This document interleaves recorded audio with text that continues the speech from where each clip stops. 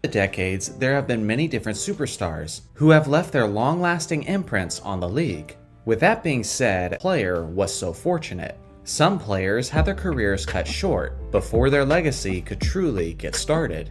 Today, I'm breaking down the top 10 ruined potentials of NBA history. According to me, of course.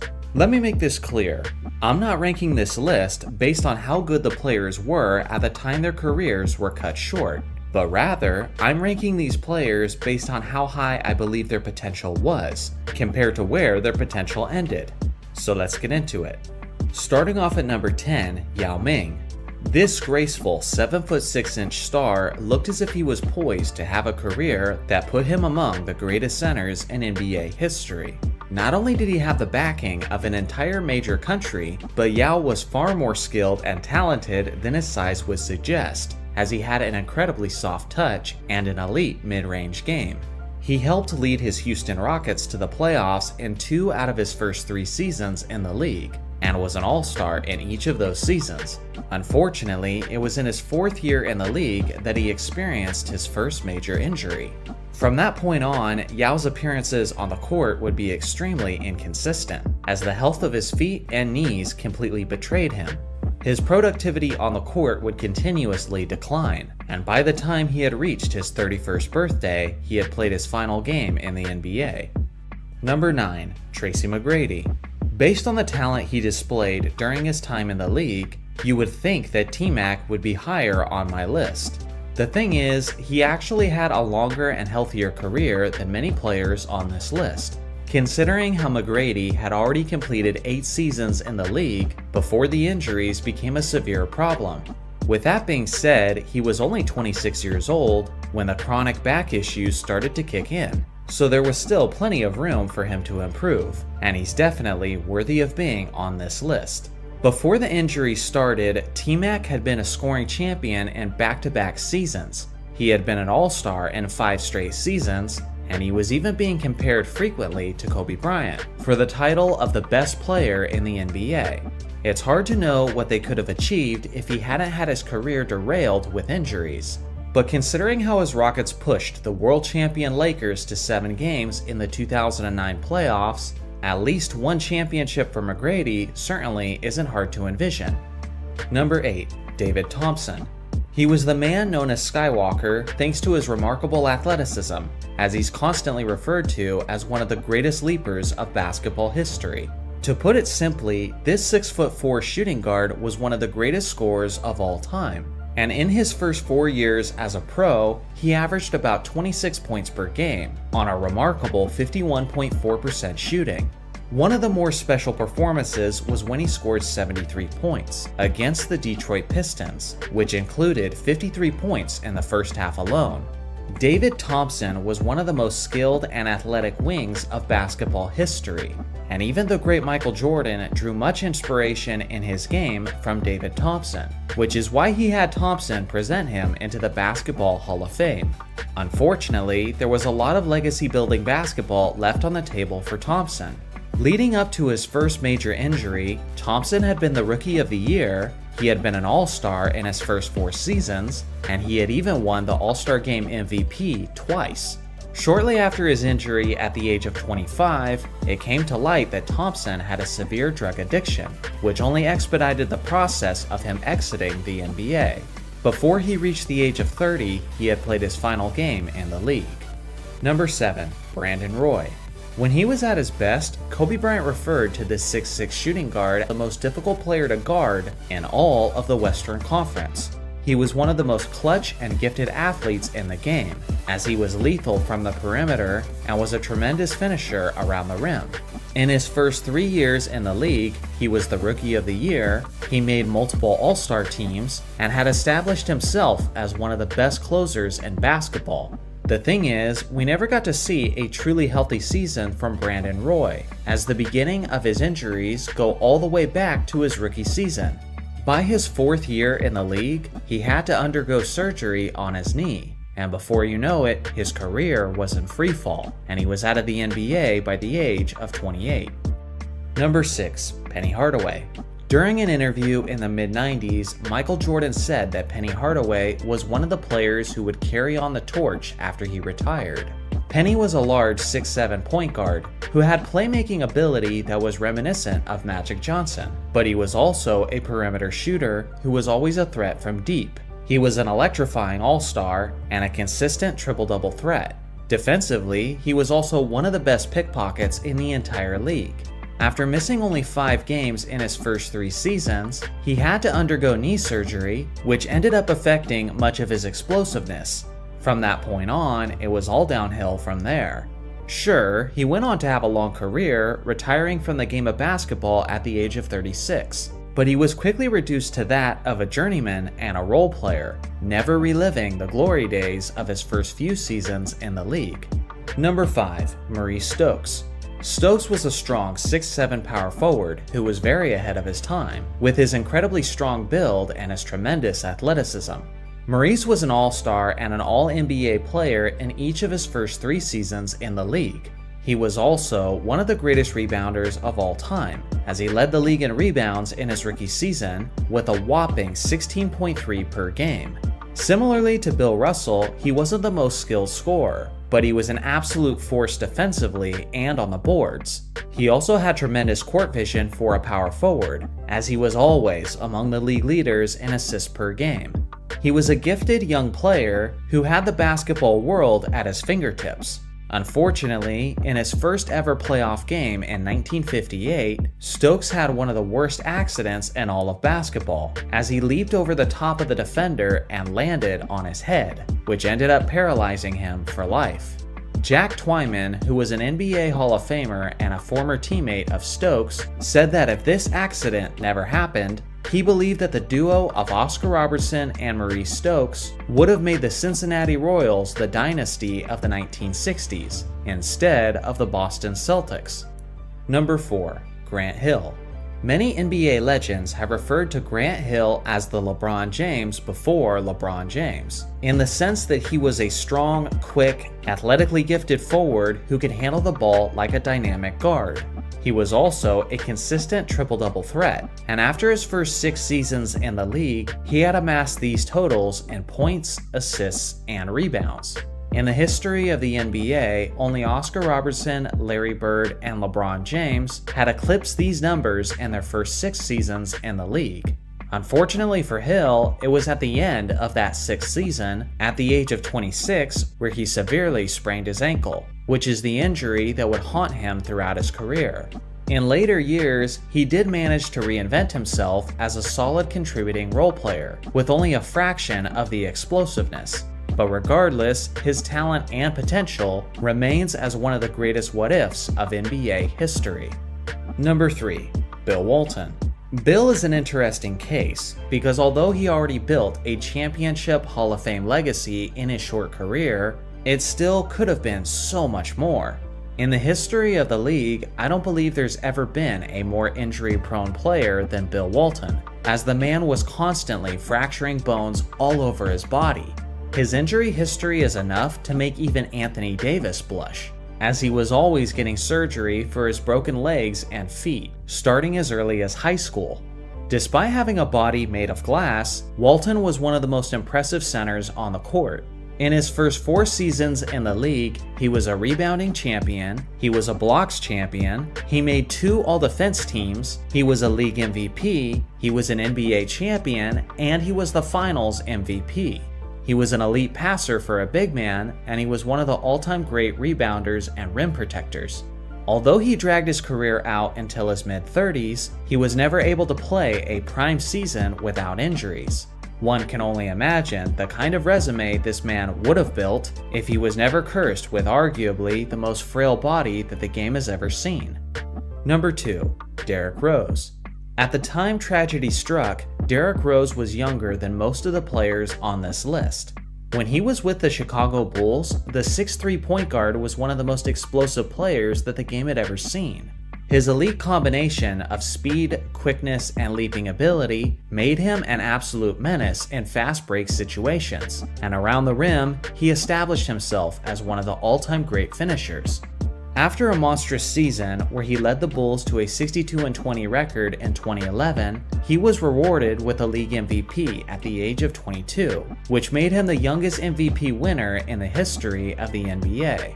Usually, superstar players win their first MVP award when they're around 8 to 10 years older, yet Rose was already in the mix of the best players in the league, despite being one of the youngest players in the game. At this point, his potential seemed off the charts, as the Bulls appeared as if they were on their way to being perennial contenders. But in the first game of the 2012 playoff season, Derrick Rose tore his ACL, which forever hindered the explosiveness that he once had in his youth. Despite returning to the court, Rose would never be an MVP candidate again, and he never even returned to an NBA All-Star game for that matter. Number 1. Len Bias.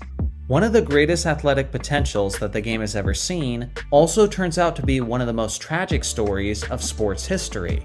Len Bias was a 6'8" forward out of the University of Maryland, who had a deep bag of skills. He was an athletic and strong force, and he had a smooth mid-range jumper, and was a tremendous rebounder. For a player who was only in his early 20s, Bias appeared as if he had already grown into his fully matured man body, which only led people to further imagine what kind of athlete he would be in his eventual prime. Bias wasn't just merely a great basketball player, but he was good enough to go toe-to-toe with Michael Jordan, as the two players regularly had epic battles in college. Not only did the stars appear to be great adversaries, but they looked as if they would one day have a great rivalry in the NBA. Thanks to a major trade several years earlier, the defending champion Boston Celtics had the second overall pick in the 1986 NBA draft, and they used the pick to take the highly anticipated Len Bias, setting him up to learn under the wing of Larry Bird, while immediately competing for championships. Tragically, just hours after being drafted by the Celtics, Len Bias passed away due to drug use that caused him to have a fatal seizure. Again, there's no guarantee that he would have developed into a star at all, but based on his talent in college, based on his level of competition, and based on the situation he was heading into, I'm very comfortable putting him in the number 1 spot on my list. Basketball is a game defined by moments. With just one shot, a player's legacy can be redefined for decades to come. Throughout the years, the greats have hit plenty of clutch shots that have been ingrained into our memories. But what about the ones that were not as fortunate? Today, we're looking at some of the most significant single shots of league history, and pondering what could have been if that shot had actually gone in. First, let me make this very clear. This is not a rankings list of the most significant shots, and this video doesn't contain all the great what-if shots either, just some of them.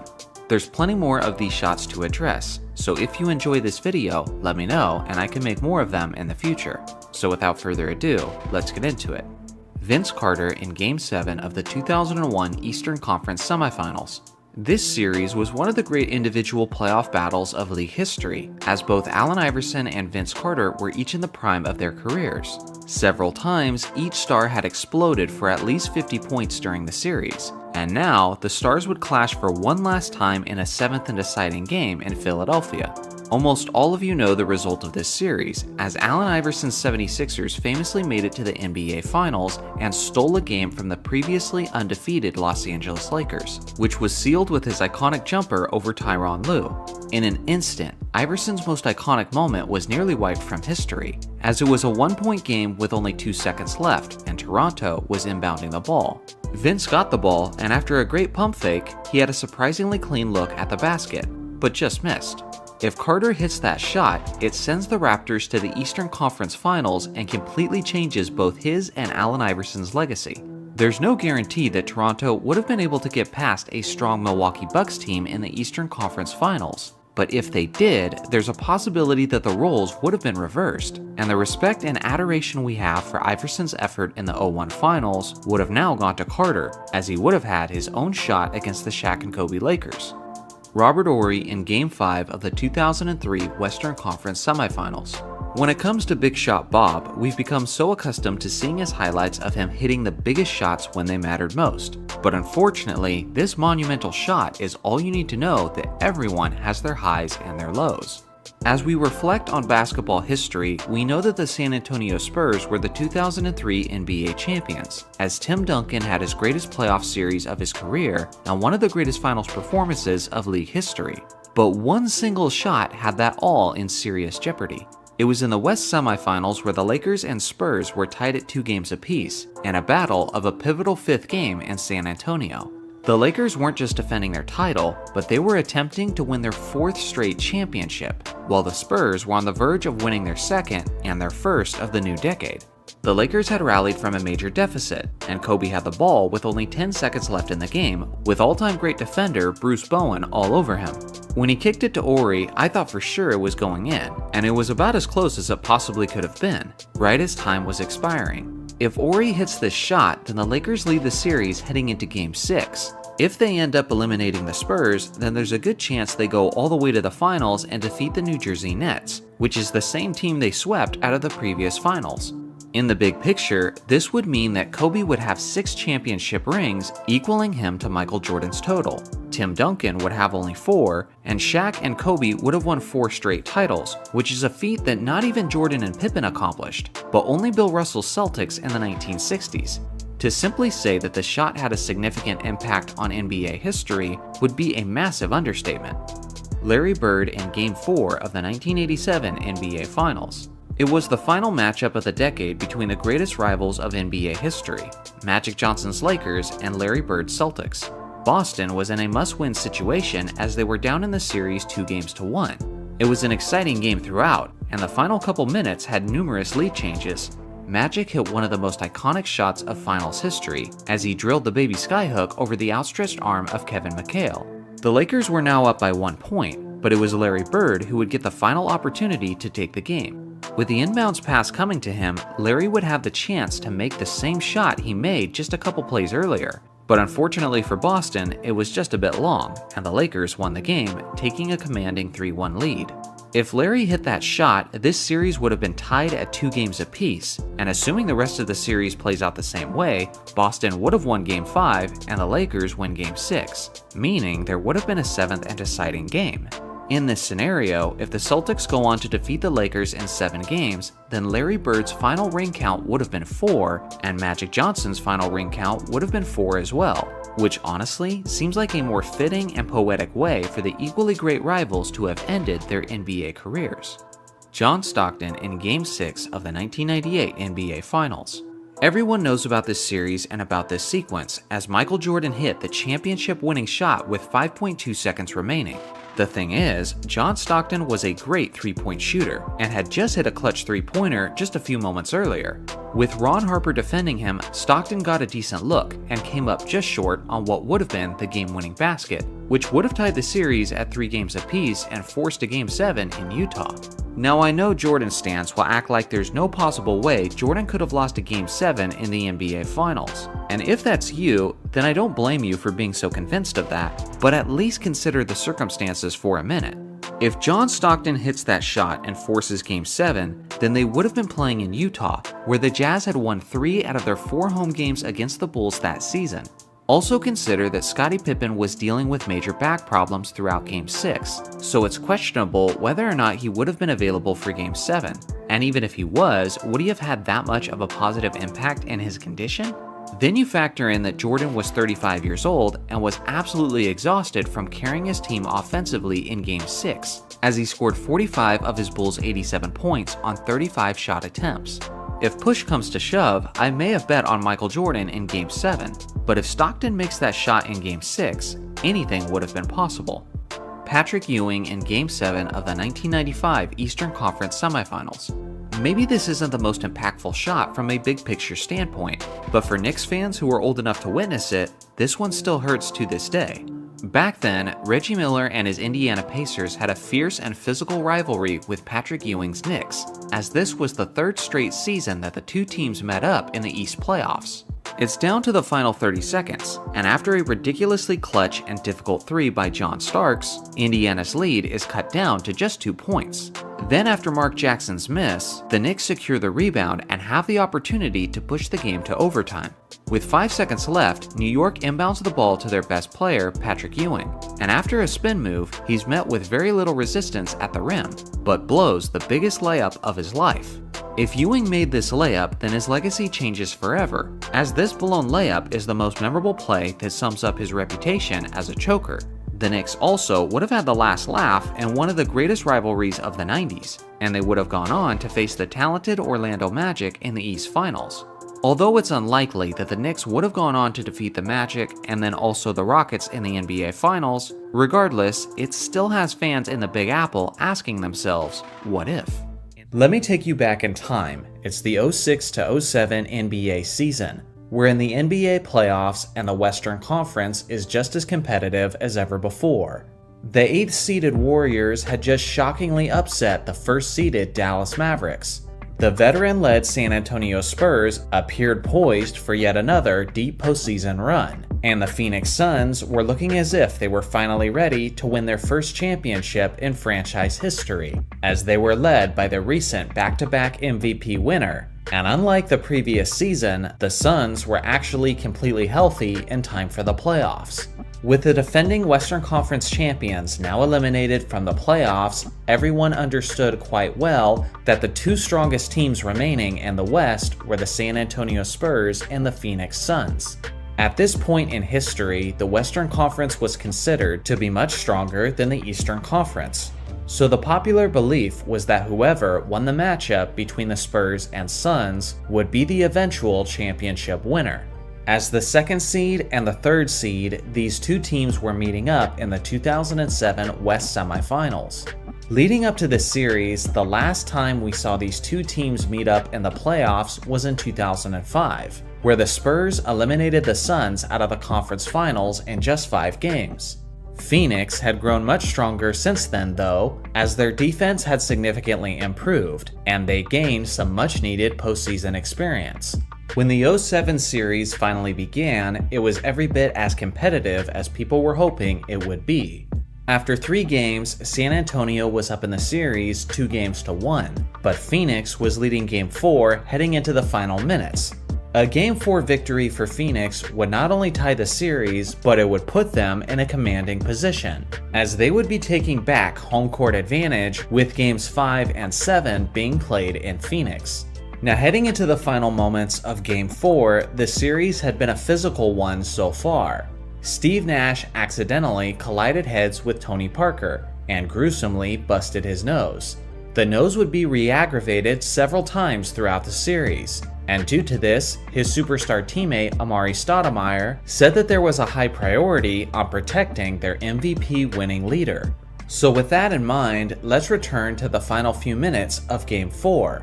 Phoenix is up by 3 points with only seconds left in the game, which means that San Antonio is in a must-foul situation.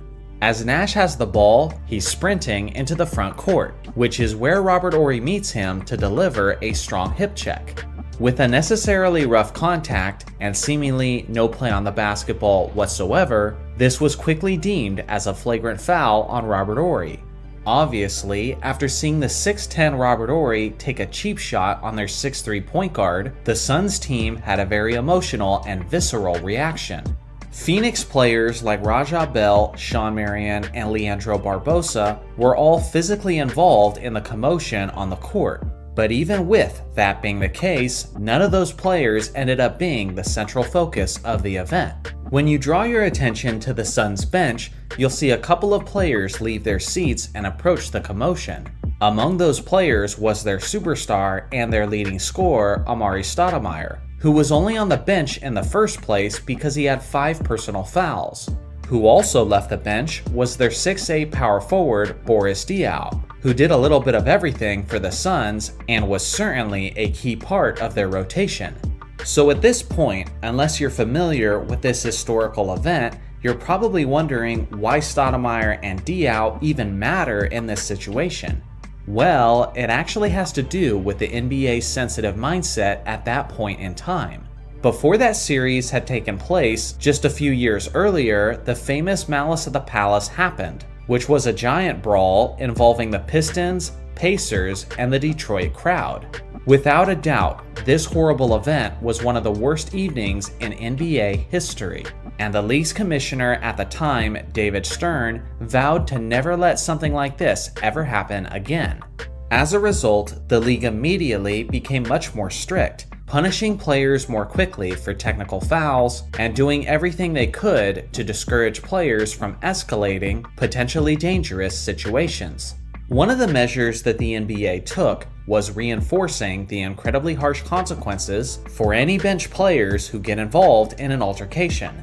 In the NBA rulebook on Rule number 12, Section 7, letter C, it states that during an altercation, all players not participating in the game must remain in the immediate vicinity of their bench.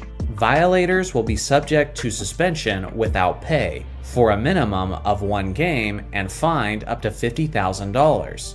This was the rule that they ultimately enforced on Amari Stoudemire and Boris Diaw, as they were both ultimately suspended for the crucial 5th game in Phoenix. These were the averages of Amari Stoudemire and Boris Diaw throughout the first 4 games, and this was the level of production that the Suns were now going to miss in Game 5. Despite being severely short-handed, Phoenix still challenged the Spurs in Game 5, ultimately losing the game by just 3 points. And as expected, with now home court advantage and morale on their side, San Antonio closed out the series in the 6th game. If the suspensions never took place, then Phoenix likely wins Game 5. And with Game 7 eventually being played in their building, it's hard to envision the Suns losing that series at full strength. I'm not even a Phoenix Suns fan, but as a basketball fan, this decision to severely punish the Suns in this extremely important series was tremendously frustrating for several reasons. For one, the NBA clearly made this decision in light of their paranoia from the Malice at the Palace. And if this had occurred on most other years, severe punishments likely wouldn't have been ensued. It was also frustrating because the NBA has been extremely inconsistent throughout the years about enforcing this rule. And there have been many other instances, before and since, where players came off the bench to get involved and were not suspended. So to all of a sudden take extreme measures in a pivotal playoff series that ultimately decided the championship seems like a gross misuse of power. And maybe the biggest reason why it's frustrating is because they essentially rewarded Robert Horry for committing the cheap shot. If Horry did it on purpose just to entice the Phoenix players to leave their bench to support their teammate, then it was a ruthlessly brilliant decision, regardless of it being morally reprehensible. Again, the winner of this series was going to be on cruise control for the NBA championship. Before the playoffs began, people initially believed it was going to be the Dallas Mavericks in the Western Conference Finals, but instead it was the 4th-seeded Utah Jazz, who the San Antonio Spurs dealt with quickly in just 5 games. And then, in the NBA Finals, they easily swept the overachieving and the inexperienced Cleveland Cavaliers. Likely because of this decision to suspend Stoudemire and Diaw, the Phoenix Suns organization still doesn't have an NBA championship banner to this very day, and a former 2-time MVP winner like Steve Nash is frequently criticized for simply having statistics that didn't lead to winning, when in reality, he was stripped of his legitimate opportunity to win. Honestly, it still blows my mind that the players who were most severely punished for the event were guys who were literally not involved in the original altercation. For goodness sake, Raja Bell put his hands on Horry and shoved him, and he was not suspended, but yet Stoudemire and Diaw, who simply stepped forward a few feet, were disqualified from Game 5. In the end, we can only imagine just how much this truly changed things. With the title, Nash is likely considered as one of the select few greatest point guards of all time. Without a ring in 2007, Tim Duncan's legacy and reputation certainly takes a hit, and even a head coach like Mike D'Antoni is probably viewed in a much more positive light by the basketball community with a ring on his finger. So what do you guys think? Was the punishment fit for the offense, or was the NBA overreacting in this scenario? Also, if this is not it, what do you think was the worst decision that the NBA has ever made? I look forward to hearing your thoughts in the comment section below. Number 10. Klay Thompson to the Timberwolves. In 2014, the Warriors were seen as just short of being contenders, and Klay Thompson and Steph Curry were just on the verge of establishing themselves as superstars within the league. At this point, Kevin Love was already seen as a legit star for Minnesota, but the relationship between Love and the Wolves had grown cold. Negotiations were ongoing, but among the trade offers from Golden State included players like Draymond Green, Harrison Barnes, David Lee, and of course Klay Thompson. Jerry West was a consultant for the Warriors at the time, and he threatened to resign from the Warriors staff if the team decided to trade Thompson. At the time, most Warriors fans would have desired Kevin Love over Thompson, but after West's ultimatum, the Warriors decided to hold on to their sharpshooting talent, and the rest is history. Number 9. Chris Paul to the Lakers. Of all the near trades on this list, this one was the closest to actually materializing, as for about a 45-minute window, it seemed as if it was a foregone conclusion. The Lakers would have given up both Pau Gasol and Lamar Odom, but the pairing of Paul and Bryant would have certainly made them contenders in the Western Conference. Los Angeles also had Andrew Bynum on the roster before he was inevitably traded for Dwight Howard 1 year later. Whether it was a trio involving Bynum or Howard, it would have been tough for Los Angeles to have got by the San Antonio Spurs or the Miami Heat, but they at least would have had a chance. Due to the recent resurgence of super teams, small market owners were furious at the Lakers' acquisition of Paul and demanded that the commissioner David Stern block the trade. Stern did just that, and later released a statement saying it was for, quote, basketball reasons. In the end, this is only now remembered as one of the most frustrating days of Lakers history. Number 8. Scottie Pippen to the Supersonics. If you've seen The Last Dance, then you'll remember Scottie Pippen having an icy relationship with the Bulls general manager Jerry Krause. Due to this, Pippen was constantly among trade discussions, and one of the times he was in the summer of 1994. It was shortly after Michael Jordan's first retirement, and the Bulls management was considering a full rebuild. At the time, the player in consideration was the Seattle Supersonics dynamic power forward Shawn Kemp. Later on, Kemp would have made for an interesting running mate for Jordan in Chicago, while the tandem of Scottie Pippen and Gary Payton would have made for one of the greatest perimeter defenses that the game has ever seen. Fortunately for Chicago fans, the Bulls ultimately decided not to deal their star small forward as Pippen went on to win his 4th, 5th, and 6th championship with Chicago. Number 7. Kevin Garnett to the Lakers. Ultimately, the trade partner ended up being Boston, where KG went on to win his lone championship and the league's Defensive Player of the Year. But before that, one of the near destination landings for the big ticket was in Los Angeles.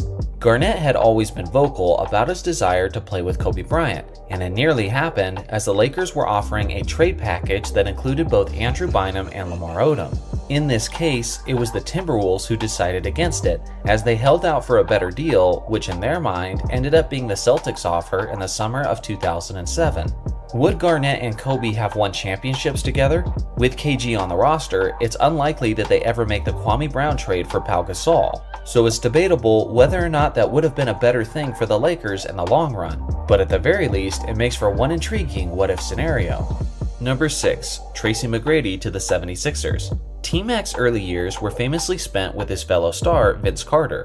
The thing is, McGrady hadn't quite yet developed into the superstar that he would become in Orlando, so around the turn of the millennium, Toronto was prematurely evaluating their trade options. Before eventually settling on Orlando, McGrady was strongly being pursued by the Philadelphia 76ers. The main piece being offered was the shooting guard Larry Hughes. If the trade had materialized, it would have created a superstar tandem of Tracy McGrady and Allen Iverson, each as they were entering the prime of their careers. The two stars would have almost certainly dominated the Eastern Conference, considering how relatively weak the conference was in the early 2000s. Number 5. Charles Barkley to the Lakers. Turns out that a lot of the great what-if trades of basketball history involve the purple and gold, and in this case, it was for the all-time great power forward Charles Barkley. In 1992, the relationship between Barkley and the 76ers had soured, and although they eventually dealt Sir Charles to the Phoenix Suns, before that, he was nearly dealt to the Lakers. Reportedly, the package was Barkley and Ron Anderson for James Worthy and Eldon Campbell. It would have been just after Magic Johnson retired, but it also would have been just a few years before Shaq and Kobe were acquired. So it's no guarantee that the Lakers would have been contenders in the West. But at the very least, Charles was the league MVP the following season when he played in Phoenix, so he would have made them a viable threat until Shaquille O'Neal signed later on. Number 4. Steph Curry to the Milwaukee Bucks. In 2012, Steph Curry hadn't quite developed yet into the MVP superstar who would transform the league. In fact, he could barely stay on the court, as he was struggling through numerous ankle injuries.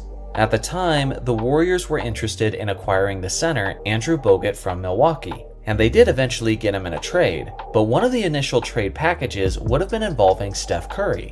Obviously, a move like this would have had a tremendous effect on basketball history as we know it, as in this scenario, the Warriors franchise never becomes a dynasty. It's a large assumption to think that the Bucks would have simply drafted Giannis just a couple years later, when Curry almost certainly would have affected the draft position of the team. With that being said, considering how Milwaukee liked Giannis and picked him later in the first round, there's still a decent possibility that the tandem would have formulated. Number 3. Dirk Nowitzki and Steve Nash to the Raptors. Both were nearly traded together from the Dallas Mavericks to the Toronto Raptors. Both Dirk and Nash still had some things to prove as individual superstars, while Toronto's Vince Carter was at the height of his powers. The proposed trade was Dirk and Nash for Vince Carter and Antonio Davis. In hindsight, this is an obviously lopsided trade in favor of Toronto, but it didn't quite appear that way at the time, which is why Toronto's general manager was the one who ultimately declined the trade, opting to keep his superstar Vince Carter. Over the next several years, Dirk and Nash combined would each win numerous MVPs and an NBA championship, which left the Raptors organization feeling like they committed one of the more regrettable decisions of NBA history. Number 2. Kobe Bryant to the Chicago Bulls. In the summer of 2007, after back-to-back first-round exits to the Phoenix Suns, Kobe was extremely frustrated with the state of the Lakers, which is understandable since they had starters like Smush Parker, Luke Walton, and Kwame Brown. With a lack of a contender, which was promised to him when he signed a few years earlier, Kobe publicly demanded a trade elsewhere. Since Kobe had a no-trade clause, he gave the Lakers management a short list of teams that he was willing to go to, and among those teams was the Chicago Bulls. Reportedly, the Lakers and the Bulls had agreed to a deal, which would have sent Tyrese Thomas, Ben Gordon, Joakim Noah, and Luol Deng to Los Angeles for Kobe Bryant, but the Mamba ended up blocking the deal. The thing is, Kobe didn't want to go to a Chicago team that was devoid of talent, and in Kobe's own words, it would have been like going from one bad situation to another.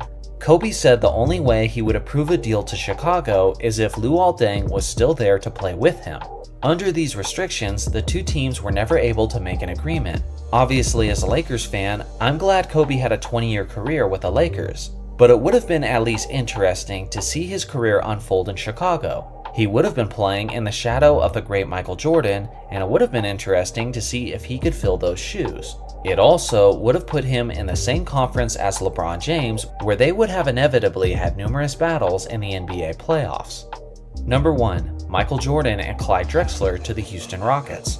In my opinion, this is the greatest what-if trade of NBA history, and frankly, it's not even close. So let me first paint the picture. It's draft day 1984, and the Rockets have the first overall pick in the draft, followed by the Blazers with the second pick and the Bulls with the third pick. Obviously, in reality, we know how the draft went down. Hakeem Olajuwon was taken first by the Houston Rockets, Sam Bowie was taken second by the Blazers, which was a mistake to say the least, and Michael Jordan was taken third by Chicago. The thing is, there was a pre-selection trade in place which would have landed Michael Jordan, Hakeem Olajuwon, and Clyde Drexler all as teammates on the Houston Rockets. So essentially, the Rockets already had Hakeem Olajuwon and the Hall of Famer Ralph Sampson on the roster. Both were superstar big men who were each capable of playing the center position. Due to this, some saw Houston's Ralph Sampson as an expendable asset. Portland was interested in acquiring their own star big man in an era that was dominated by players at the center position. So an offer was in place that would have sent the second overall pick and Clyde Drexler to the Houston Rockets for Ralph Sampson. Hakeem Olajuwon talked about this proposed offer in his book called Living the Dream, and he said that if the deal had gone through, the Rockets would have taken Hakeem with the first pick, Michael Jordan with the second pick, and obviously they would have had Clyde Drexler as well. Theoretically, this would have formed the scariest big three on paper that the league has ever seen. Believe it or not, it was actually Houston who declined the offer and decided to stick with their twin tower tandem of Hakeem and Sampson. It's not like Houston ended up being total failures for declining this offer, considering how they still went on to win multiple championships with Hakeem. But hypothetically, if they had Hakeem, Jordan, and Drexler all since 1984, how many championships could they have won? 8? 10? 12? Let me know your estimation. If you followed my channel for a while, maybe you've noticed that I tend to go on imagination overload as I continuously ask myself what could have happened if these situations played out differently. Today, I'm looking at this question through the lens of some of the greatest performances of NBA history, specifically the all-time great performances that were cut short for one reason or another. What if those players remained in the game until the final buzzer sounded? What kind of records would we be looking at today, and how would it change our perceptions of those legends? Today, I'll do my best to answer that as we marvel at what was and what could have been. The majority of this video is dominated by two players specifically, and the first of those is Kobe Bryant. Kobe was known to heat up quickly as an offensive player, and although that attribute translated to many historic evenings, several of those never even saw a fourth quarter. Kobe had 5 games in his career where he scored over 50 points through the first 3 quarters, and in only one of those games did he actually play in the fourth quarter, and unsurprisingly, that happened to be the night he scored 81 points. The first time he did that was on January 14, 2002 against the Memphis Grizzlies. Shaq had been suspended for several games for basically trying to end Brad Miller on the spot. Fortunately, Shaq is more accurate with his free throws than his punches. Without the big fella available down low, Kobe took it upon himself to carry the Lakers offensively, and that's exactly what he did, as the Mamba was blazing throughout, dropping 56 points, 5 rebounds, and 4 assists on 61.8% shooting. The Lakers were up by 39 points at the end of the third quarter, so he sat out the entirety of the fourth. Considering how Kobe had 53 points through 3 quarters of the 81 game, at the very least, he had a chance of reaching 80 points on this evening as well. The second instance was February 12, 2003 against the Denver Nuggets. Once again, Shaq was not available during this stretch, so Kobe had to lead the Lakers offensively. This was actually the third game of Kobe's famous streak of 9 straight 40-point games, and this was probably the most impressive. Through 3 quarters of play, Kobe had amassed a total of 51 points, 3 rebounds, 2 assists, and 2 steals on 53.6% shooting.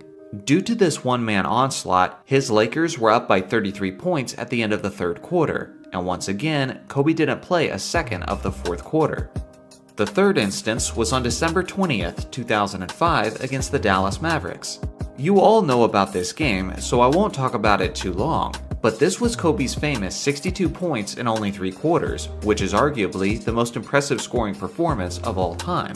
It was 9 points more than what Kobe had through 3 quarters in the 81-point game. If Kobe had a fourth quarter just like the third quarter of this game, or like the fourth quarter of the Raptors game, then he would have finished with 90 or 92 points. Honestly, I don't even think that's the craziest thing he passed up by sitting out the fourth quarter. At the end of the third, the scoreboard read the Mavericks 61, Kobe 62. In the history of the league, no single player has ever finished with more points than the opposing team, and Kobe had a very realistic shot of achieving it on this evening. Keep in mind that he nearly did this against a Mavericks team that was in the better half of the league defensively, and went on to the NBA Finals that season. Instead, Kobe settled with a mere total of 62 points, 8 rebounds, and 3 steals on 58.1% shooting. The last instance that Kobe did this was on November 30th, 2006 against the Utah Jazz. It played in the fourth quarter of each of these games, then we're looking at a resume today of a handful of 70-point games, several 80-point games, and possibly even a 90-point performance. If anyone ever bothers to call Kobe a stat patter, gently remind them of all the stats that the Mamba passed up. On December 5th, 2016, against the Indiana Pacers, Klay had his own 3-quarter eruption. Many people describe Thompson as the ultimate catch-and-shoot type of player, and no game sums that up better than this one. He didn't need to play in the fourth quarter. In fact, he only played 29 minutes of the game, and in that time, he dropped 60 points on 63.6% shooting. He did all of this on only 11 dribbles in the game, which speaks to his talent and his unique skill set. Klay is one of only 2 players to score at least 50 points in less than 30 minutes of playing time. The other player we'll get to later in the video. Thanks to this dominant display, his Warriors were up by 33 points at the end of the third, which is why he didn't see a second of the fourth. Another Klay onslaught was cut short on January 23, 2015 against the Sacramento Kings. This is where Thompson famously set the record for the most points ever scored in a single quarter when he dropped 37. He finished the game with 52 points, 5 assists, 2 rebounds, 4 steals, and 2 blocks on 64% shooting.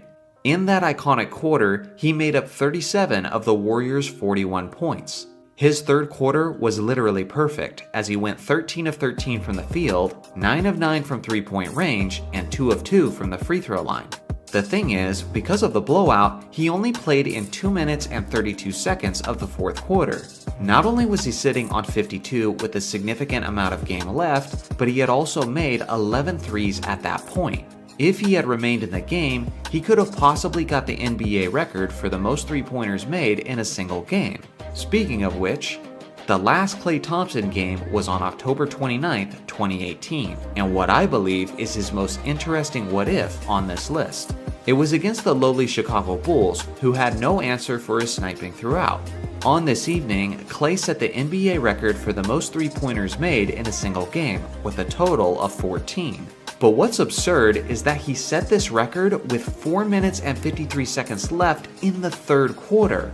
Not only did Klay not play in the fourth, but he didn't play in the final 16 minutes of the game.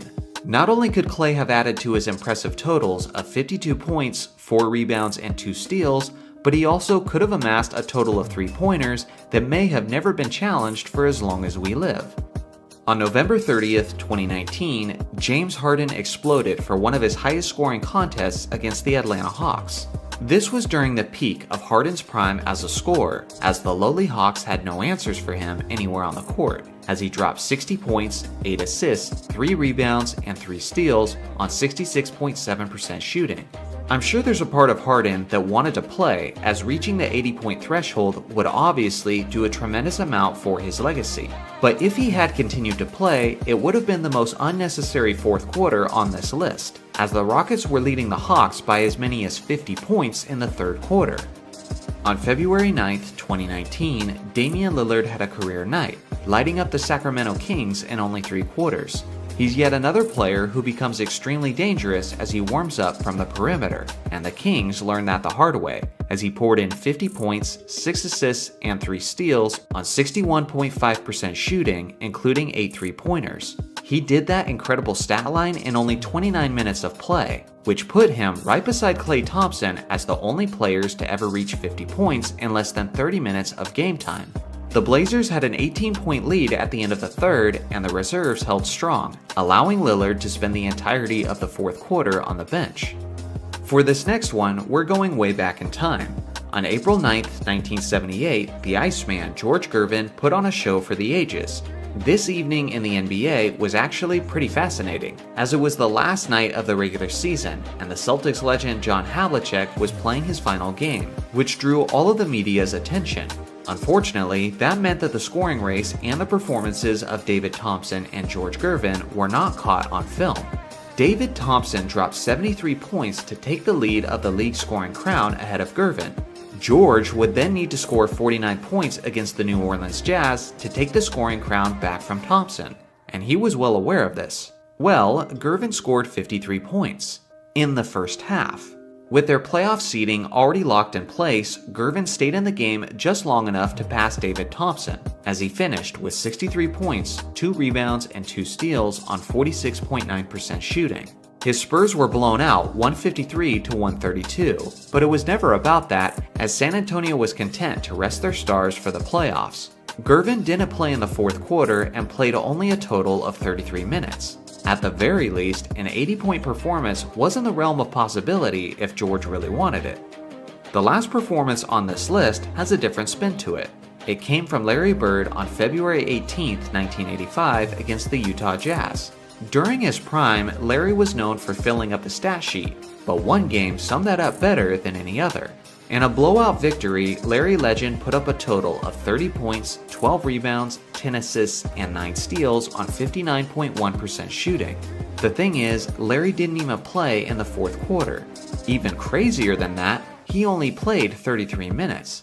Only 4 players in NBA history have ever achieved the illustrious quadruple-double, but none of those players did it in 3 quarters. At that point in history, only one player had achieved the quadruple-double. Not only could he have easily been only the second player to do it if he had simply played in the fourth quarter, but he had also tied the NBA record for the most steals in a game with 9.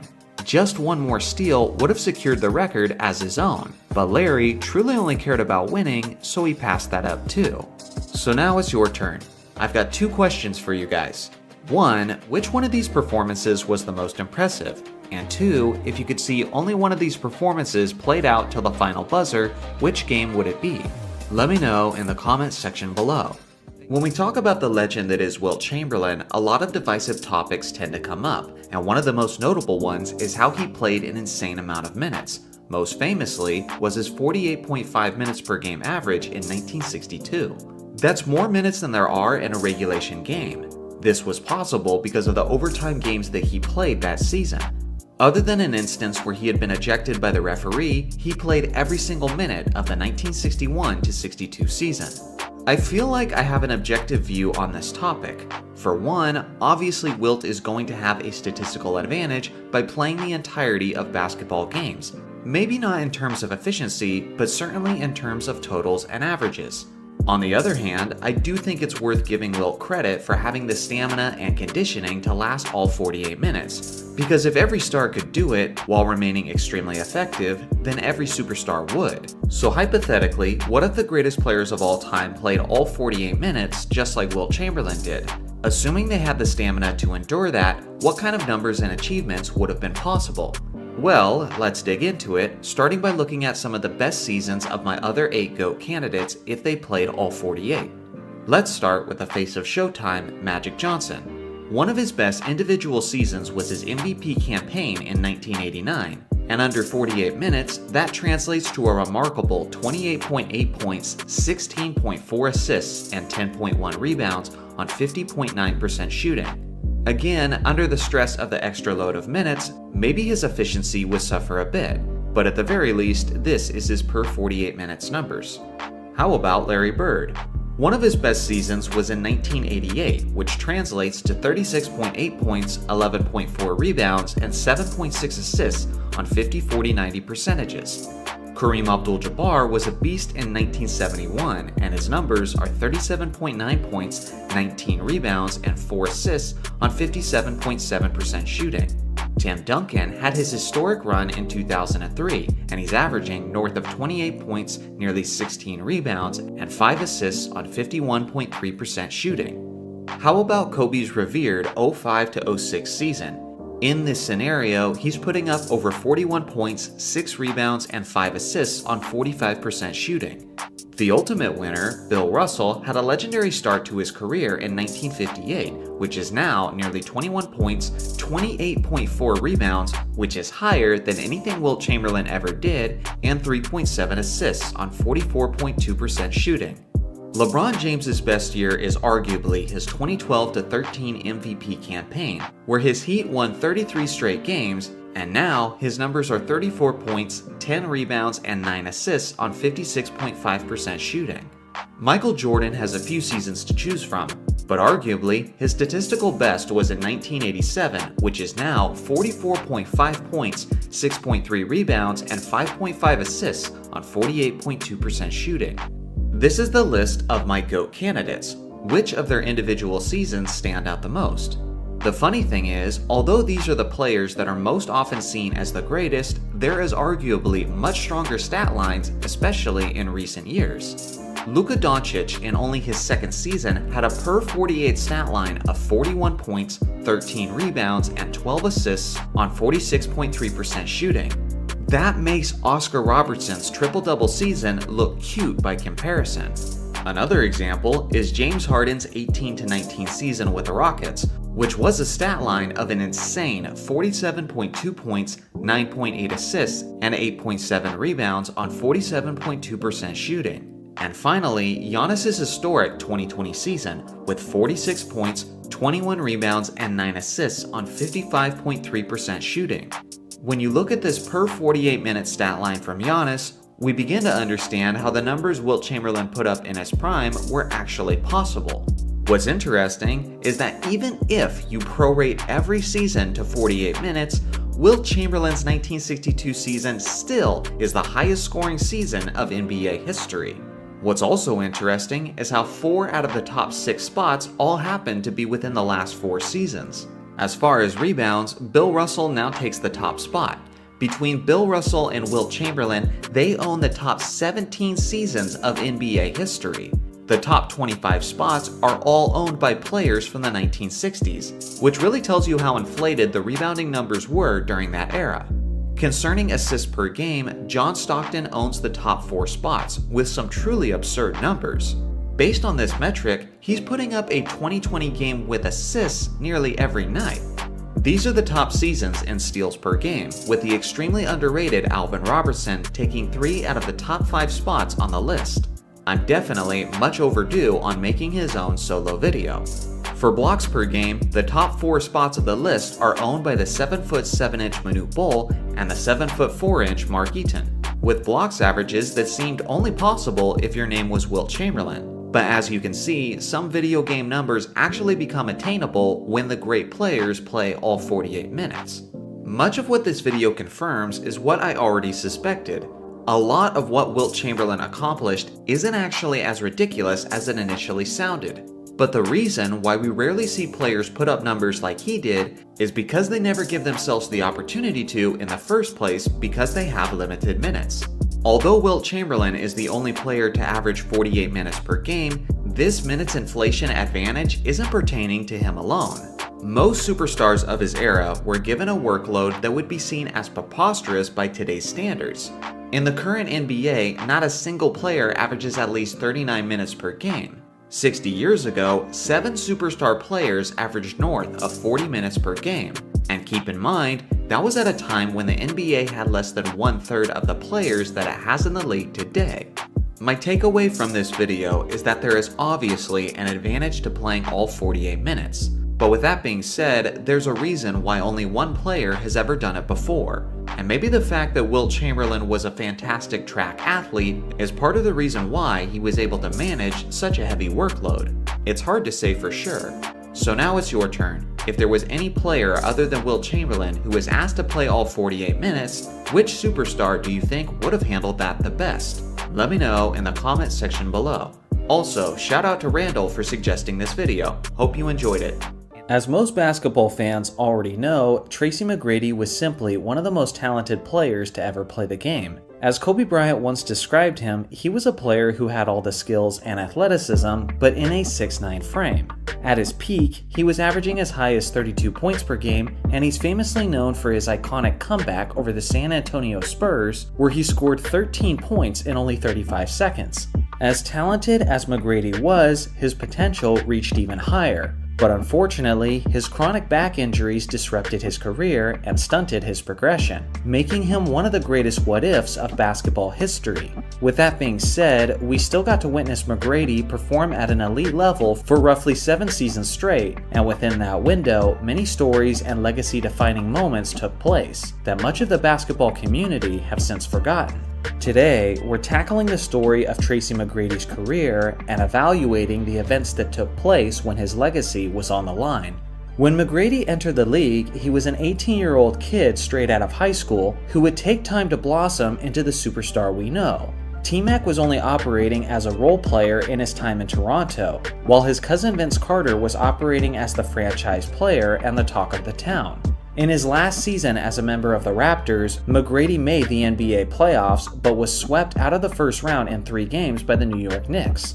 Unfortunately, this early playoff exit would begin to become a theme of his career, a theme that would start to build a narrative about him as a player and about his legacy. In the summer of 2000, McGrady signed with the Orlando Magic, putting him in a position where he was now able to shine as the primary superstar of a team.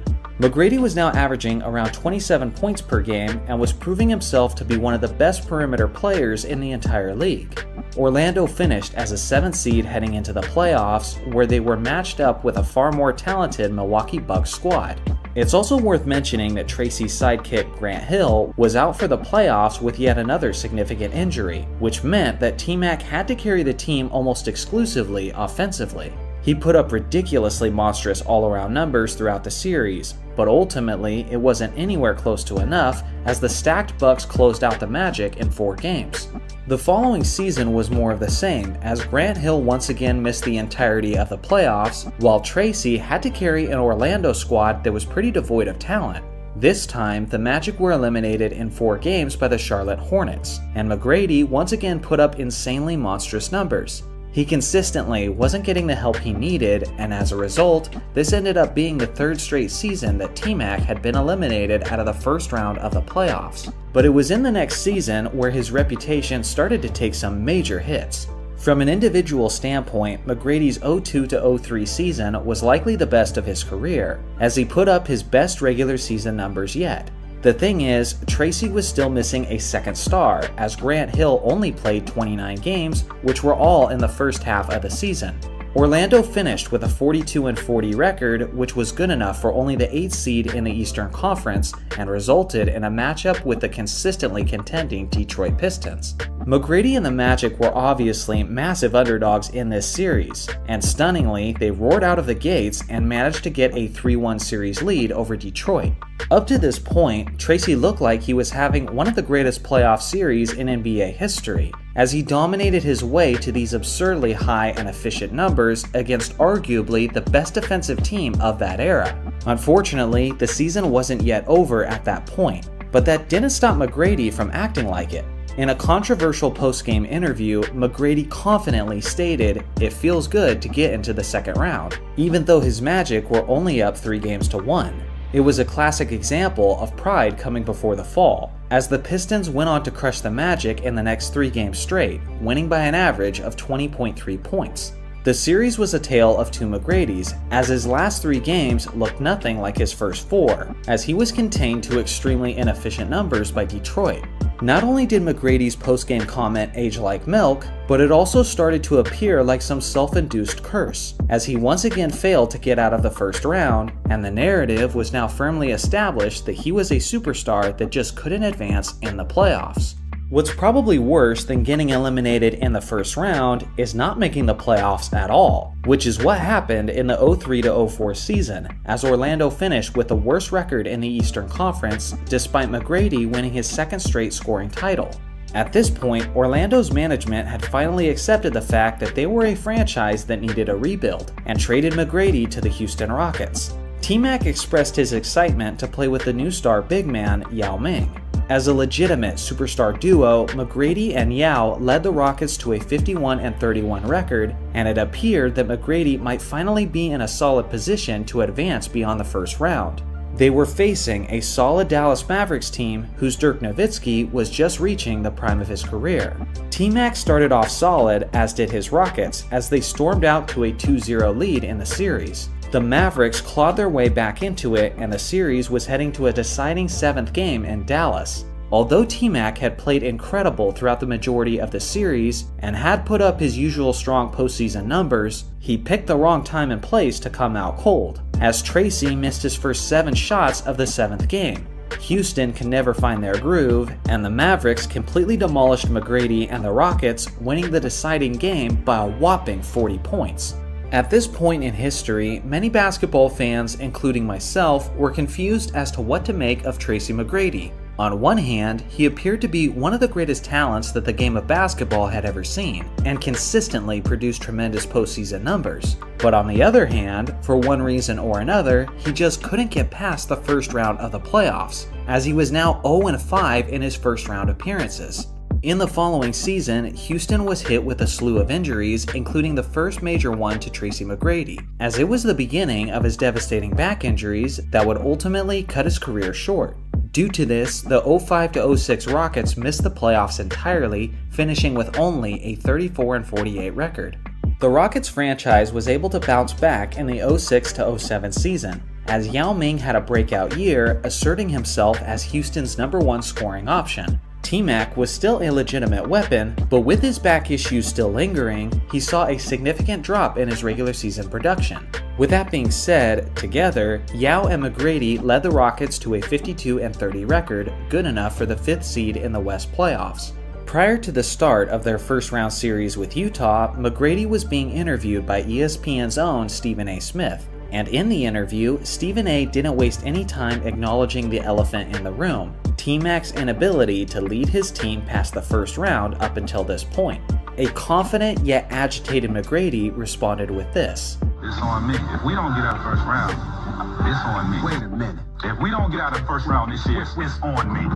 It's pretty incredible to see such a bold statement from a superstar like McGrady. It's not often that athletes bet on themselves with such ownership and such a sense of responsibility. The pressure was immense, and almost everyone in the basketball world was waiting to see how it unfolded.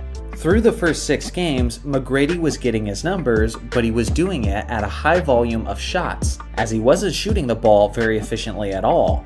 Fortunately, he was actually getting help from a solid supporting cast, and as a result, the series was tied at 3 games apiece heading into the 7th and deciding game. The pressure for him had never been more intense than it was in this game, and under these extreme circumstances, McGrady produced, finishing Game 7 with 29 points, 13 assists, 5 rebounds, and 3 blocks on 48% shooting. Unfortunately, it still wasn't enough, as Utah Stars had individual performances for the ages.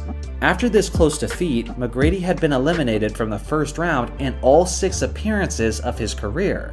A clearly emotional McGrady was trying hard to keep his composure in the press conference afterwards. But as soon as the questions started to come, T-Mac simply left without answering the question, saying emotionally, this was beyond devastating. Not only was it yet another first-round defeat, but McGrady's team had a 2-game series lead in 2003, 2005, and 2007, and went on to lose each and every series. The following year, Houston would get a rematch with the Utah Jazz in the first round of the playoffs. But tragically, Yao Ming's season was shut down 2 months before the playoffs began due to a stress fracture in his left foot. This meant that a shorthanded McGrady had to do his best to carry the offense for the Rockets. But ultimately, despite a pretty solid series performance, McGrady was eliminated for the 7th time from the first round, as the Jazz comfortably closed it out in 6 games. From this point on, Tracy's career wouldn't be about his early playoff exits, but rather about his early regular season exits due to his severe back injuries. Over the next 4 seasons, McGrady's game declined to a role player's level of contribution, and he missed 139 regular season games, and wouldn't get another true taste of playoff basketball. Eventually, in 2013, he was signed by the San Antonio Spurs and was activated just in time for the playoffs. He only saw roughly 25 total garbage time minutes in that postseason, and never scored a single point, as he was only a shell of what he once was. But technically, it did at least allow him to play beyond the first round of the playoffs, since the Spurs went all the way to the NBA Finals that season, before eventually being eliminated in 7 games by the Big Three's Miami Heat. With that, he had played his final minutes of NBA basketball in only his early 30s. So as you can see, T-Mac had one of the most tragic and confusing legacies that the game has ever seen. Although legends like Kobe Bryant have praised him for being the most difficult player he's ever had to guard, T-Mac is also the star who couldn't advance in the playoffs no matter how many opportunities he was presented with. So what do you guys think? Was McGrady unable to advance in the playoffs simply because of all of the bad circumstances, like injuries and lacking supporting casts, or was there something about him as a player that kept him from getting it done? Let me know your thoughts in the comment section below. Throughout the years, there have been hundreds of game-tying or game-winning buzzer beaters, and some of those were just a fingertip away from either not counting or counting. Now, we have the luxury of instant replay, so even baskets that are made as the clock expires can be reviewed to see if the ball left the player's hand in time. The thing is, the NBA didn't implement the instant replay until the 2002 to 2003 season, which means that in the entirety of league history leading up to that season, buzzer beaters were completely hinged upon the real-time judgment calls of the referees, and unfortunately, they didn't always get it right. In this video, I'm presenting 5 games where the referees had to make that judgment call and screwed it up. On January 15, 2001, the defending champion Los Angeles Lakers were in a regular season matchup with the lowly Vancouver Grizzlies. Shaq and Kobe were in their usual peak form as Shaq dominated offensively and on the boards, while Kobe put up a monstrous triple-double. The Lakers' team defense had struggled throughout the night though, which resulted in this game coming down to the final possession. The Lakers had the ball with less than 10 seconds remaining, and Vancouver was up by 1 point. Kobe finds an open Robert Horry, but he misses the shot by a mile. Notice how the clock freezes for a moment at 0.6 of a second for some unknown reason. Shaq secures the board and puts it back in, but when we checked the TV replay, it was clear that he released the shot way after time expired, even with the clock freezing for a moment. I remember watching this as a fan in real time, and even I felt like Shaq released the ball long after the buzzer, but somehow the refs missed it and counted the basket. They also called a foul on Damon Jones, which clearly occurred as the clock was expiring. Shaq proceeded to miss the meaningless free throw, and the Lakers won the game despite the fact that they shouldn't have. On April 27, 2002, it's Game 3 of the first round of the playoffs, and the series is tied at 1 game apiece between Tracy McGrady and the Orlando Magic and Baron Davis and the Charlotte Hornets. Both superstars had monstrous performances, and heading into the final possession of regulation, the game was up for grabs. 0.7 of a second is left on the clock, and Charlotte's PJ Brown is inbounding the ball. Davis loses McGrady for a moment and is able to catch and heave up a prayer that goes in, and it appears to be the game winner. But as you can see, NBA referee Bernie Fryer begins calling off the basket basically as soon as it left Davis's hand. The Hornets team is irate, and for good reason, as it was one of the worst calls in NBA history. Nearly get the shot off, but as you can tell from this freeze frame, the ball was high within the air with as much as 0.3 remaining. Due to this awful call, the game went to overtime. Fortunately, Charlotte still ended up winning the game, as this ended up being a major catalyst for the implementation of the instant replay starting the following season. It's November 20th, 2016, in a regular season matchup between the Toronto Raptors and the Sacramento Kings. Obviously, instant replay rules were in full effect at this point in history, but even with that being the case, I still believe the refs screwed this one up. There's only 2.4 seconds left, and Toronto needs a 3-point basket to tie the game and send it to overtime. The ball is inbounded to Terrence Ross, and it appears he clearly got the shot off in time, burying the jumper and sending it to overtime. But after further review, the refs decided to wave the basket, giving the game to Sacramento. The logic of the refs was that the clock should have started as soon as DeMarcus Cousins deflected the basketball, which would have taken more time off the clock.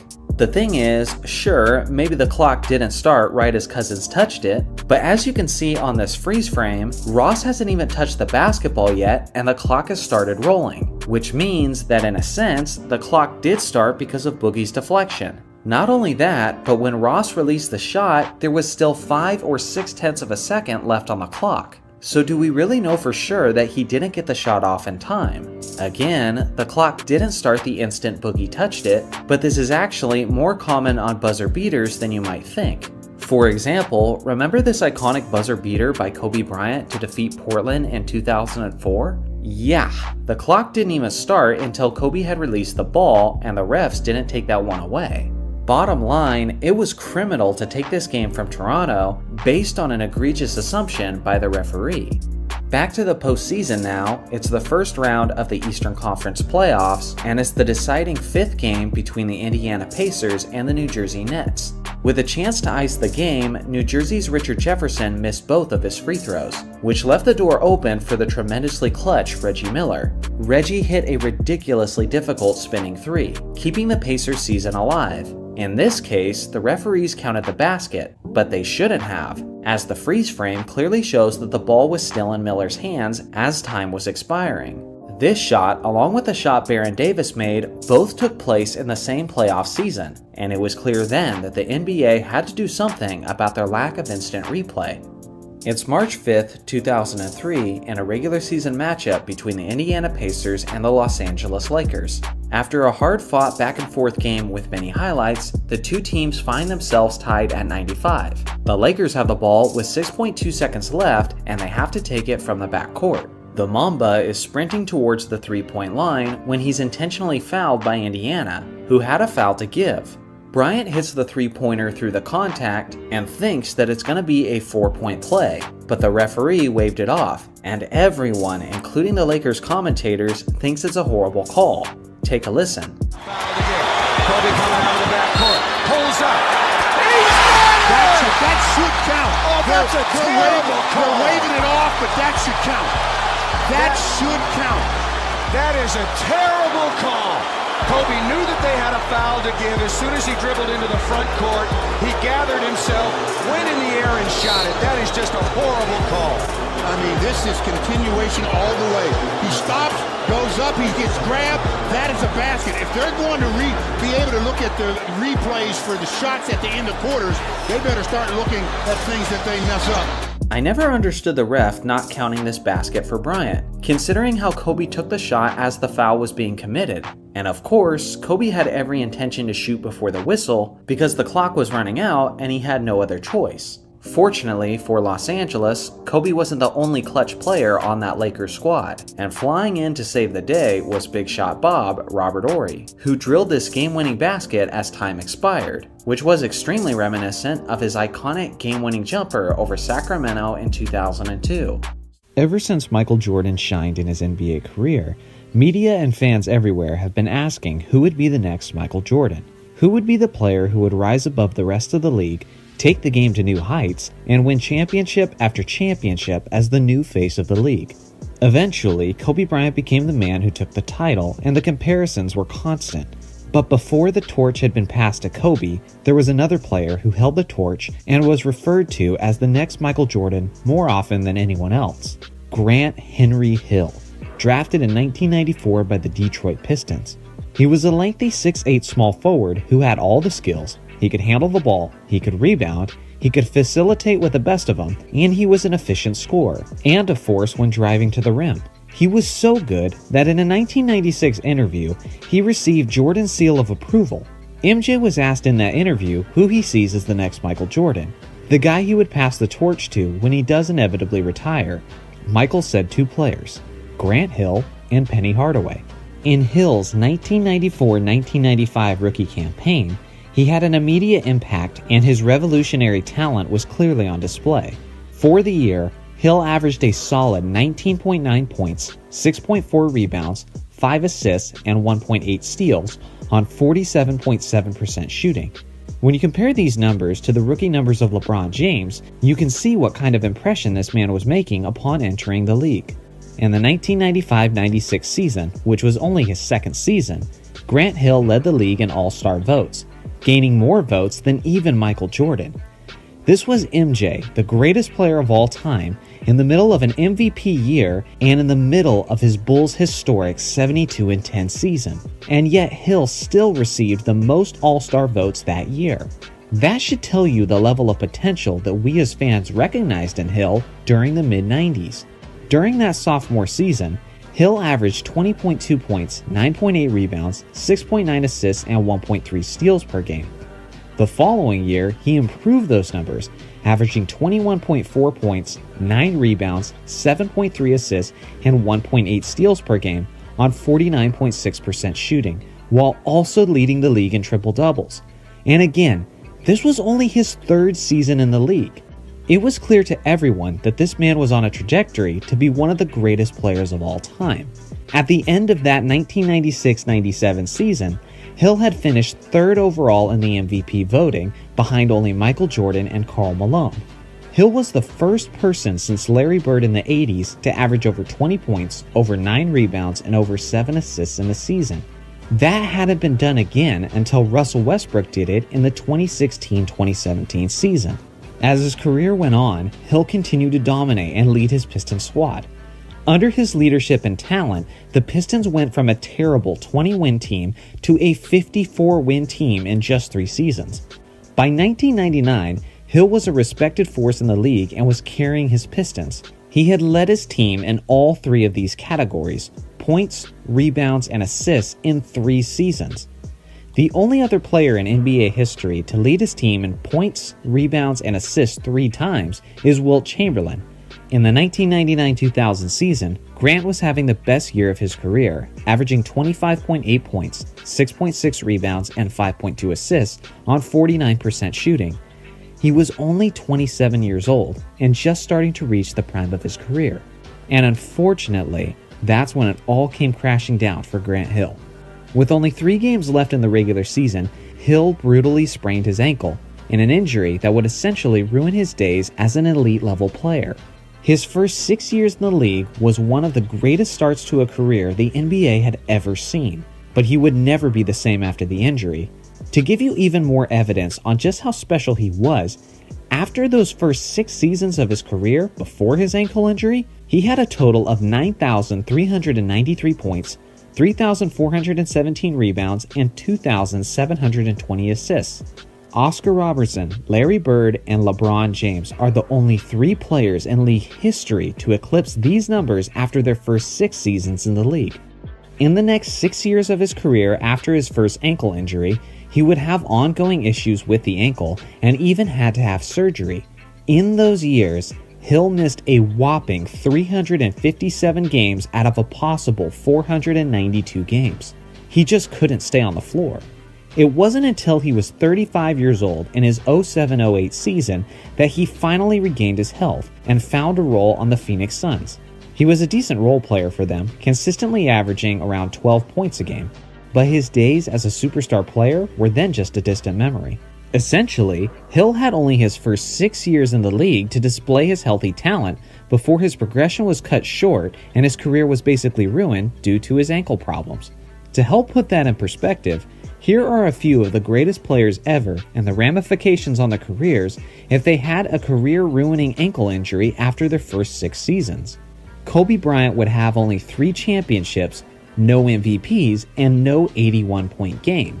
LeBron James would have 0 championships and only 1 MVP award.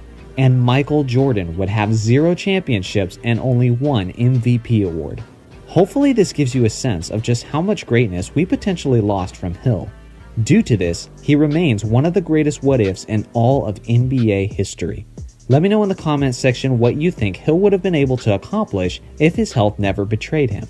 Before we get into the video, I want to make a disclaimer. Obviously, it is impossible to know with complete certainty what kind of player Len Bias would have been. But I do think there's evidence that allows us to speculate, and that at the very least, we can make an educated guess on how good he would have been. So let's get into it. Len Kevin Bias. Most of you NBA fans are familiar with this young man's tragic story, but for those of you who are not, let me at least give you a quick recap. Bias was a 6'8" small forward/power forward who played 4 years in college for the University of Maryland. Bias's game was filled with potential, and he was one of the best players in all of college basketball, as he was a 2-time ACC Player of the Year. Bias was also famously known to have epic battles in college with Michael Jordan, as they often appeared as equals in terms of talent and performance, or at least very close to it. Bias was a highly coveted prospect heading into the 1986 NBA draft. Meanwhile, in the NBA, Magic Johnson's Lakers and Larry Bird's Celtics were the premier teams in the league. The Celtics went on to win the 1986 NBA championship, led by their stars Larry Bird, Kevin McHale, and Robert Parrish. That 86 Celtics team is still considered to this day as one of the greatest teams of all time. Fast forward to the NBA draft, and thanks to a trade a couple years earlier with the Seattle Supersonics, the Boston Celtics owned the 2nd overall pick in the draft the same year they won the championship. Cleveland had the 1st overall pick and needed a big man, so they selected the future All-Star center Brad Daugherty. So with the 2nd pick, the Boston Celtics selected their exciting forward of the future, Len Bias. Adding a future Hall of Famer to the all-time great and defending champion Celtics team appeared to be a solidifying factor in continuing this Boston dynasty. But then, less than 48 hours later, while he was at his college dorm room celebrating with his friends, Len Bias had a seizure and collapsed. Soon after medical attention arrived, it was confirmed that Bias had passed away at the age of 22. It was simply a coke overdose, making Len Bias the poster child of the NBA's terrible drug issues in the 1980s. Naturally, this tragedy has gone on to make Len Bias arguably the greatest what-if in NBA history. So now that we're all informed, let's get into the meat of this video. First off, let's talk about Bias's skills and establish what defined his game and what made him such a unique talent. As I mentioned earlier, Bias was a 6'8" wing who could switch between the 3 or 4 spot on the court. He was lean, but very muscular. As a 22-year-old, he hadn't fully grown into his man body yet, but he still appeared as if he was ready to bully grown men in the post once he hit the NBA. He was incredibly athletic with a remarkably high vertical leap, especially considering his size. Maybe his best quality was his beautiful and smooth mid-range jump shot. With his solid footwork, tall stature, long arms, and high 2-foot leap, his jump shots were extremely tough to contest. He was very efficient from the field as well, shooting about 54% over the course of his college career. He wasn't much of a playmaker or a facilitator, but his two great gifts were essentially his scoring and rebounding. These are the key aspects of his game that I want us to pay attention to. I spent a lot of time thinking about other players in basketball history who were similar to Bias in terms of their stature, strength, athleticism, position, their skill set, and even their numbers in college. Here's a few names I came up with: Dominique Wilkins, Larry Johnson, and Xavier McDaniel. Now let me make this clear before I continue. I think Bias would have been better than all of these guys, even Dominique, as great as he was. But what I'm doing is trying to get a basis to work from, looking at their college and pro statistics to give us kind of a general idea in what kind of a player we might be getting in Bias. All of these guys had varying degrees of great athleticism and strength, just like Bias. They were all pretty good scorers who had an offensive style similar to Bias as well. Take a look at the numbers from each of these stars from their last season in college. They all clearly had high expectations too, based on the fact that they were all top 4 picks in the draft. Notice their high scoring and rebounding numbers and also their lack of assists. Again, this is showing their similar tendencies. All of these players went on to be all-stars in the NBA, although Dominique was clearly on another level from the other two. In my opinion, Xavier McDaniel and Larry Johnson was Len Bias's floor. There's no way he wouldn't have been as good as these two players in the NBA, although like I said before, I think he likely would have been much better than both of them. The most comparable career I think he would have been to Dominique Wilkins. Both great leapers, similar footwork, same height, same hot spots on the court, and so on. Remember how I said Bias had epic scoring battles with Michael Jordan in college while they played for Maryland and North Carolina? Well, you know who had epic scoring battles in the pros with Jordan? Dominique Wilkins. This is what I envision for Bias as a pro, like Dominique 2.0 on the offensive side of the ball, averaging 26 to 32 points per game in the prime of his career while accumulating 8 to 10 rebounds a game. But I said he would be better than Dominique, but that wasn't because of the offensive side of the court, but the defensive side. Bias showed incredible potential in college with his defensive prowess. He could frustrate players, cause turnovers, had a tremendous wingspan, and was a terrific shot blocker, often blocking shots you would think would be out of his reach. Dominique didn't have that on the defensive end, not even close. Another thing about the solo duels in college between Bias and Jordan. Bias had arguably greater numbers in college than Jordan did, and based on their talent and what we saw from them on the floor, he appeared every bit as ready for the pros as Jordan did. And how ready was Jordan? Well, let's put it this way. In Michael's rookie year, he took the NBA by storm, averaging 28.5 points per game, 6 rebounds, and 6 assists on 51% shooting. If MJ is any indication, then Bias would have had a significant impact immediately upon entering the league. Which brings me to my next point. Bias was joining the fantastic Boston Celtics. The year he would have been a rookie, the Celtics went on to the NBA Finals where they lost in 6 games to the Los Angeles Lakers. If Bias was as good as I'm projecting him to be, then I can't possibly see how he wouldn't have been the difference in that series and helped the Celtics win their 2nd straight championship. Keep in mind, Larry Bird was the starting small forward and McHale was the starting power forward, so the plan likely would have been to bring Bias off the bench. But with Larry dealing with ongoing back problems and with McHale trying to push through the playoffs with a broken foot, there would have been plenty of minutes available for Bias to shine as a star and make his impact. In an interview with Bill Simmons, Larry said that if Bias had lived, he would have retired in 1988, meaning the passing of the torch would have happened very quickly between Bias and Bird. It's likely then that Jordan and Bias would have gone on to have many epic battles through the years in the Eastern Conference playoffs. One thing I'm almost sure of is that by the end of Bias's career, we wouldn't have seen him as just another one of those star players that Jordan kept from winning championships. Because like I said, I think the Celtics would have won the championship in his 1987 rookie season. So in recap, how good do I think Bias would have been? Well, essentially, Dominique on offense with a hint of Larry Johnson and Sean Kemp, and significantly better than all of those guys on defense. Add on at least one championship ring, but maybe even a few if things went right. It's also important to keep in mind that he passed away from a coke overdose. If coke had continued to be an issue for him, it's possible that it could have screwed up his career even if he had lived. That has in fact happened with other great players in the NBA's history. But again, this is just my educated guess on the player he would have been. Let me know your educated guesses in the comments section. For 9 seasons of basketball history, the ABA, known as the American Basketball Association, was a competitor to the NBA until the two leagues merged in 1976. During its lifespan, the ABA had around 10 teams in its league. Before the ABA had merged with the NBA, it was a league known for its free-flowing style, its small ball lineups, and it was actually the league that first introduced the three-point shot, which many people in the NBA thought was too gimmicky for a while. Many people in the basketball community, including viewers in my own comment sections, have been debating how the ABA stacked up against the NBA from a competition standpoint during that era. I would certainly love to hear some perspectives from people who are old enough to have witnessed those leagues, so if that's you, please let me know your thoughts in the comment section. The thing is, the NBA all-time lists do not recognize the achievements of the ABA, so all of their points, rebounds, MVPs, championships, and so on don't count towards the player's overall resume, and therefore alters where many great players could rank on the all-time lists. This has been especially devastating to all-time great players who spent time in both the ABA and the NBA. So what if we took into account everything that took place in the ABA as well? Whose legacies would be impacted the most? I've evaluated many careers of NBA players, and these are the ones that really stand out. First off, Moses Malone.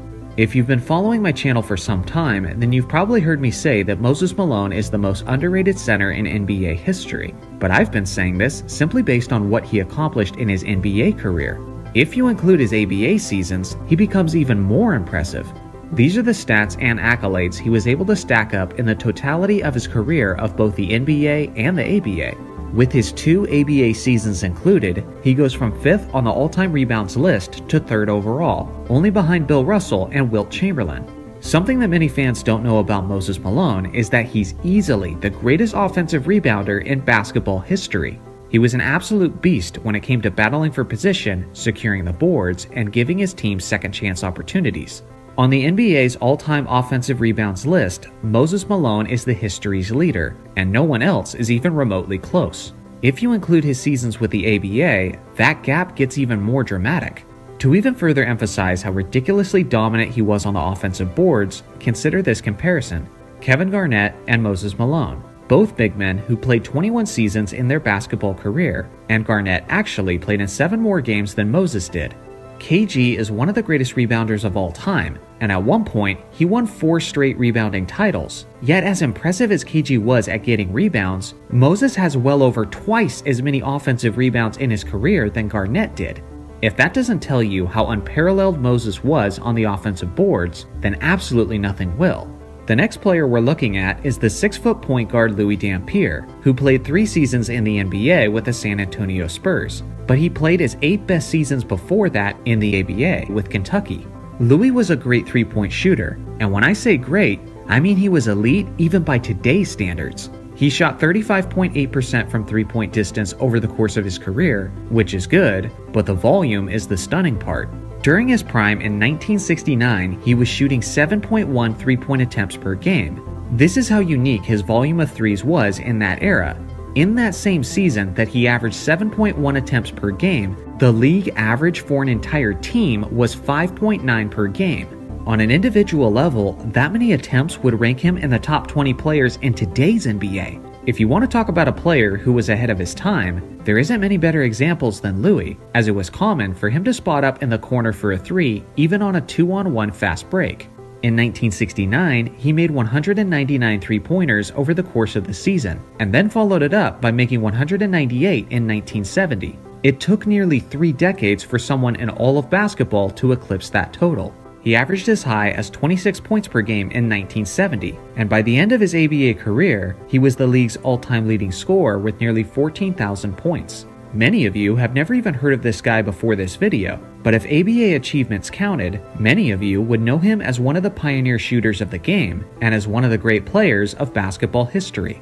Next up is Spencer Haywood. Given enough time, and almost every star eventually becomes underrated, but this is definitely a major case for Haywood. His NBA career saw him play with several teams, including the Sonics, the Knicks, and the Lakers. The 6'8" power forward only played one season in the ABA, which was his rookie season, but what a debut season it was. He was an incredibly talented and graceful big man who had fantastic dribbling skills and would often score in spurts with his solid mid-range shooting. In his debut season, he averaged 30 points and 19.5 rebounds on 49.3% shooting. Despite it being only his rookie year, he led the league in points, rebounds, and minutes while playing all 84 games in that regular season. He also led his Denver Rockets to a 51-33 record and was named that season's MVP at only the age of 20. If ABA achievements were acknowledged, then this rookie campaign would be on the short list of the greatest rookie seasons of basketball history. Guys like Dan Issel, Connie Hawkins, and Jimmy Jones also significantly improved their legacies. One of the biggest impacts would be how we see the man known as Dr. J, Julius Erving. The Doctor had a lot to his game, as the 6'7" small forward was one of the most athletically gifted players the league has ever seen.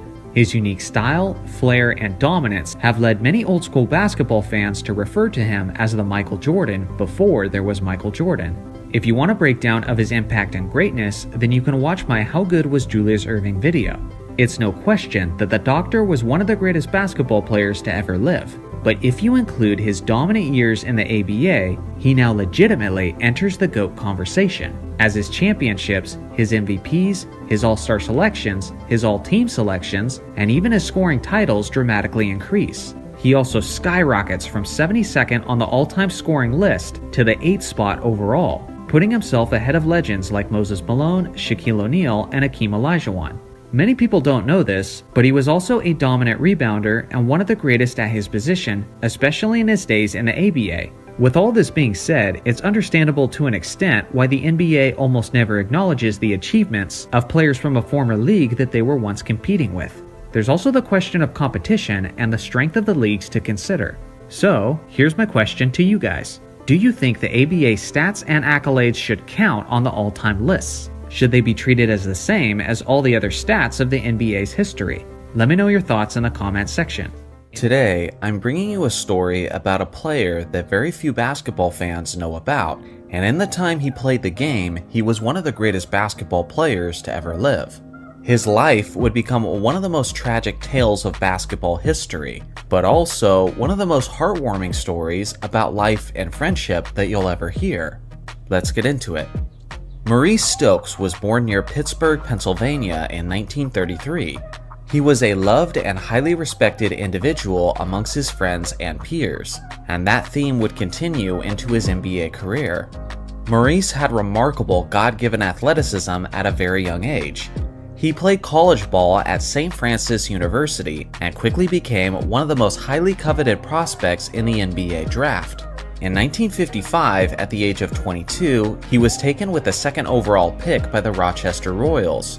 He was a 6'7", 232-pound power forward who was freakishly quick, athletic, strong, and was remarkably skilled with a basketball, and he was able to put all of those abilities on display as soon as he hit the floor. As a big man, he would regularly grab the rebound and take it coast to coast on his own, which certainly wasn't a common thing in that era.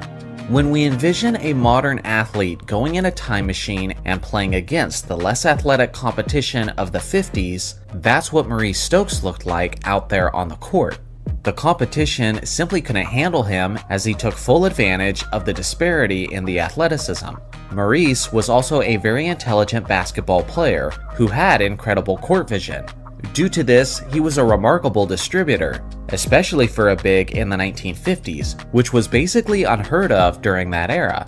Honestly, the best comparison I can make to his build and skill set is that Maurice Stokes was the LeBron James of the 1950s.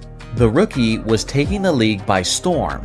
In his very first NBA game, he dominated the New York Knicks in all aspects, as he dropped 32 points, snagged 20 rebounds, and dished out 8 assists on a deadly 61% shooting.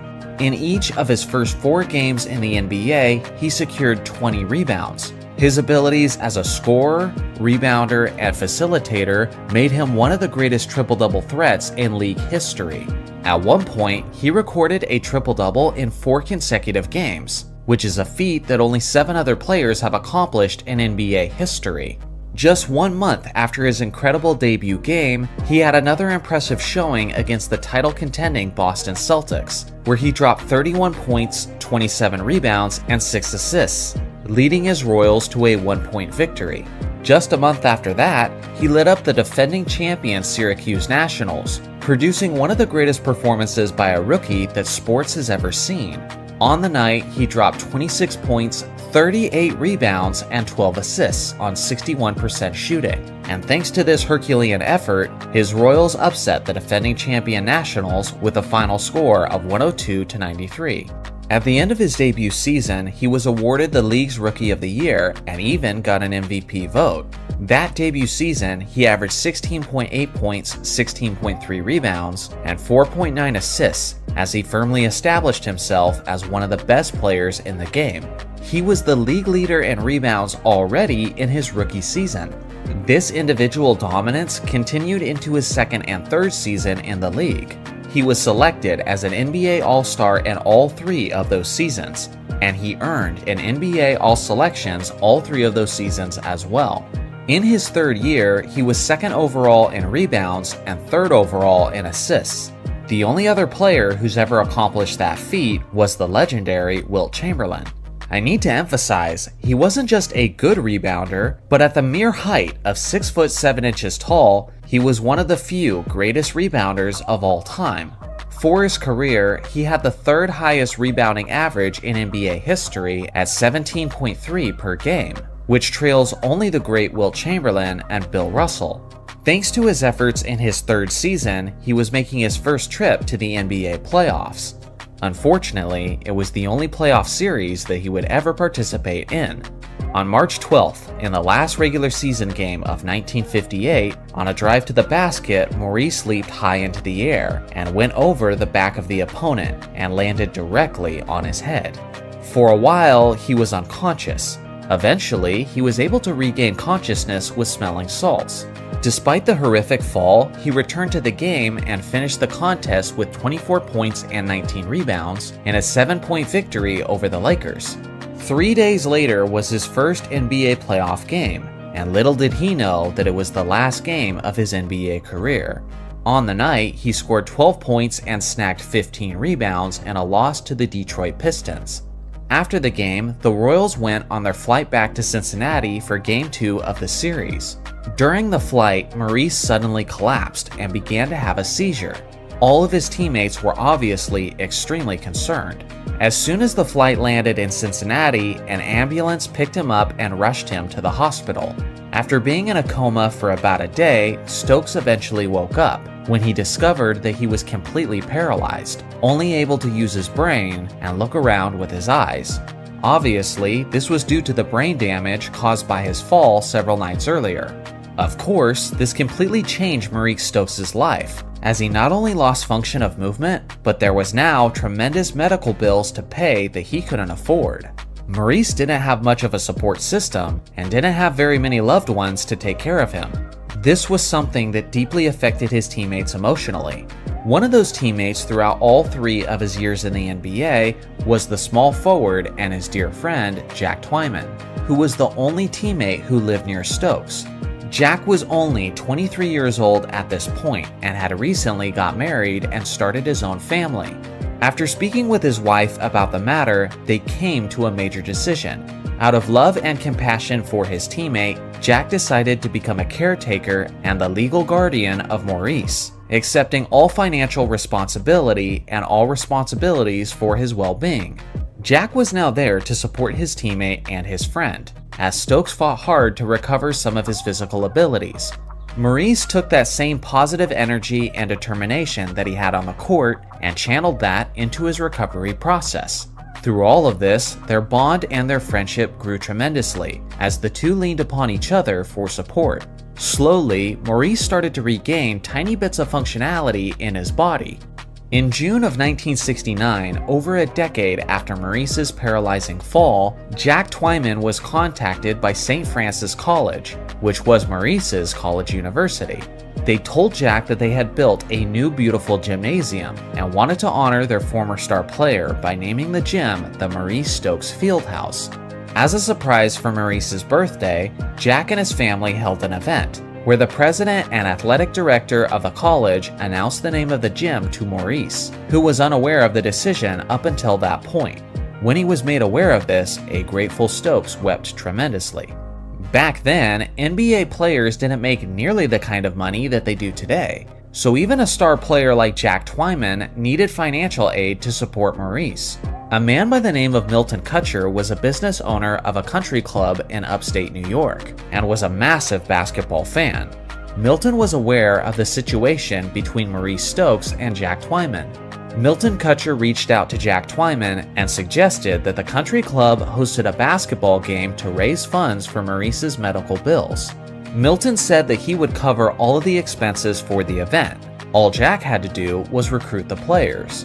The event only needed 10 players for the game to commence, but thanks to Stokes for being such a beloved person within the league, roughly 75 of the NBA's best players showed up to the event at their own expense, including guys like Wilt Chamberlain, Bill Russell, and Dolph Schayes.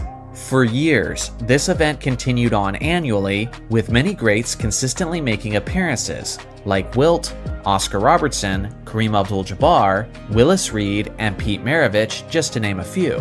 After some time, once some of his physical abilities just slightly returned to him, Maurice was even able to attend his own event and experience once again the love that the league had for him. Eventually, on April 6, 1970, Maurice Stokes passed away from a heart attack at the young age of 36.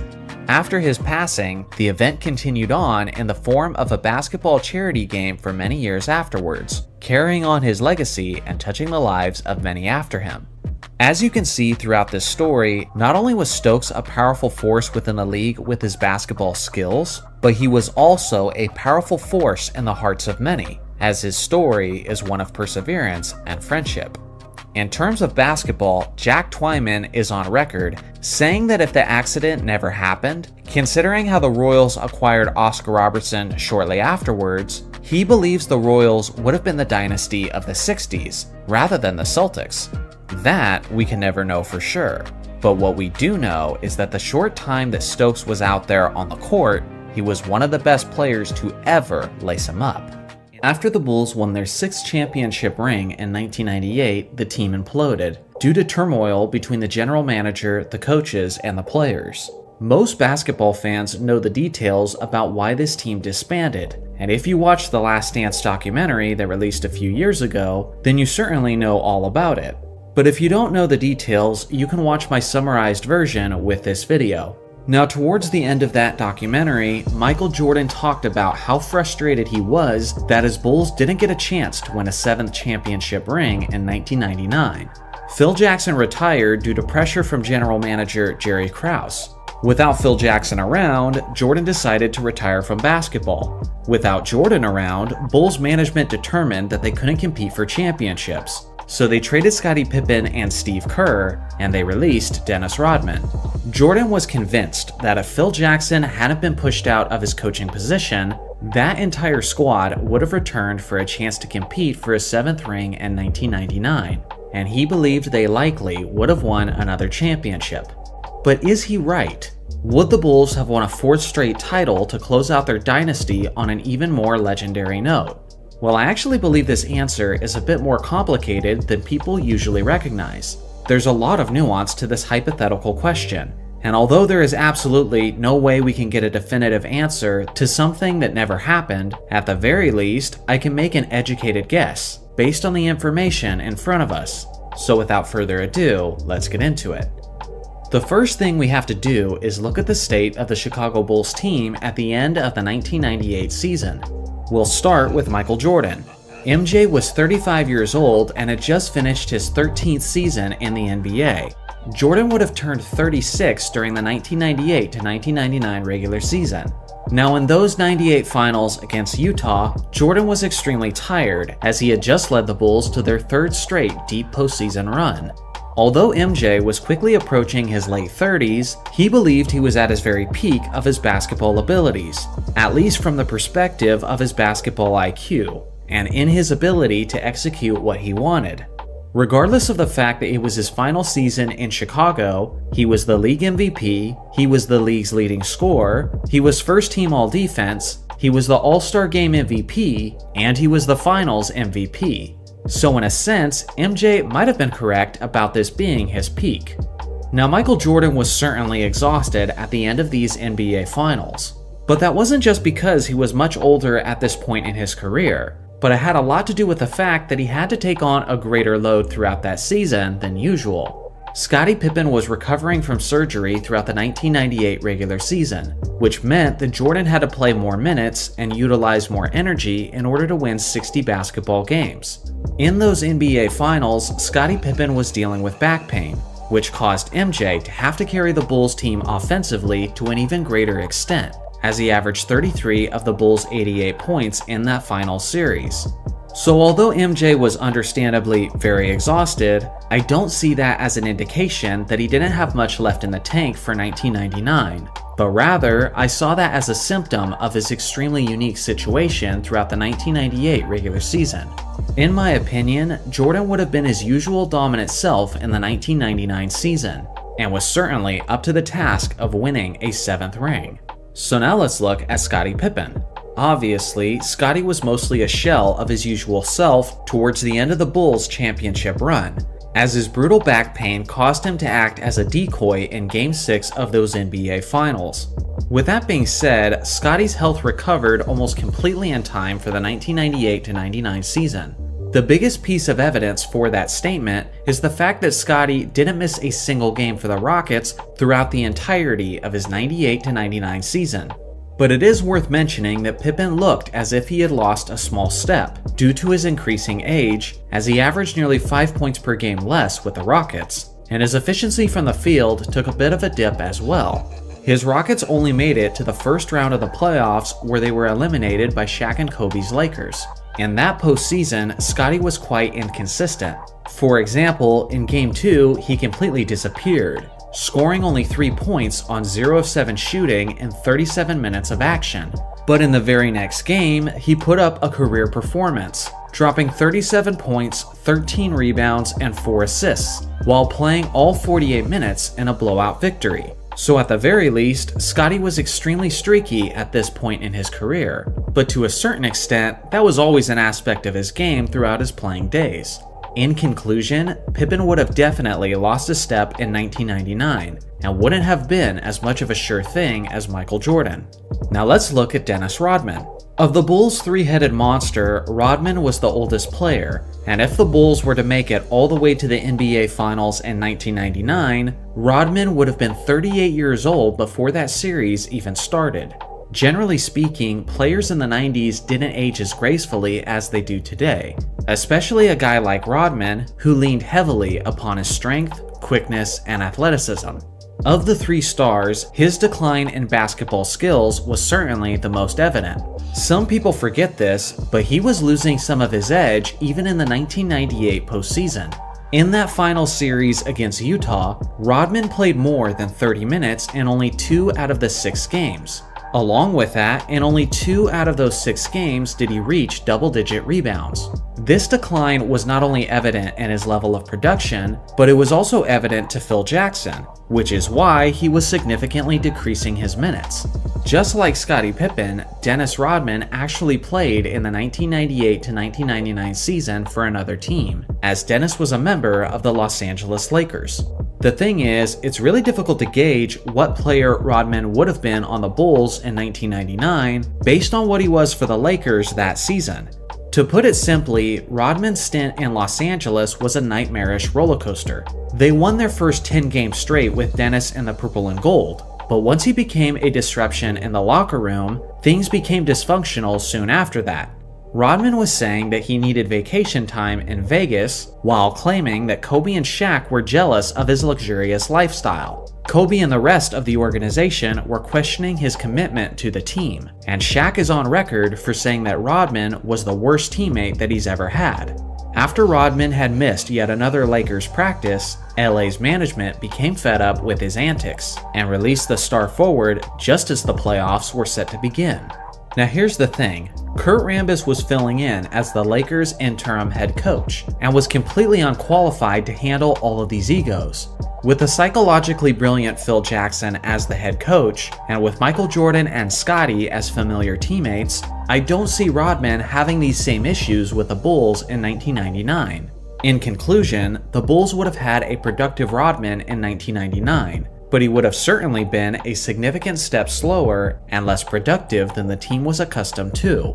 So now that we've looked at the Bulls' 3 stars, let's dive into the details of the 98-99 basketball season as a whole.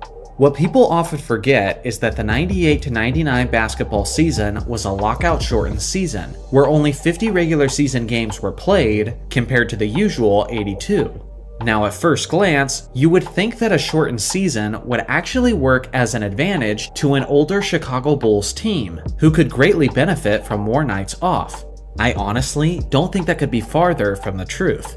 The key detail here is that because of the lockout, regular season basketball games didn't start until February 5th, 1999, which is roughly 4 months later than when basketball season usually starts.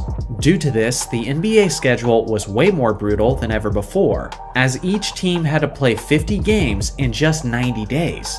Instead of just back-to-backs, in many cases, teams had to play games on 3 straight nights. This was a brutal schedule for everyone, but for a very old team like the Bulls, who had just played basketball for 3 long championship seasons, this highly condensed season would have been especially draining. Now before you completely write off the Bulls for the unfavorable schedule, consider this. The strength of the competition certainly wasn't as formidable in the Eastern Conference compared to years past.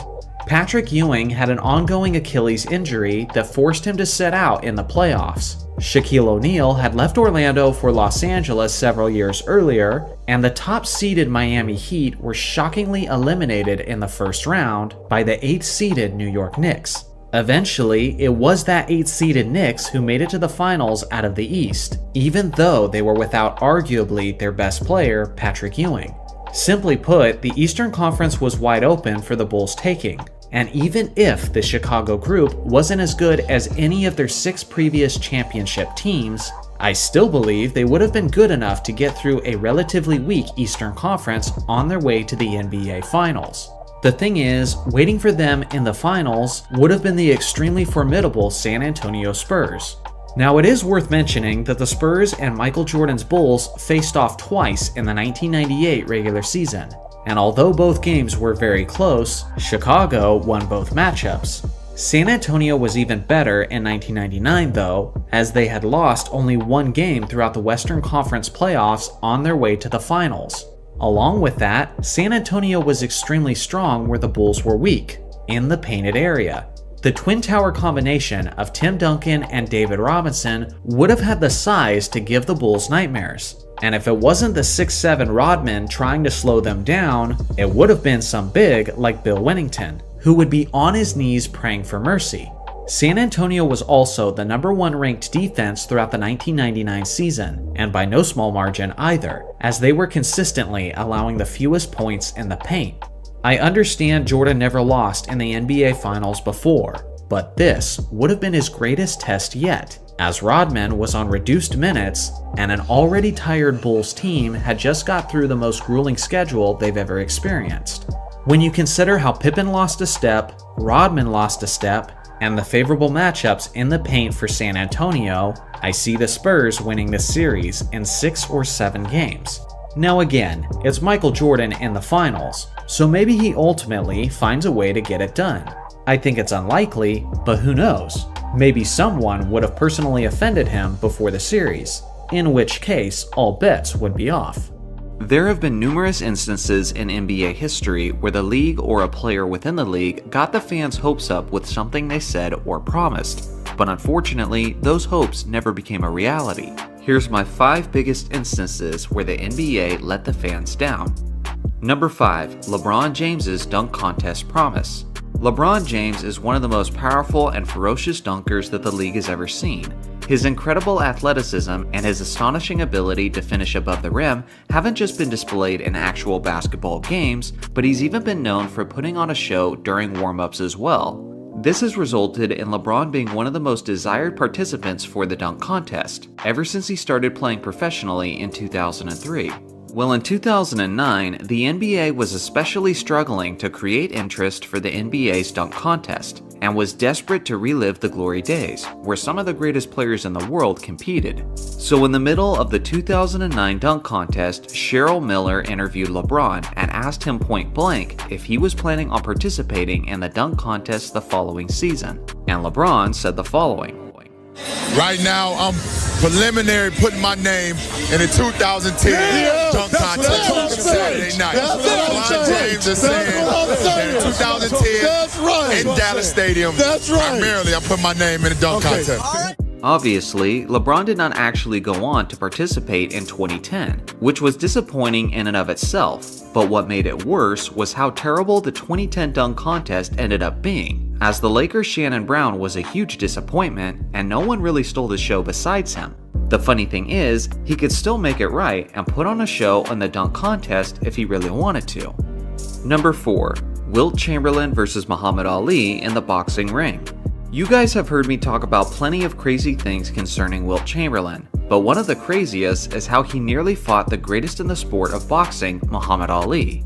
It all started on Howard Cosell's show in 1967 when Wilt challenged Ali to a fight, but it wouldn't gain serious momentum until a few years later.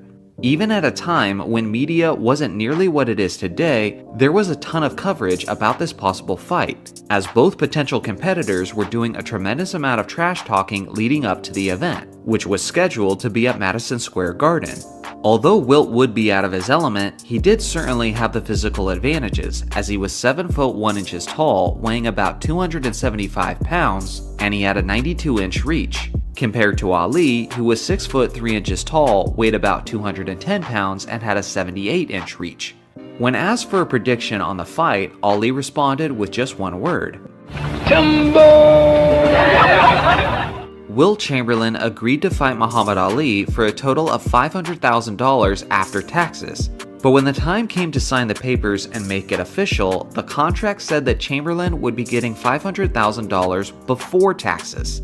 Wilt, being upset about this, decided to decline the fight. Ali was insistent upon making it work, so he said he would equally split the purse of $1.5 million with Chamberlain, but Wilt refused that too. Even though Wilt made the challenge, Ali was definitely more insistent on making the fight happen, but at the end of the day, Wilt decided that it wasn't enough money to make it worth the time and the effort. Let me know in the comments who you think would have won the fight and in what fashion. Number 3. Shaquille O'Neal vs. Hakeem Olajuwon in a televised game of one-on-one. In 1995, Shaq and Hakeem were at the center of the debate for the title of the best big man in the entire NBA. But Hakeem basically squashed that debate as soon as the NBA Finals were played in June. It was between Shaq's Magic and Hakeem's Rockets, but it was hardly a contest as the Rockets swept the Magic in just 4 games. Although both centers played extremely well and each put up strong numbers, it was clear which big man had firmly established himself as the man on top of the basketball world. This narrative didn't sit very well with the Diesel, who said he believed that he was still the better big man. So Shaq sent this letter to Olajuwon, challenging him to a game of one-on-one to settle the score once and for all. Hakeem actually accepted the challenge, and hype began to swirl around the basketball world. This was such an anticipated and expected event that there was even television ads to promote the showdown. Unfortunately, Hakeem Olajuwon injured his back leading up to the event, and the matchup had to be cancelled just a day before they were set to square off. Shaq was later asked in an interview if he thought Hakeem was just looking for an excuse to back out, but Shaq had too much respect for the dream and said that he didn't believe that was the case. Let me know in the comments who you think would have won in that one-on-one scenario. Number 2. The Chris Paul trade to the Lakers. I won't talk about this one too much because I have quite a bit in recent videos, But when the trade went down in the winter of 2011, basketball fans only had about an hour and a half to anticipate a Chris Paul and Kobe Bryant tandem before news broke that the league office had blocked the trade. Obviously, the biggest disappointment for basketball fans as a whole was how it ruined the chances of a Kobe Bryant versus LeBron James NBA Finals, which is one of the most unfortunate realities of NBA history without question. Number 1. The NBA claiming that it would crack down on flopping and then doing basically nothing. A lot of people wouldn't consider this one to be anywhere close to the top spot, but what you need to understand about me is that I absolutely hate flopping.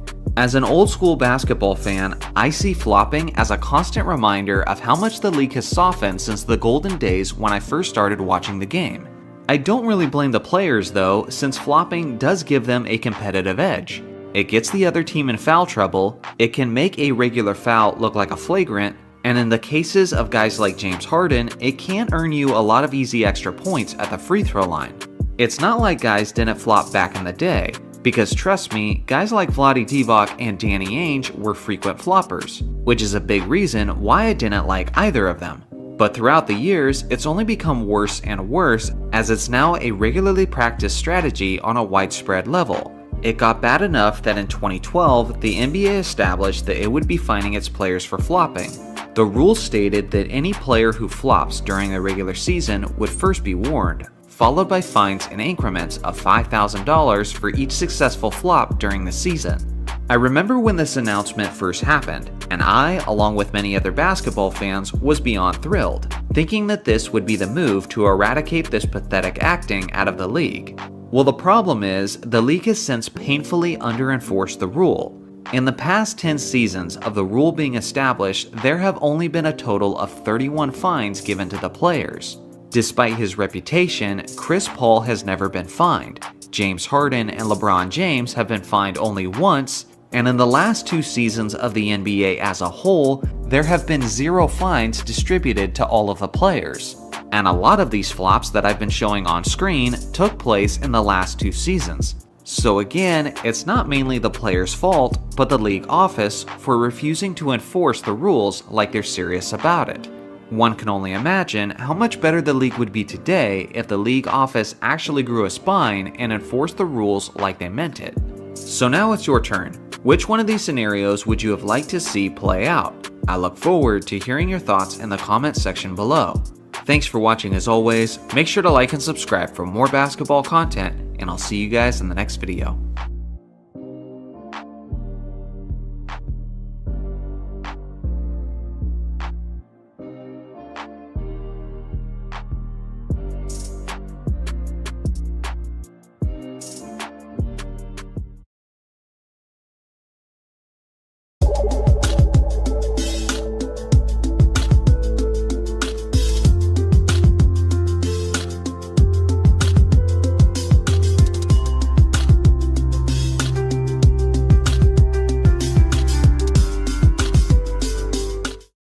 The game of basketball has been around for over 100 years, and during that passage of time, many developments have happened that have softened up the sport and the competitors involved. In this video, we're traveling back in time, further and further into the past, as the league simultaneously becomes more and more barbaric, to the extent that some of you may find hard to believe. Let's start in somewhat recent history, which is the early 2000s.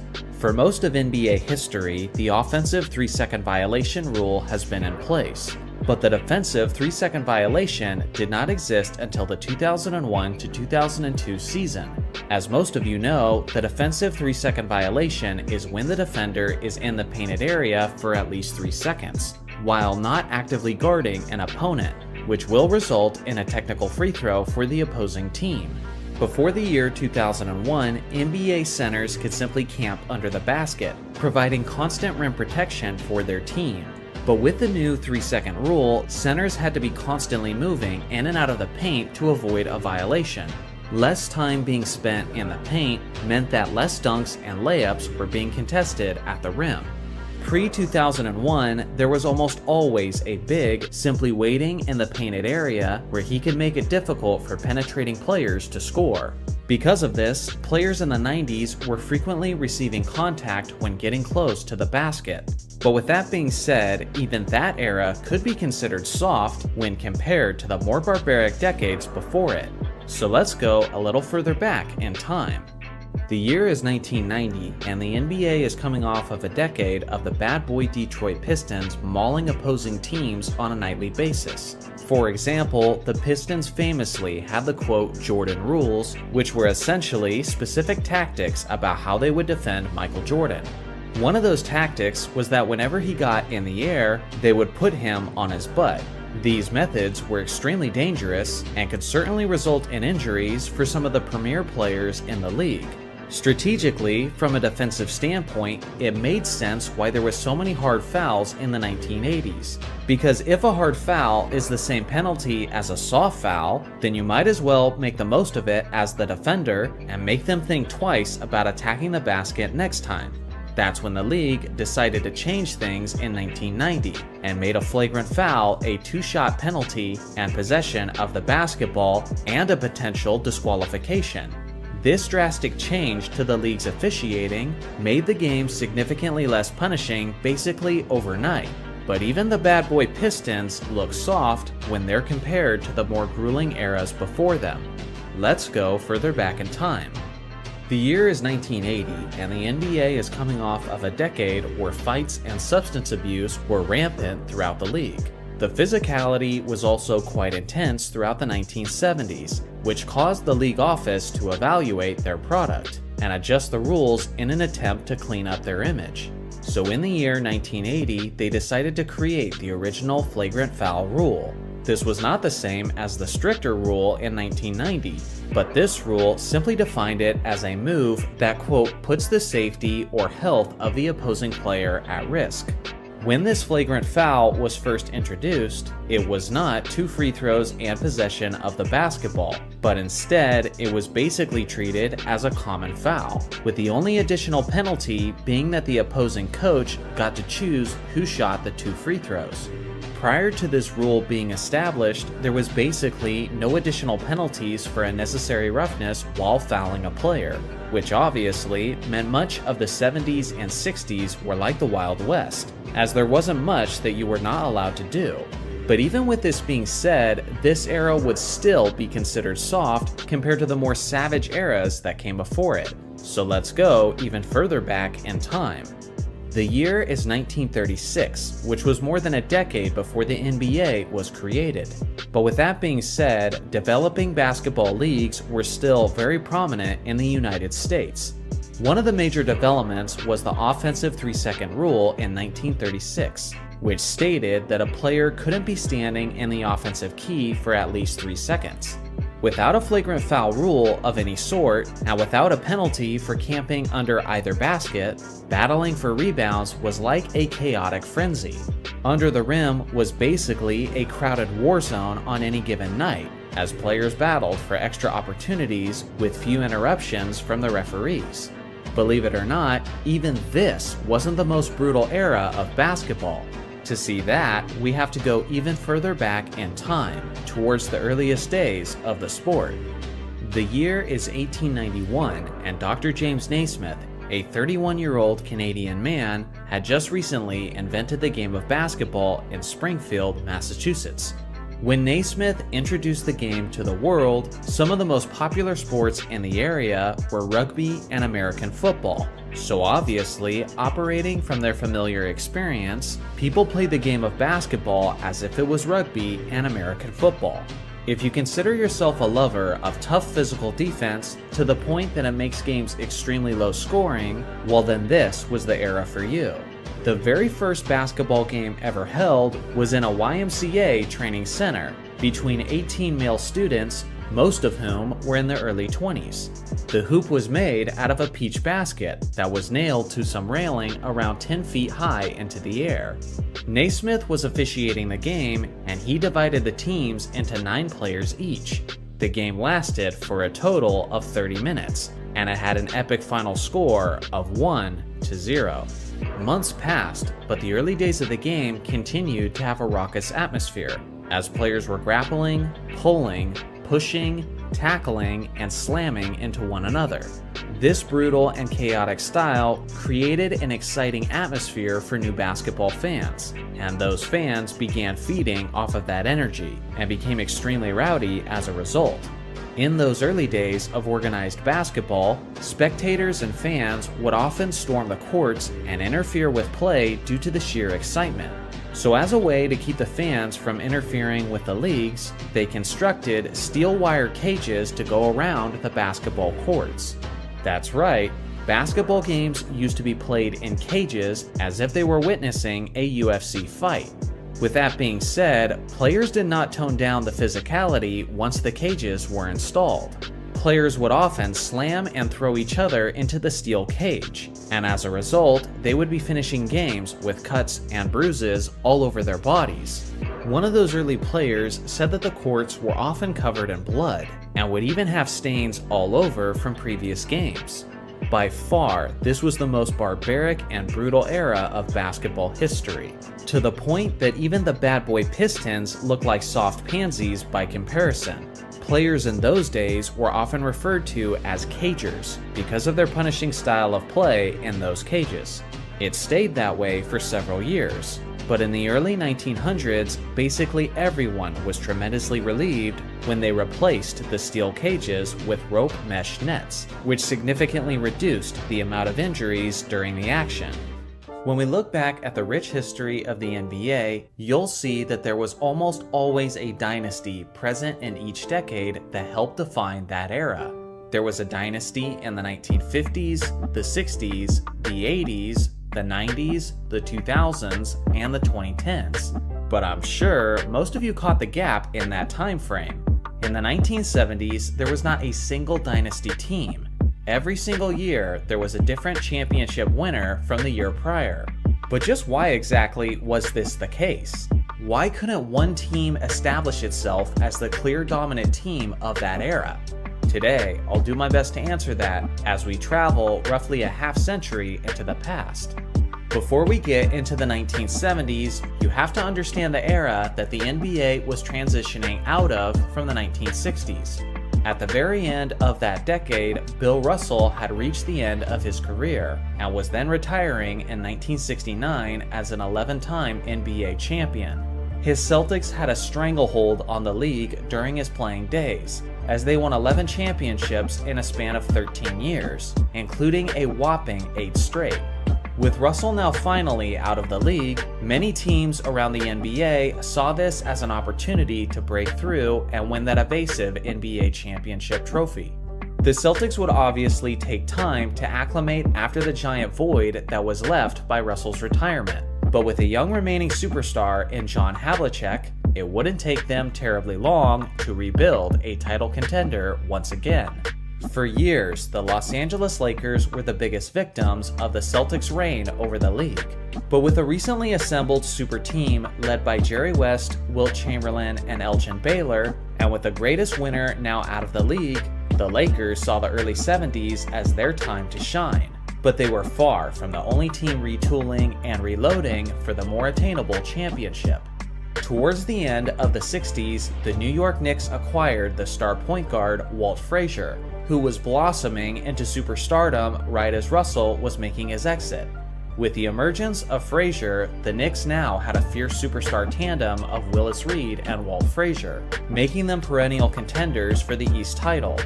Then there was the Milwaukee Bucks, who in 1969 drafted simply the greatest college basketball player of all time, Kareem Abdul-Jabbar, who was then known as Lou Alcindor. Just one season after they drafted their franchise center of the future, they acquired the 31-year-old Oscar Robertson, who quickly transformed the Bucks from a mediocre team to an absolute powerhouse. And beyond that, another team was emerging, and that was the Baltimore Bullets. With excellent draft selections in back-to-back seasons, they acquired future Hall of Famers Earl Monroe and Wes Unseld. So basically, after the retirement of Bill Russell, the league quickly turned into a gladiatorial bloodbath, with many serious championship contenders all emerging pretty much simultaneously. This translated to a very competitive start to the decade, with various different winners. In 1970, the New York Knicks defeated the Bullets, the Bucks, and the Lakers on their way to winning the NBA championship, as Reed and Frazier acquired their first rings of their careers. The next season, the Milwaukee Bucks dominated the postseason, going 12-2 through the playoffs, defeating the Lakers and Bullets to secure the championship, which was the first championship rings for Kareem Abdul-Jabbar and Oscar Robertson.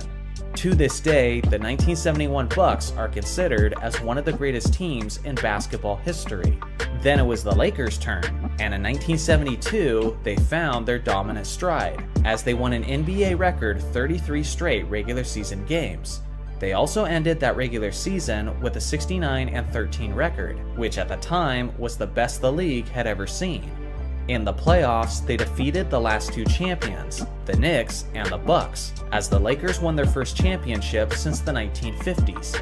Now at this point, the Celtics had re-emerged as serious title contenders, thanks to their superstar tandem of John Havlicek and the recently drafted Dave Cowens, who was being groomed to be the center to carry the torch after Bill Russell. The Celtics went 68-14 throughout the 72-73 regular season. But this was the New York Knicks' year to return to the mountaintop, as they defeated the Bullets, the Celtics, and the Lakers to win the 1973 championship. Then in 1974, Havlicek and Cowens successfully returned the Celtics to the Promised Land, as they defeated the Knicks and the Bucks to secure their first championship since the departure of Bill Russell. Now with this much talent, and with this many teams being capable of being championship winners, you would think that one of them would go on to establish themselves as a dynasty.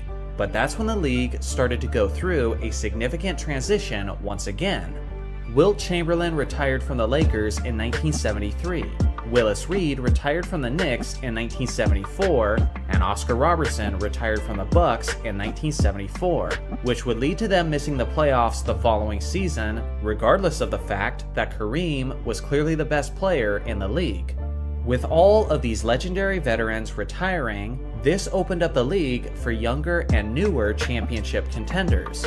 This led to Rick Barry and the Golden State Warriors winning the championship in 1975, regardless of the fact that they only won 48 games throughout the regular season.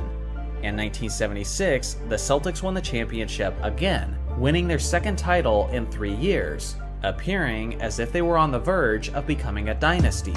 But the thing is, John Havlicek was now in his late 30s, and was on a steady decline as he quickly approached his retirement. Along with that, Kareem Abdul-Jabbar had been traded from the Milwaukee Bucks, because he felt that the Midwest culture didn't fit his needs. The Lakers team that he was traded to was actually a pretty awful rebuilding squad, after the retirements of Jerry West and Wilt Chamberlain. Because of this, Kareem was essentially removed from the championship picture for the foreseeable future, naturally stopping him from being the dynasty leader of the 70s. Later on, everything suddenly got more competitive for everyone in the league, because in August of 1976, the NBA merged together with the ABA League. Essentially, the NBA retained its name while acquiring 4 ABA organizations and the ABA's players across the league. The 4 teams were the New York Nets, the Denver Nuggets, the Indiana Pacers, and the San Antonio Spurs. A perfect example of the tougher competition was the fact that teams like the defending champion Boston Celtics were now getting eliminated from the 1977 playoffs by the Philadelphia 76ers, who were led by a player who was acquired from the ABA, Julius Erving. Although the 76ers did go on to lose in the finals in 7 games to the Portland Trail Blazers. The Blazers won the 1977 championship, led by their all-time great center, Bill Walton. But for obvious reasons, this Blazers team didn't go on to become a dynasty, as their franchise-leading Walton went on to have one of the most disastrous strings of career-altering injuries that have ever been seen in sports. With Walton's injuries taking the Blazers out of the picture in 1978, the Washington Bullets finally broke through and won the NBA championship, led by their veteran stars of Wes Unseld, Elvin Hayes, and Bobby Dandridge. The Bullets then tried to repeat in 1979, but they ran into a motivated Seattle Supersonics team for the second straight time in the NBA Finals. But this time, the Sonics were victorious, as they won their only championship in franchise history. And then, in the 1979 NBA Draft, the rivalry of the future took formation, as Magic Johnson and Larry Bird began their rookie seasons in 1979 with the Lakers and Celtics, ushering in the new era and the dynasty teams of the 1980s. So now that we've reviewed the decade on a season-by-season basis, how can we summarize the reasons for a lack of a dynasty? Well, in reality, it was the perfect storm of reasons. To begin the decade, the ultimate winner had retired, sending the dynasty team of the 60s into rebuild mode. The early 70s saw the emergence of many fierce championship contenders, making the prospect of a repeat champion a near impossible outcome. In the mid-70s, veteran superstars on the usual contending teams were retiring left and right, paving the way for new title contenders within the league. The merger in 1976 immediately improved the competition within the league and shook up the power rankings of the NBA as they knew it. Injuries and trades ruined the possibility of all-time great centers becoming dynasty leaders. After the retirements, the trades, the injuries, and the merger, well-balanced and competitive teams alternated championships until the arrival of Magic Johnson and Larry Bird, thus reintroducing dynasties right as the 1980s began. Ultimately, it all makes sense, but with all of the intricate moving pieces creating the perfect storm for a decade of parity, it kind of reveals just why a dynasty-free era is so rare within the NBA. The flop. To many basketball fans, it's one of the most disgusting, vile, and disgraceful displays of unsportsmanlike conduct that we can witness on a frequent basis. Yet we can't deny its competitive advantage and how some have perfected it down to an art form. For those of you who don't know, a flop is basically defined as this. It's when a player makes an intentional fall or stagger after little to no physical contact by an opposing player in order to draw a foul call by an official against the opponent. By nature, it is extremely deceitful and requires plenty of dramatized acting in order to convince the official to blow the whistle. With that being said, some players are better actors than others, and some are incredibly crafty at finding creative ways to draw the foul. Some of these modern players are guys like Chris Paul, LeBron James, Marcus Smart, and of course James Harden, just to name a few. Just a quick history lesson, although flopping is more prevalent now than ever before, it's not a new phenomenon by any means. In fact, flopping in the game of basketball goes as far back as the 1960s, as former Boston Celtic and a 7-time NBA champion Frank Ramsey made it a regular part of his game. It was something he personally admitted to as he spoke about his flopping tendencies from an article in Sports Illustrated that was published in 1963. Not only was Ramsey referred to as the master of deception, but he talked about how he was often booed and heckled by the fans for his obvious acting. Given the fact that Ramsey wasn't really a superstar, and given the fact that he played basketball in the 1960s, unfortunately, there is very little footage available displaying his flopping tendencies. Although it would be nearly impossible to claim who was the first player to attempt the flop, I think it's fair to say that Ramsey was certainly one of the first floppers of NBA history. Like I said before, there wasn't a ton of flopping on a widespread level throughout the league during that era. The 70s and 80s were extremely physical decades of the NBA, and the general mentality of the players was much more focused on presenting a tougher image.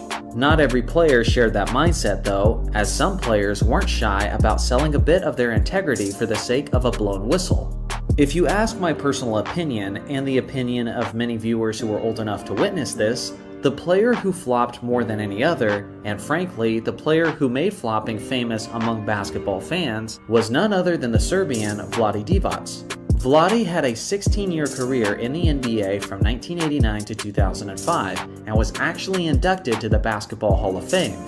He averaged nearly 12 points and 8 rebounds over the course of his career and was selected to one All-Star team in 2001. Vlade was obviously a solid center and was actually the player who was traded to the Charlotte Hornets for a rookie Kobe Bryant in 1996. But back when he played, what Vlade was known for more than anything else was his dramatic flopping theatrics. He was so notorious for this that I believe he was the main person who gave European basketball players their stereotype of being soft athletes. It's a stereotype that isn't very prevalent in today's game, but back in the 90s, it was an extremely common perception. Given his massive size, Vlade's consistent flopping appeared even more absurd than most other players, considering how it shouldn't be that easy to topple him over.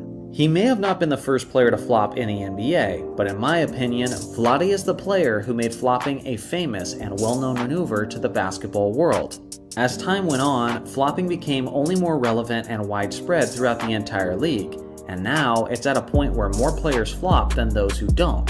The league made a feeble attempt to diminish the amount of flopping in 2012 when it introduced the no flopping rule. The rule stated that any player who flops during the regular season would first be warned, followed by fines in increments of $5,000 for each successful flop during the season. Longtime basketball fans like myself rejoiced when this rule was initially introduced, as we assumed this would finally be the change that would eliminate this pathetic acting out of the league. Well, unfortunately, the rule has since been painfully under-enforced since its establishment. Between 2012 and the summer of 2023, there have been thousands of flops, yet there has only been a grand total of 31 fines handed out to the players during the regular season. Notorious floppers like LeBron James and Chris Paul have never been fined during the regular season, and arguably today's greatest modern flopper, James Harden, has been fined only once. Obviously, with the lack of significant and consistent consequences, flopping has remained a staple element within the league, which ultimately affects the popularity and even the integrity of the game. But now, there's more to this story, as the league office just recently added another chapter to this flopping saga. You see, prior to the beginning of this current 2023 to 2024 season, the league established a new flopping rule intended to be even harsher and more effective than the previous rule. The fine penalties were now decreased from $5,000 to just $2,000, which would increase incrementally. But it was a different kind of consequence that caught everyone's attention.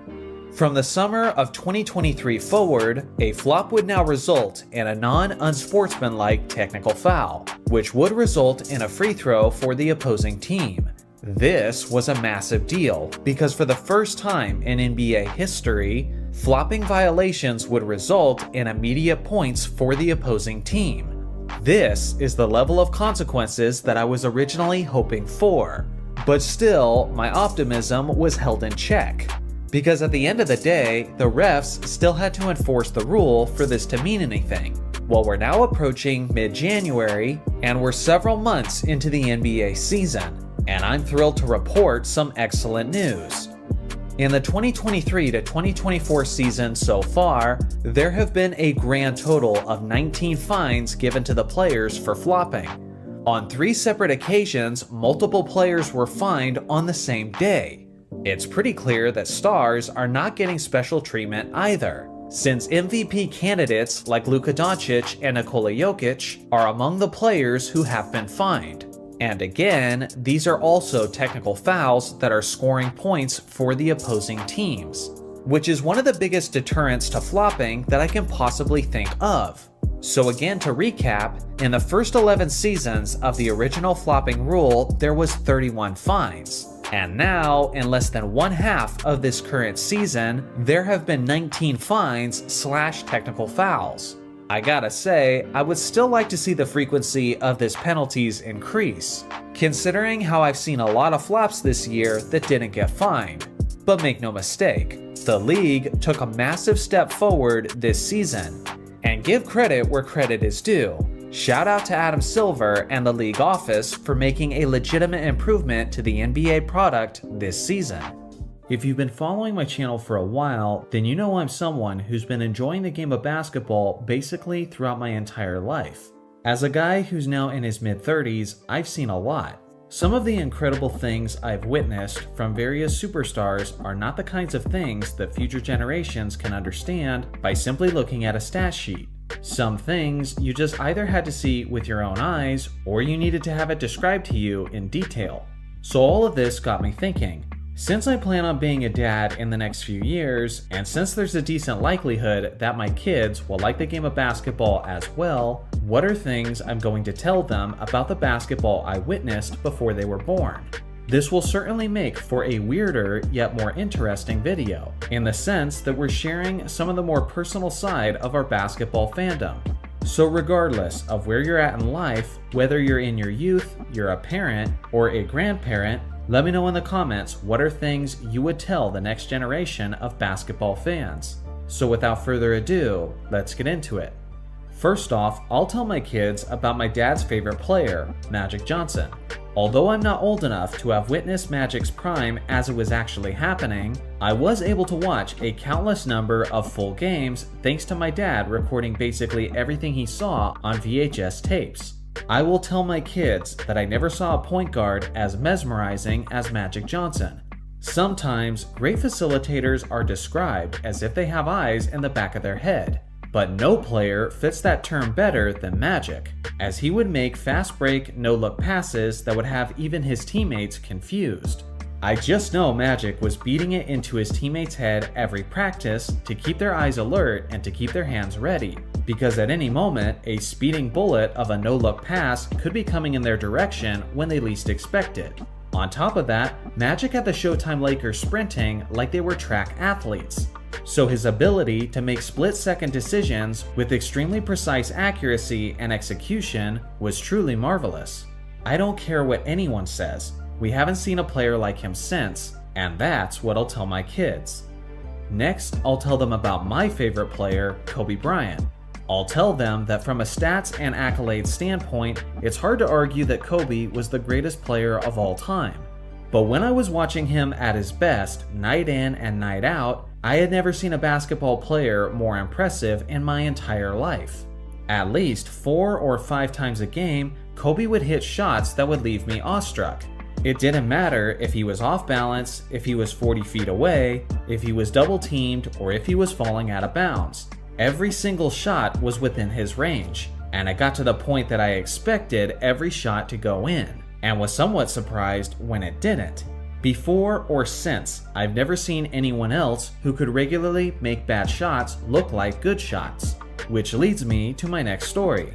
I will tell them that the closest player to Kobe when it comes to difficult shot making was Steph Curry.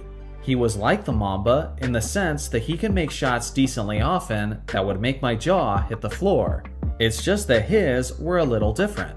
I'll tell them that Steph changed the game by forcing defenses to cover the ball handler the instant he crossed half court. Again, Kobe had the greatest wow factor, but Steph was the closest behind him. Now for the next story that I'll tell my kids, I'll probably aggravate quite a few people who are watching this video. But I don't care. Get your own kids.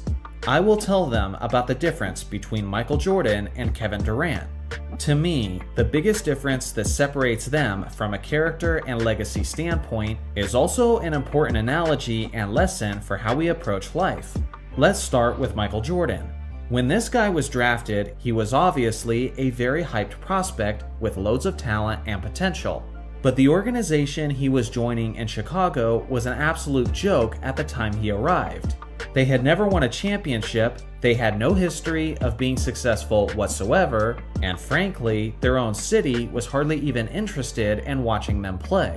MJ changed all of that through hard work and commitment by being one of the strongest competitors and one of the most driven individuals in the history of sports.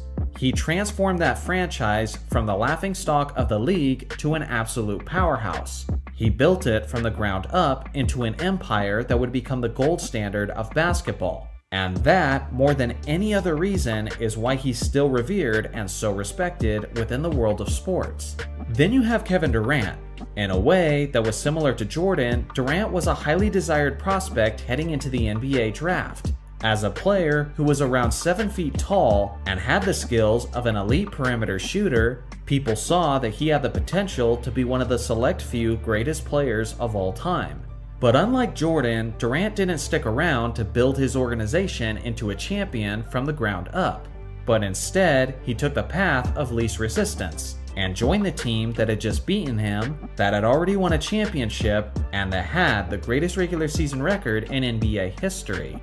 He opted to go with a brand that had already established itself and that already belonged to another star. Because of this, even after he was able to win 2 championships with the team, he was never respected to the extent that he would have been if he built up a championship team somewhere else. Obviously, being successful anywhere is going to be more enjoyable than simply not being successful. Yet there's something special about being the one who leads your own destiny, who builds your own legacy, and who makes something better than the way you found it. Being successful is awesome, but it always means more to yourself and to other people when you are the main reason for your own success, rather than riding the wave of what someone else created. Additionally, if my kids ever asked me what was the best era of basketball that I ever witnessed, I will tell them the 2000s. I don't think this will be a popular choice with many of my viewers, because from a physicality and rivalry standpoint, the 80s and 90s are usually held on the highest pedestal. And then, with recency bias being a factor, and with the tremendous amount of talent all over the league the last decade, some of my viewers will see the 2010s or even this modern era as the best in basketball history. For me, the 2000s were the best of both worlds. You still had intense rivalries like the Lakers and Kings and like the Pacers and Pistons. You had incredible individual superstars and you had an array of three-point shooters. But it wasn't to the extent that the game appeared as a soft jump shooters league. To put it simply, it had balance. It was the perfect blend of the slowed down physical nature from previous eras, but was also a time where tremendous shooters could ultimately be the determining factor in who wins the championship. If I could simply hit a switch and have the league instantly return to the style and product that it was throughout the 2000s, I would do it in a heartbeat. Lastly, I will tell my children about the weirdness of the 2020 bubble. If I'm being completely honest, I don't completely love or hate what transpired during the 2020 playoffs.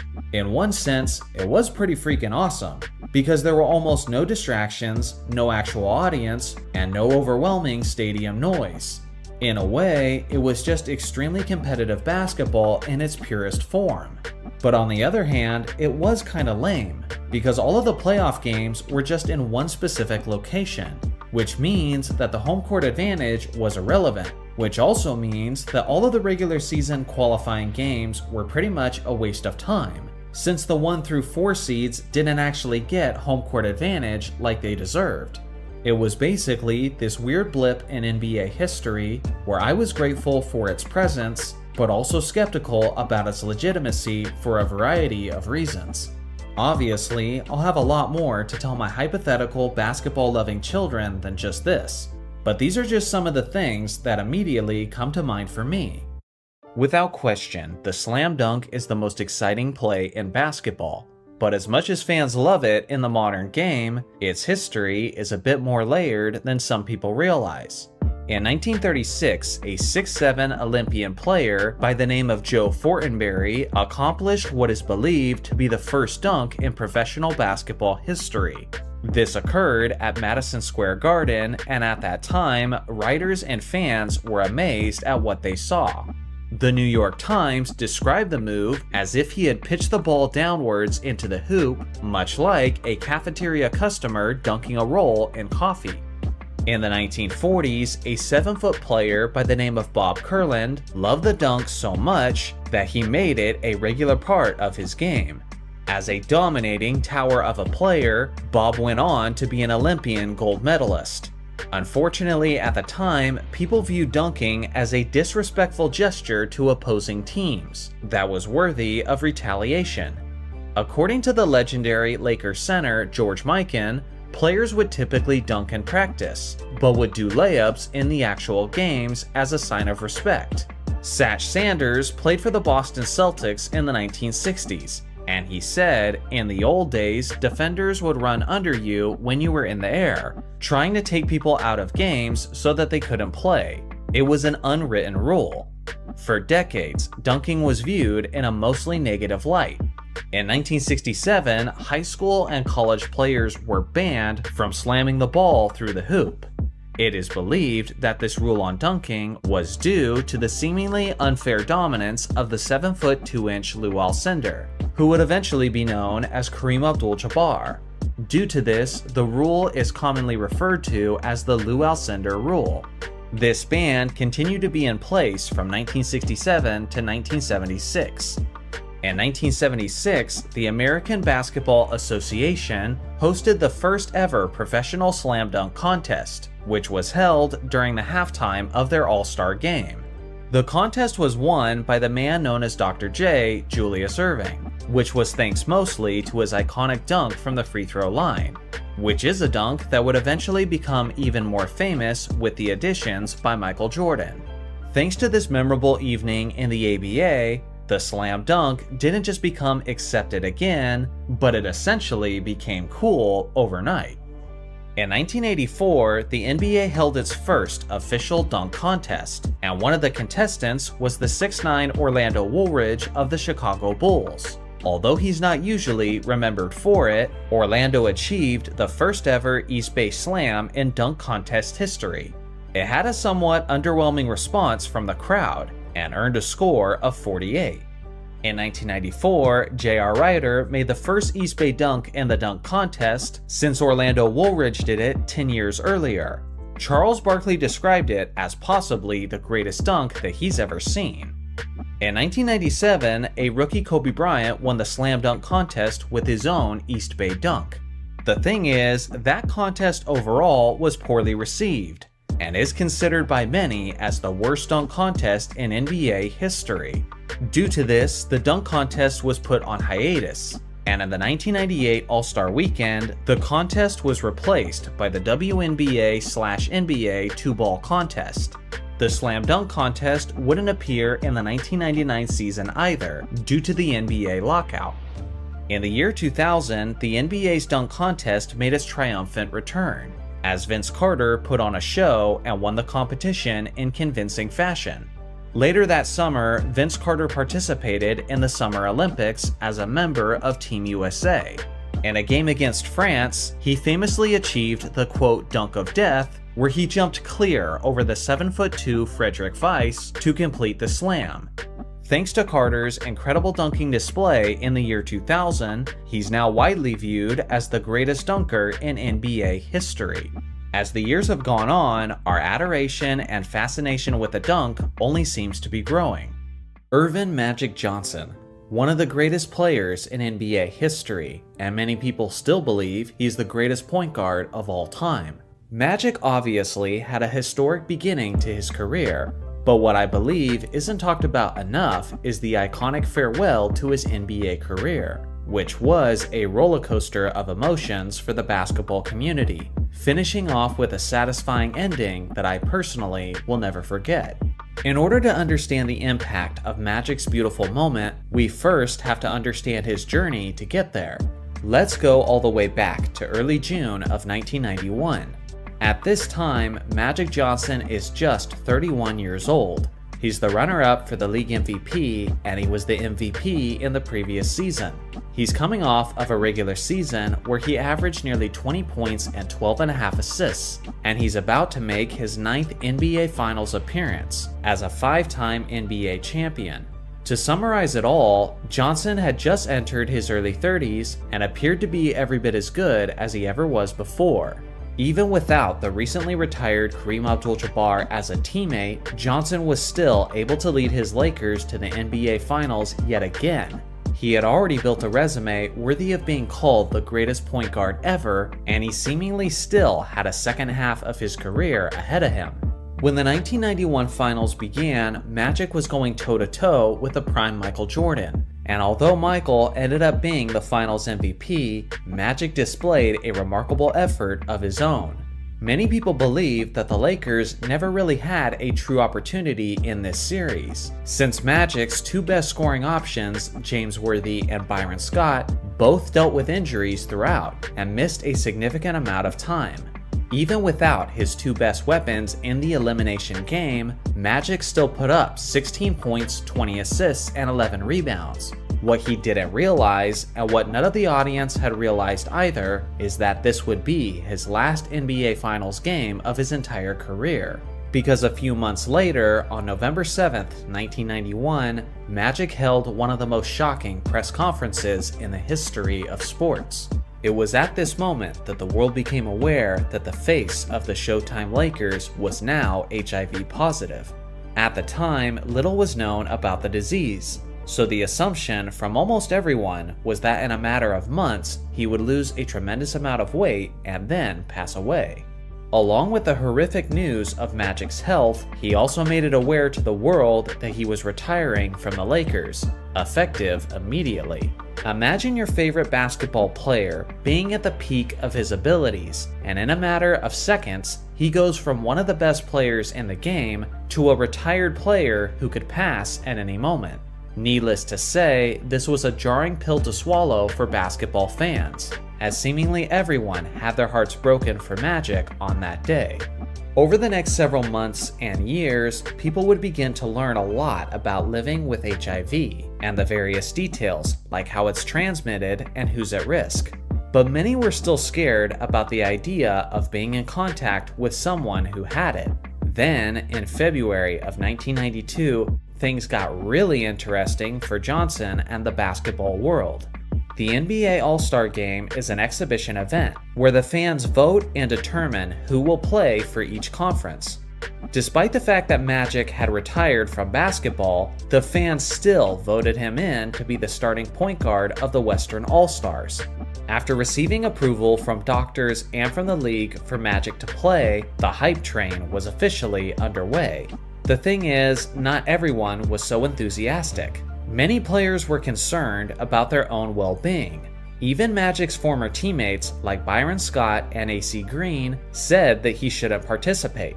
The player who was the most vocal about his displeasure with Magic competing was the Western Conference All-Star Karl Malone, who had this to say before the game was played. If I get in a collision with a guy, it don't have to be Magic. It can be Joe Smoke. But the fact of the matter is, if you got the AIDS virus, it'll be hard for me to play as hard as I'm capable of playing. Although there was plenty of drama heading into that night, there was also plenty of teammates and competitors who encouraged Magic to participate. Just as a spectator, you could tell that there was this awkward, unspoken tension in the air. But you could also sense the excitement and the magnitude of the moment, as the Orlando crowd gave Johnson a standing ovation during player introductions. Everyone understood that the ideal outcome was the West winning and Magic securing the All-Star Game MVP. But regardless of how badly the crowd wanted that, he still had to go out there and perform well. Seeing that Magic hadn't played a game in nearly a year, and seeing how he was now dealing with a life-altering disease, many people were concerned that he wouldn't have the conditioning or stamina to hang with the best players in the world. But all of those concerns were quickly put to rest soon after tip-off commenced. Although he built a legacy for himself as mainly a distributor, Magic was looking to score early on, and he did so with tremendous efficiency. Throughout the night, the West played with more energy and effort, and a 10-point lead quickly became a 20-point lead, and then a 20-point lead suddenly became a 30-point lead. The outcome was never really in question, but the MVP of the game appeared to be up for grabs, and the Western Conference's Clyde Drexler appeared to be the favorite heading into the second half with a monstrous stat line. After looking to score for a while, Magic finally got his first assists of the game with just under 9 minutes left in the third quarter, and then he got on a roll with his flashy Showtime passes that we were accustomed to. With less than 3 minutes left in the game, Magic suddenly hit the switch and displayed one of the most beautiful finishes in All-Star Game history. Just so you can sense the gravity and energy of this inspiring moment, I'll let you guys watch the final sequences of this game with no voiceover, and please pay attention to how Magic was at the center of it all. 135-106 with 2:46 to go. No doubt about this one. Here it is. There's the three. Magic got his three. Waiting for that moment to shoot the three. Who has all the NBA three-point marks, most attempts, most made. Johnson, 2 in a row for Magic. He's going for the MVP. The Atlanta Hawk has 8. Chris Mullin for 3. It's out shooting the East in every quarter. And will be around the 60% mark, and another great pass. And Marley has his first points.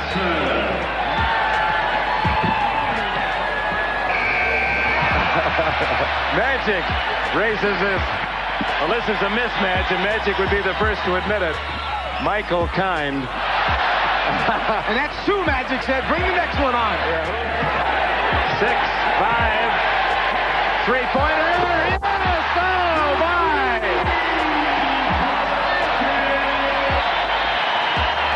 Ladies and gentlemen, you just can't orchestrate it better than that. When Magic hit that final falling away 3-pointer, there was still 15 seconds left on the clock. Yet no one on the court seemed to even care, as they all surrounded and congratulated the Lakers legend. The game ended on the spot. It was a perfectly fitting and poetic way for the game to end, with a Magic Johnson jumper.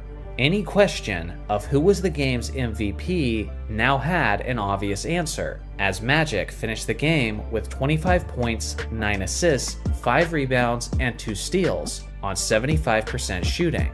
What started as a somewhat dramatic and awkward event ended up as one of the most uniting and inspiring conclusions in the history of sports.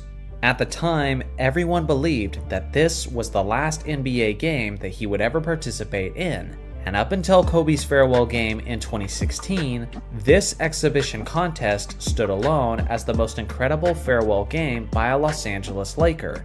Amazingly, over 3 decades later, Magic is still going, with the same smile and with the same enthusiasm that he was famous for. He's known as the captain, Kareem Abdul-Jabbar. For many years, he was the NBA's all-time leading scorer, and before Michael Jordan won his 6 championships, most people considered Kareem as the greatest player in basketball history. To this day, some still do. Heading into the 1988-89 NBA season, Kareem was 41 years old. He was a 6-time league MVP, a 6-time NBA champion, and a 2-time Finals MVP. Alongside of Magic Johnson and James Worthy, Kareem and the Lakers were looking for their 3rd straight title. It was an extra emotional time in Los Angeles though, because Kareem had announced that this would be his last season in the NBA long before the regular season had concluded. With this in mind, the Lakers were motivated to win the championship yet again for their star center, sending him out on a high note and delivering a storybook ending. But now we fast forward in time. In June of 1989, the NBA Finals were about to take place between the Los Angeles Lakers and the Detroit Pistons. At first glance, it seemed like a colossal battle between 2 dynastic teams, but to understand the shocking results of this series, context is needed. The Detroit Pistons were a strong team who had finished the regular season with a 63-19 record. The team was rich in talent with veterans like Isaiah Thomas, Joe Dumars, Bill Laimbeer, Mark Aguirre, Dennis Rodman, and Vinnie Johnson. They had an all-time great defense and one of the deepest rosters the NBA had ever seen. All of this team was incredibly talented and appeared on paper as if they were championship ready, but the Pistons were yet to prove it in the postseason, and many were skeptical about their abilities to dethrone the defending champions. Just 1 year earlier, the same 2 teams met in the 1988 NBA Finals, and after a long, hard-fought 7-game series, the Lakers had come out on top, like they had many times throughout the 1980s. The Los Angeles Lakers were heading into the '89 Finals as the defending back-to-back NBA champions, who were seeking the NBA's first three-peat since the 1960s. All of the momentum was clearly on the Lakers' side. The 1987 and 1988 Los Angeles Lakers are still recognized even to this day among the greatest teams in NBA history. The Lakers had begun the decade with a championship and were looking to finish off the decade with their 3rd straight championship and 6th championship in the 80s. They seemed poised to do it too. Magic Johnson was arguably the NBA's best player at the time and led the Lakers to have the best offense in the NBA that season, while securing the League MVP award. He was accompanied by his usual Hall of Fame supporting cast, like James Worthy, who was in the prime of his career and was coming off of last year's Finals MVP award. And of course, he also had Kareem Abdul-Jabbar, that would be retiring at the end of the season. So the still productive captain of the Los Angeles Lakers was anticipating a fairy tale ending for his career, securing a legendary 7th NBA championship ring as he rode off into the sunset. The story of the season appeared to be indicating that destiny was in fact on the Lakers' side. Not only was the narrative supporting the Lakers, but so was the eye test. The Lakers were an absolute juggernaut throughout the 1989 Western Conference playoffs. The Lakers began the first round of the playoffs by sweeping the talented Portland Trailblazers 3-0. The second round, they swept an even better Sonics team 4-0. And then they destroyed the powerful 55-win Phoenix Suns in the conference finals 4-0. The Lakers were undefeated throughout the Western Conference playoffs. They were heading into the NBA Finals against the Detroit Pistons, looking to make history and become the only team ever to go undefeated in the NBA playoffs. As a quick recap, the Lakers were going for their third straight title against the team they had just beat the previous year, looking for the exclamation point of a 6th championship in a decade that they had already claimed as their own, led by the league MVP on the final year of arguably the greatest player of all time, with a chance to declare themselves as the greatest team of all time by finishing out an undefeated postseason run, which had never been done before in the history of the NBA. Both of these finals teams were incredibly talented and championship worthy, so a sweep wasn't necessarily expected, but it was presumed that if a sweep was going to happen, it was going to be the Lakers who were doing the sweeping. But as we like to say in the sports world, that's why they play the game. As a footnote, the Los Angeles Lakers shooting guard Byron Scott would be missing the series for his team after popping his hamstring in practice the day before the finals began. With that being said, Michael Cooper was replacing him in the starting lineup. Cooper was a former Defensive Player of the Year and a quality three-point shooter in the NBA during his era, so the Lakers still appeared to be in great shape. When the games began, the Pistons got off to a hot start and never relinquished it. The absence of Byron Scott was beginning to be felt in this series. With Scott unavailable, the Lakers' rotation suffered, and defending all of the Detroit Pistons' perimeter scoring guards became even more difficult. The Pistons took the first game 109-97, leaving the Lakers' hopes of an undefeated postseason run in shambles. The Lakers were poised to bounce back in Game 2. Despite Joe Dumars taking advantage of the Lakers being short-handed on guards and dropping 24 points in the first half alone, the Lakers still managed to have a 62-56 lead at halftime. If the Lakers could hold on, they would be tying the series at a game apiece, while taking home court advantage with the series heading back to Los Angeles. But that's when disaster struck. With only several minutes left in the third quarter, the Lakers were up by a bucket, and Detroit was on a fast break when Magic Johnson started hobbling. He had pulled his hamstring, and the pain was clearly seen on his face. Magic wanted to push through it, but eventually he had no choice but to sit out the rest of the game. With their MVP gone, the Lakers fought valiantly, but ultimately came up short, falling to the Pistons 108-105. With Game 3 being played back in Los Angeles, the Lakers found themselves in a must-win situation. With the season on the line, Magic Johnson started Game 3, but he wouldn't last very long. After just 5 minutes of play, Magic left the game with severe pain in his hamstring. The still talented Lakers stepped up to the challenge and tried to win at home without their best player. But despite James Worthy's 26 points and Kareem's vintage effort of 24 points and 13 rebounds, the Pistons' healthy talent still prevailed in a close one, 114-110. At this point, the writing was on the wall for the Lakers. Magic Johnson didn't even try to play in the fourth game of the NBA Finals. James Worthy was one superstar who wasn't going out without a fight, and dropped an efficient 40 points in Game 4. Despite the Lakers' good start to the game, the Pistons' overall healthy talent eventually wore them down, winning the fourth and final game of the series, completing what is now known as one of the most stunning sweeps in NBA history. Kareem closed out his final game at the age of 42, while his iconic co-star was forced to watch from the sidelines. In that last performance, Kareem finished with just 7 points, 3 rebounds, and 3 assists on 2 of 8 shooting. Ultimately, it's not the worst way for a legend to end his career, but considering how things deteriorated in the NBA Finals and how the Lakers won the championship just a year prior, Kareem went down as another example of a player calling it quits just a little later than what would have been ideal.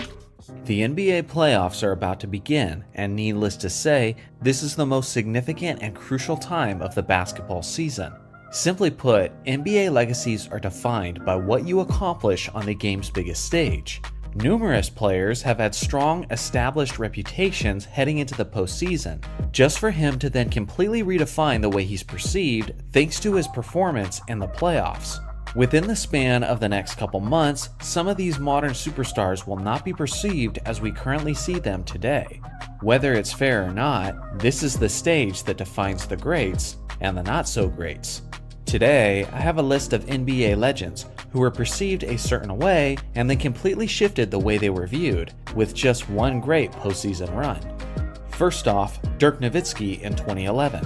Up until this legendary championship by the Dallas Mavericks, Dirk was basically completely defined by his postseason failures. For a while, people were referring to him and the Mavericks as Dirk Nowitzki and the Alice Mavericks, due to the lack of D in their game. Even his lone MVP was marred by disappointment, as his first-seeded 67-win Mavericks were eliminated in the first round of the 2007 playoffs by the 8th-seeded Warriors. It was arguably the greatest first-round upset in playoff history.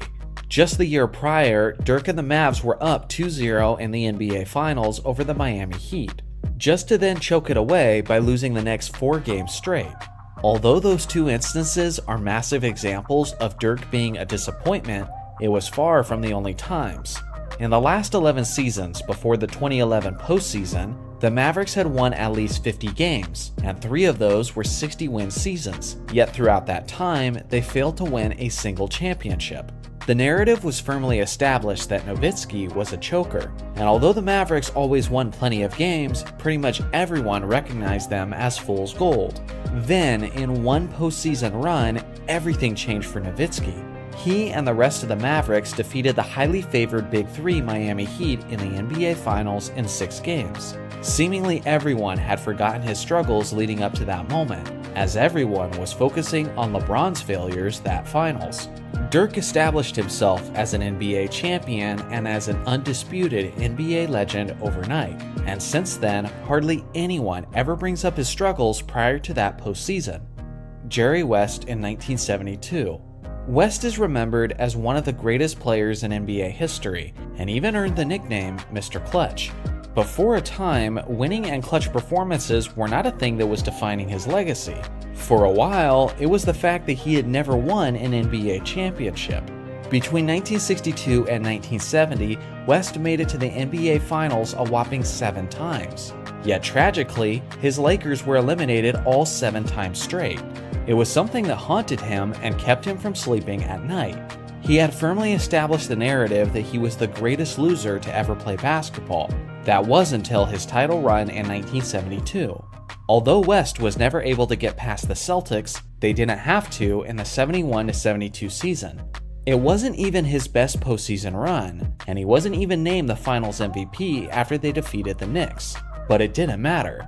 West was now an NBA champion, and can then be known as Mr. Clutch regardless of the fact that he had just recently lost 7 straight finals. LeBron James in 2016.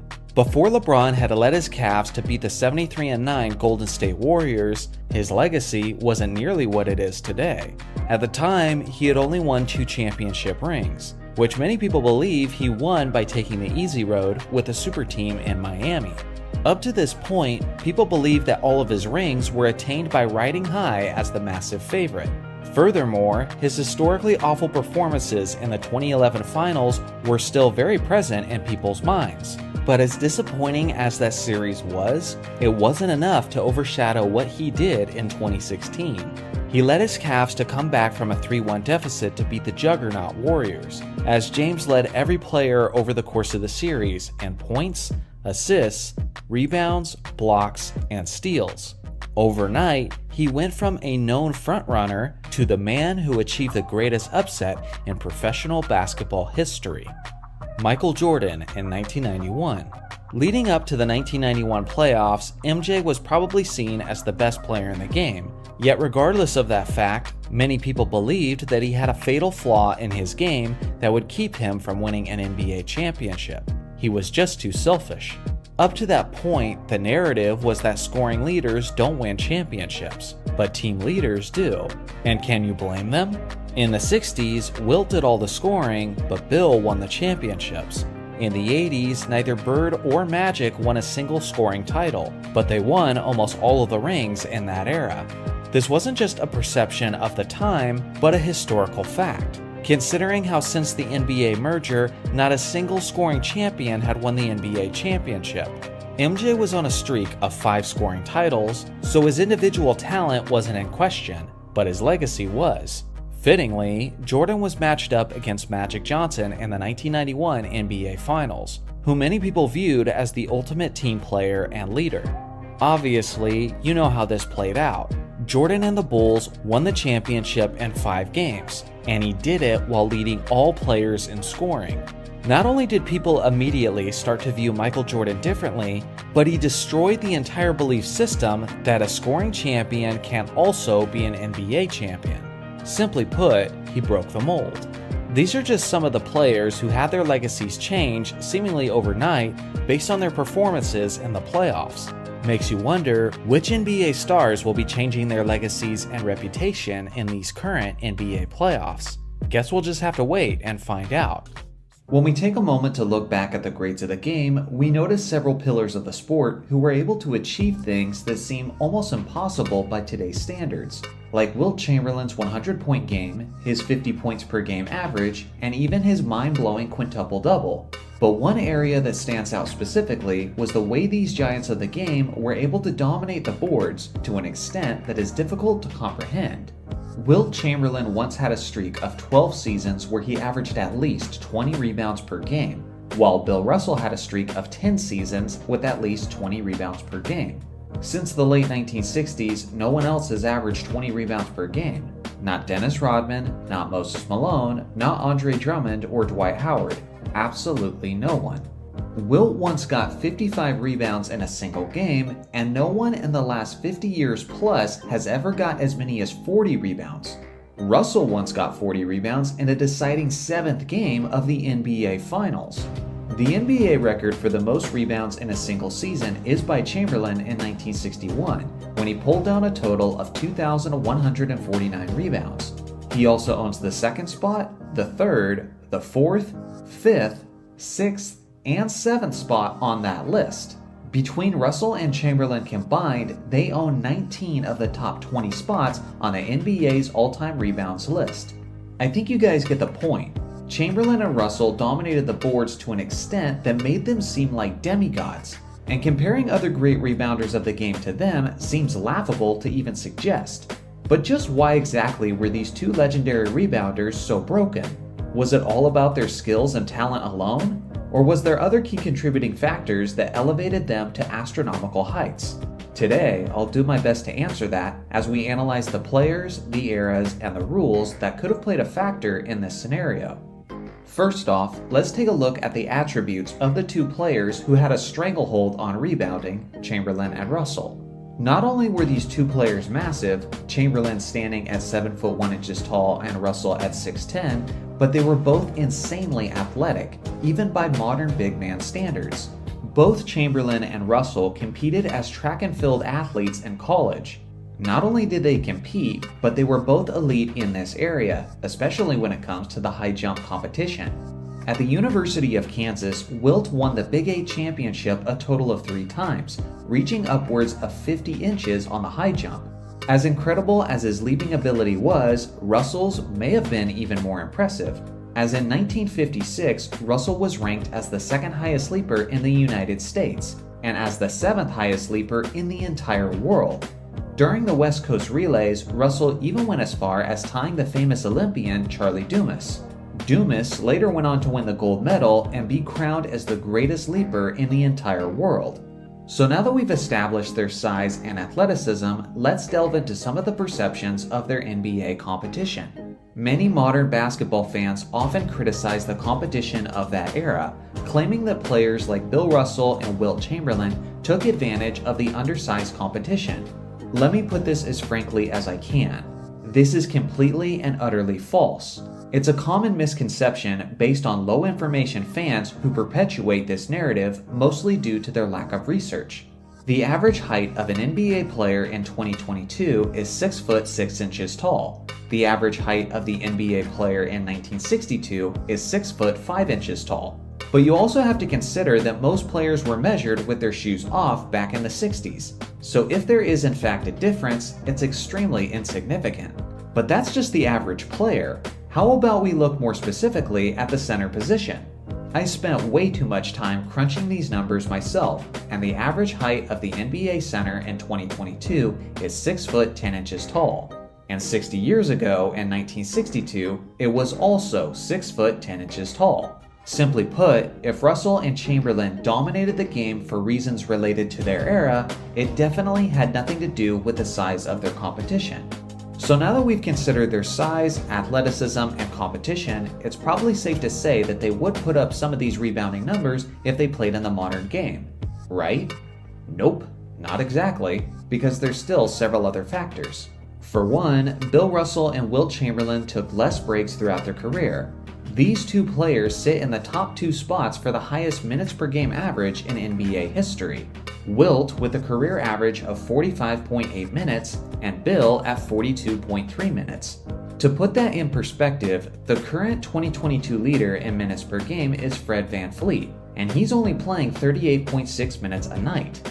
When Wilt averaged 25.7 rebounds in 1962, he played every single minute he possibly could have, as he averaged 48.5 minutes per game that season. Obviously, more time on the court is going to boost your numbers all around, but it's also worth appreciating the amount of stamina and dedication that it takes to be on the floor for that long, especially on a night-to-night basis. If everyone could do it while remaining healthy and effective, then every great player would. Russell and Chamberlain are just the 2 guys who could actually pull that off. Although Chamberlain and Russell were clearly the most dominant rebounders of their era, they simply weren't the only players putting up goofy rebounding numbers compared to today's standards. Almost every big man in the 60s was. Of the highest rebound seasons in NBA history, the top 25 spots are all owned by players who played in the 1960s. That's not a coincidence, that's a trend. Many 90s basketball fans would say that Dennis Rodman is the greatest rebounder they've ever seen. And at his very best, Rodman averaged 18.7 rebounds per game in 1992. In the 1962 season alone, 4 players averaged more rebounds per game than Dennis Rodman did at his very best. The general rebounding numbers were significantly higher for centers in the 1960s, and there's several reasons for this. For one, the three-point line did not exist yet. Some of you hoopers have heard your coach say this term: long shots equals long rebounds.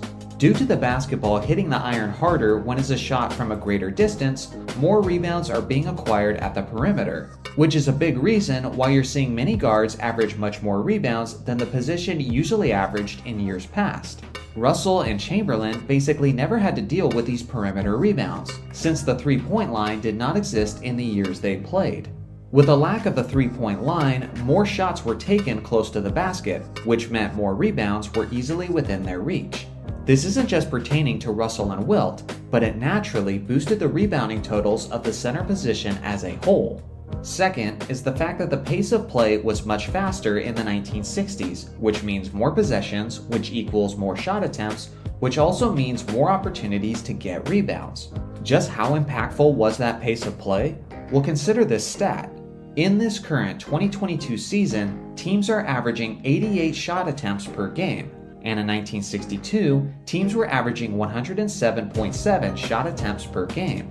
That's for each team in the game, which means that each basketball game in the 1960s had nearly 40 more shots taken each night compared to what modern fans are used to.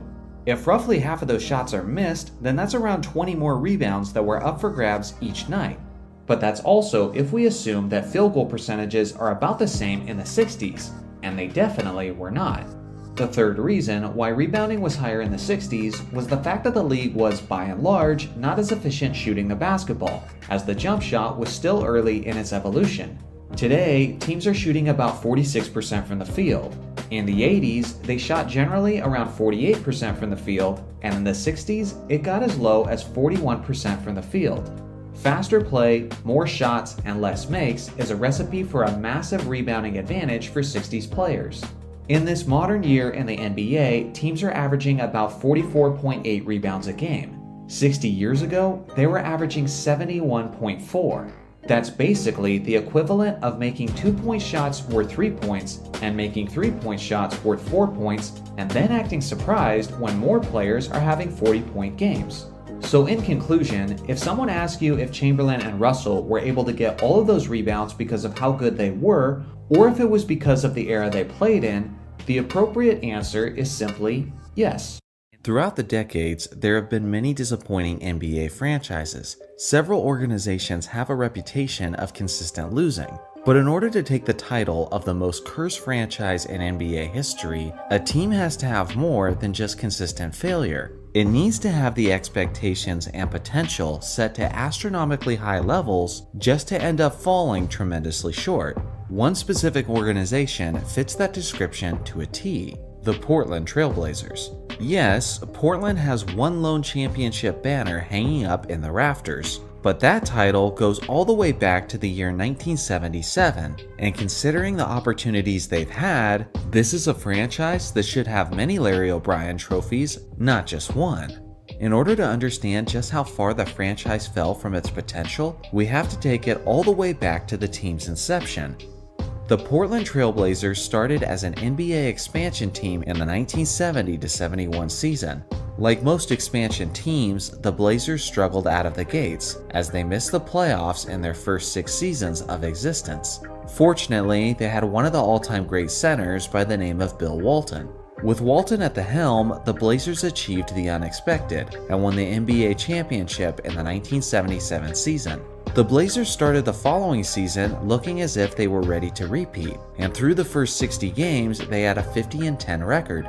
At this point, many people in basketball circles were predicting this team to be an NBA dynasty.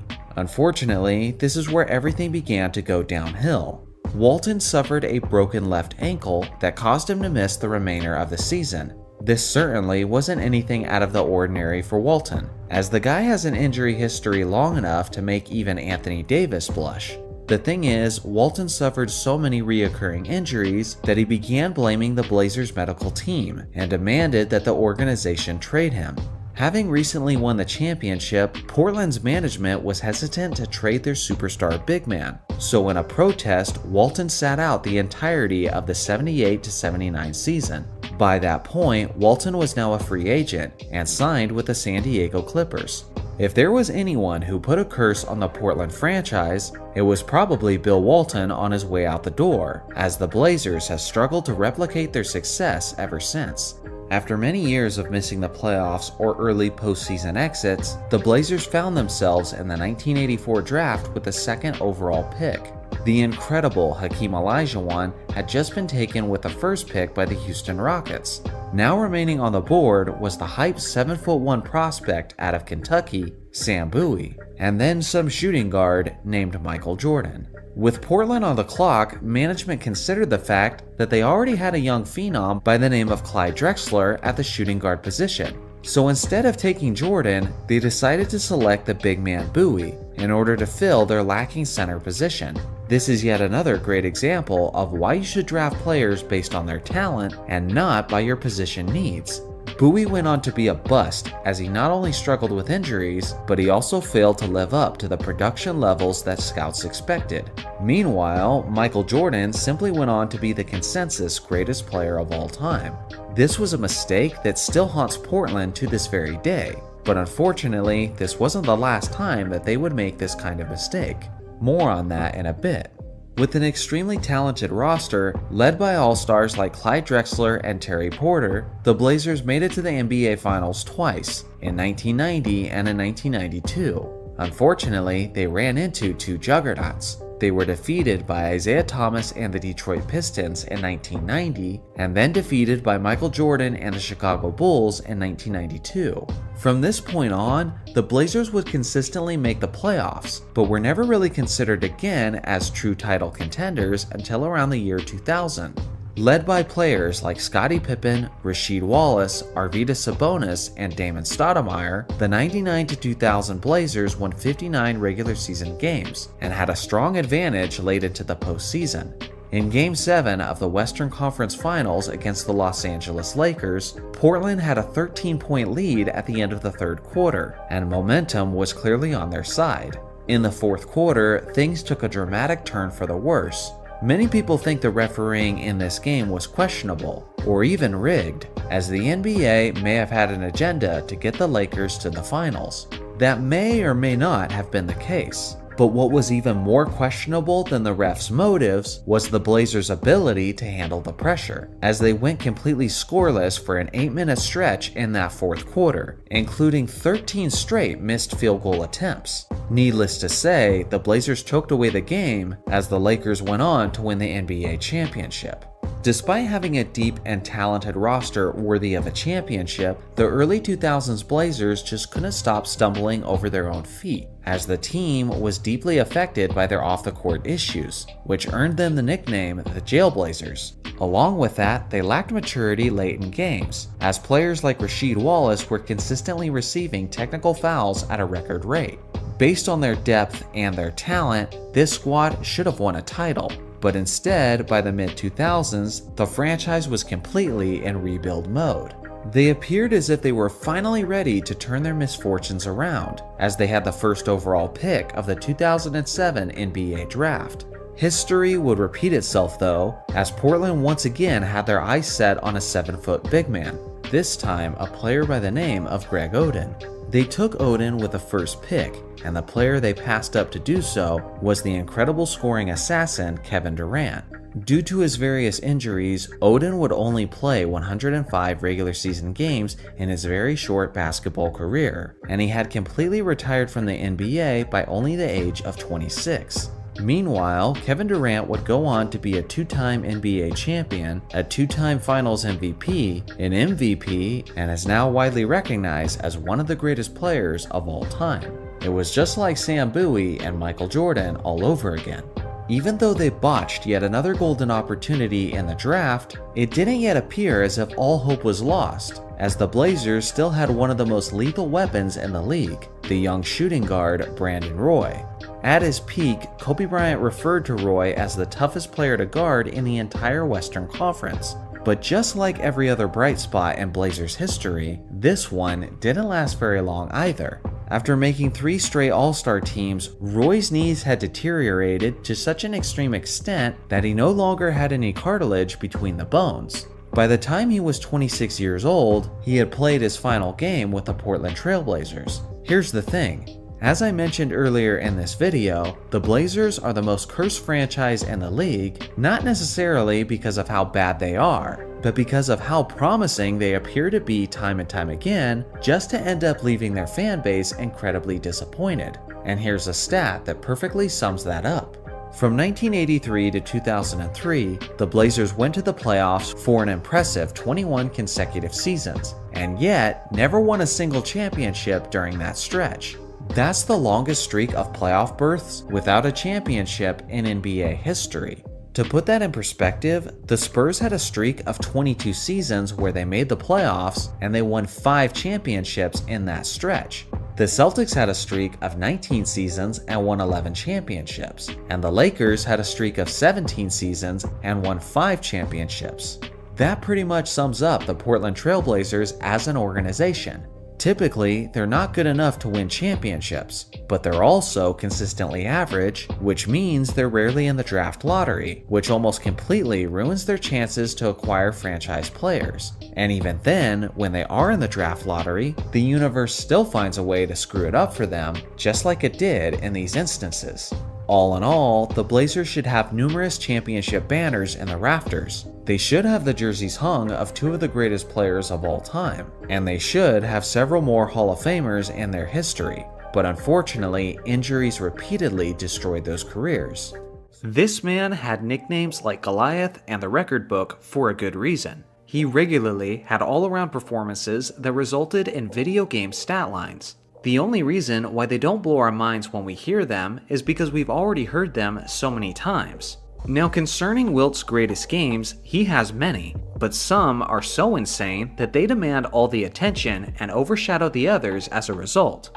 Everyone knows about his 100 points in 1962, his incredible quintuple-double game, his 55-rebound game against Bill Russell, and even his 78-point and 43-rebound game against Elgin Baylor and the Lakers.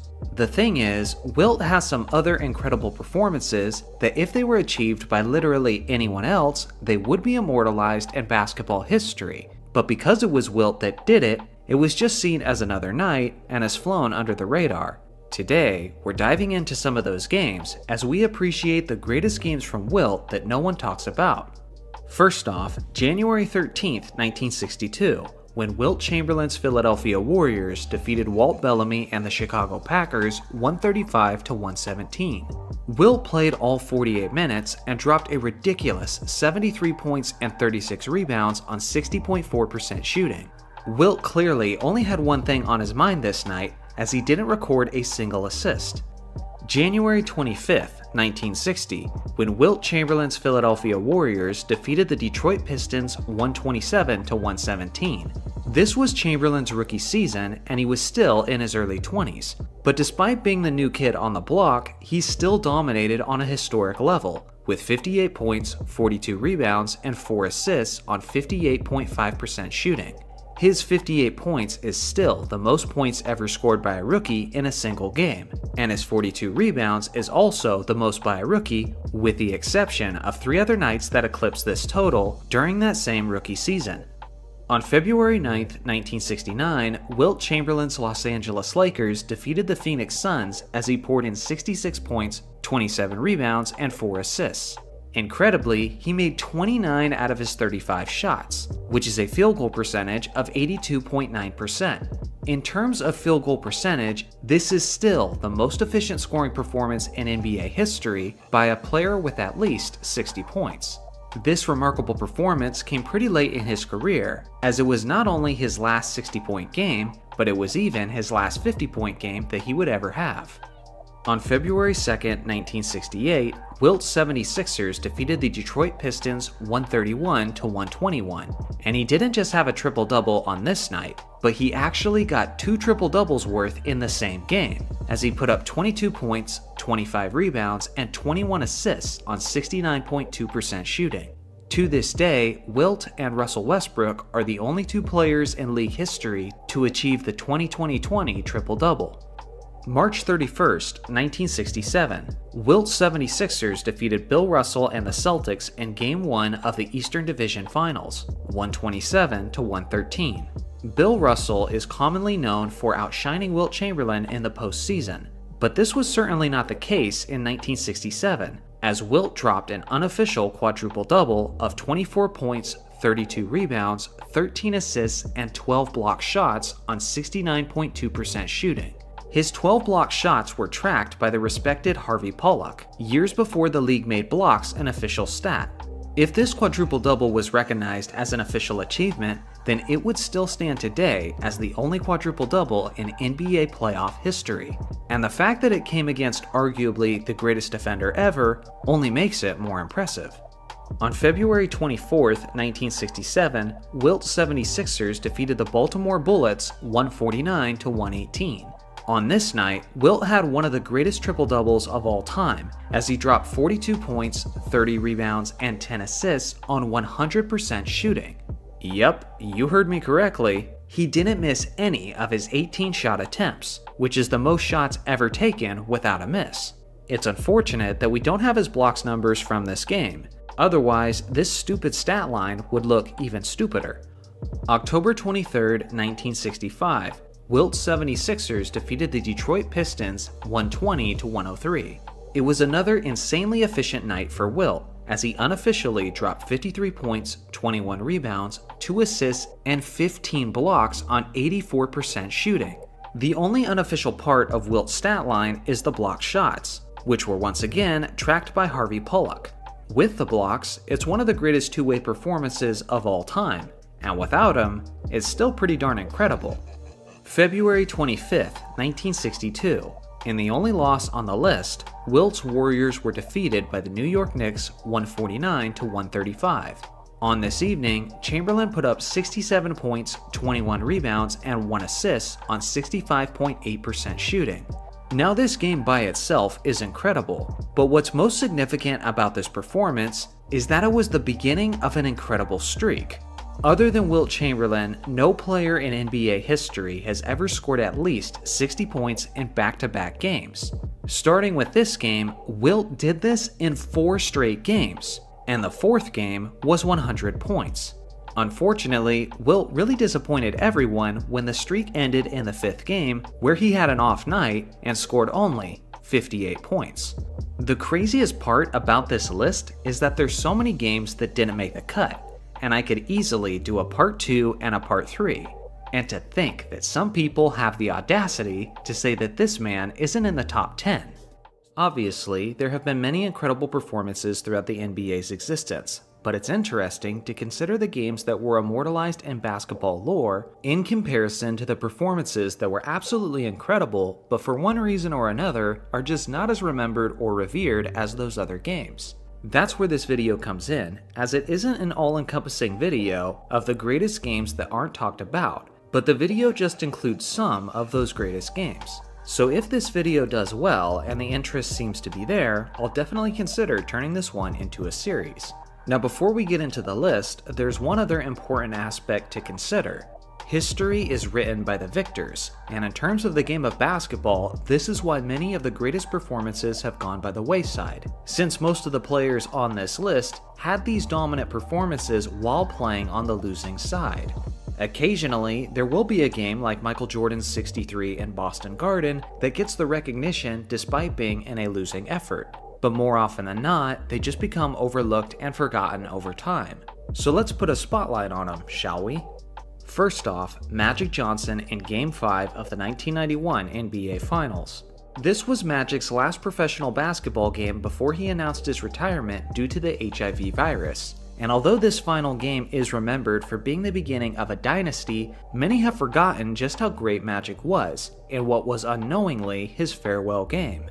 Many fail to mention this, but the Lakers were actually riddled with injuries in these NBA Finals. And in this championship-clinching game, Magic was without 2 of his best scoring teammates, James Worthy and Byron Scott. Despite being extremely short-handed, with his back against the wall in typical Magic Johnson fashion, he still made his teammates significantly better, and made the contest as competitive as it could have been. He finished the game with 16 points, a whopping 20 assists, and 11 rebounds. No other player in NBA Finals history has ever got as many assists as Magic did this game, and again, he did it without his best weapons and in his final game before his retirement. Regardless of the defeat, it's definitely one of the more underappreciated performances of all time. Second up is Draymond Green in Game 7 of the 2016 NBA Finals. For obvious reasons, this game is remembered as the climactic ending of the Cavaliers' 3-1 comeback, and LeBron James' blocked shot and Kyrie Irving's three-pointer get all of the fame and the attention. It was a close game that needed those clutch plays from the Cavs, but the only reason it was even close in the first place is because of one Warrior specifically, Draymond Green. It wasn't a great day in the Golden State, but Draymond had the game of his life and wasn't going out without a fight, as he finished with 32 points, 15 rebounds, and 9 assists on 73.3% shooting and 6 of 8 from three-point range. He led all players in points and rebounds, and he led all Warriors in assists. Not only did he score 32 of the Warriors' 89 points, but he did it on 73.3% shooting compared to the rest of his teammates who shot 30.8%. If just one other Warrior showed up and had a good game as well, Golden State probably wins that championship. Next is Vince Carter in Game 3 of the 2001 Eastern Conference Semifinals. Although the series ultimately resulted in a 7th-game loss to Allen Iverson and the 76ers, it wasn't without Carter having arguably the greatest game of his career, as he dominated in a number of aspects.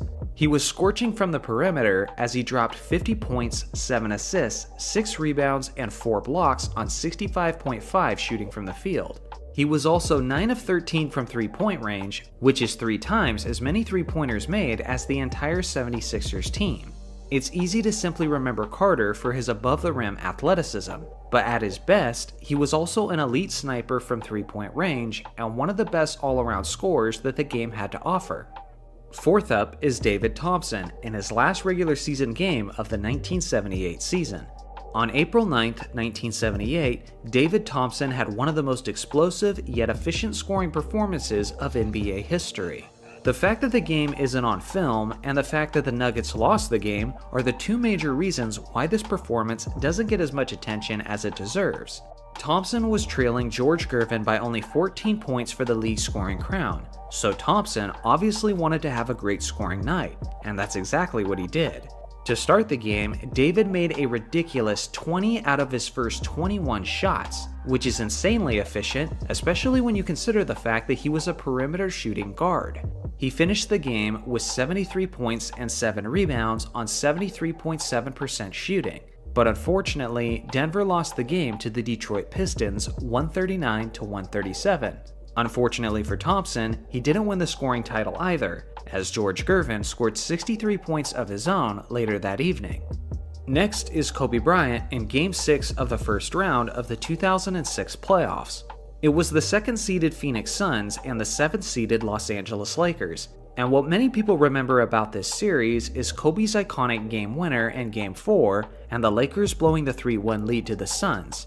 But Kobe did everything he could in Game 6 to try to win the series. It was the highest scoring playoff game of his career, and the array of difficult baskets he was hitting down the stretch was nothing short of amazing. Kobe finished the game with 50 points, 8 rebounds, 5 assists, and 3 steals on 57.1% shooting. If the Lakers had simply snagged a crucial rebound in the final moments of the game, then they would have won the series. And instead of being overlooked, this performance from Kobe would be remembered as one of the greatest of playoff history. Next on the list is John Stockton in Game 5 of the 1988 Western Conference Semifinals.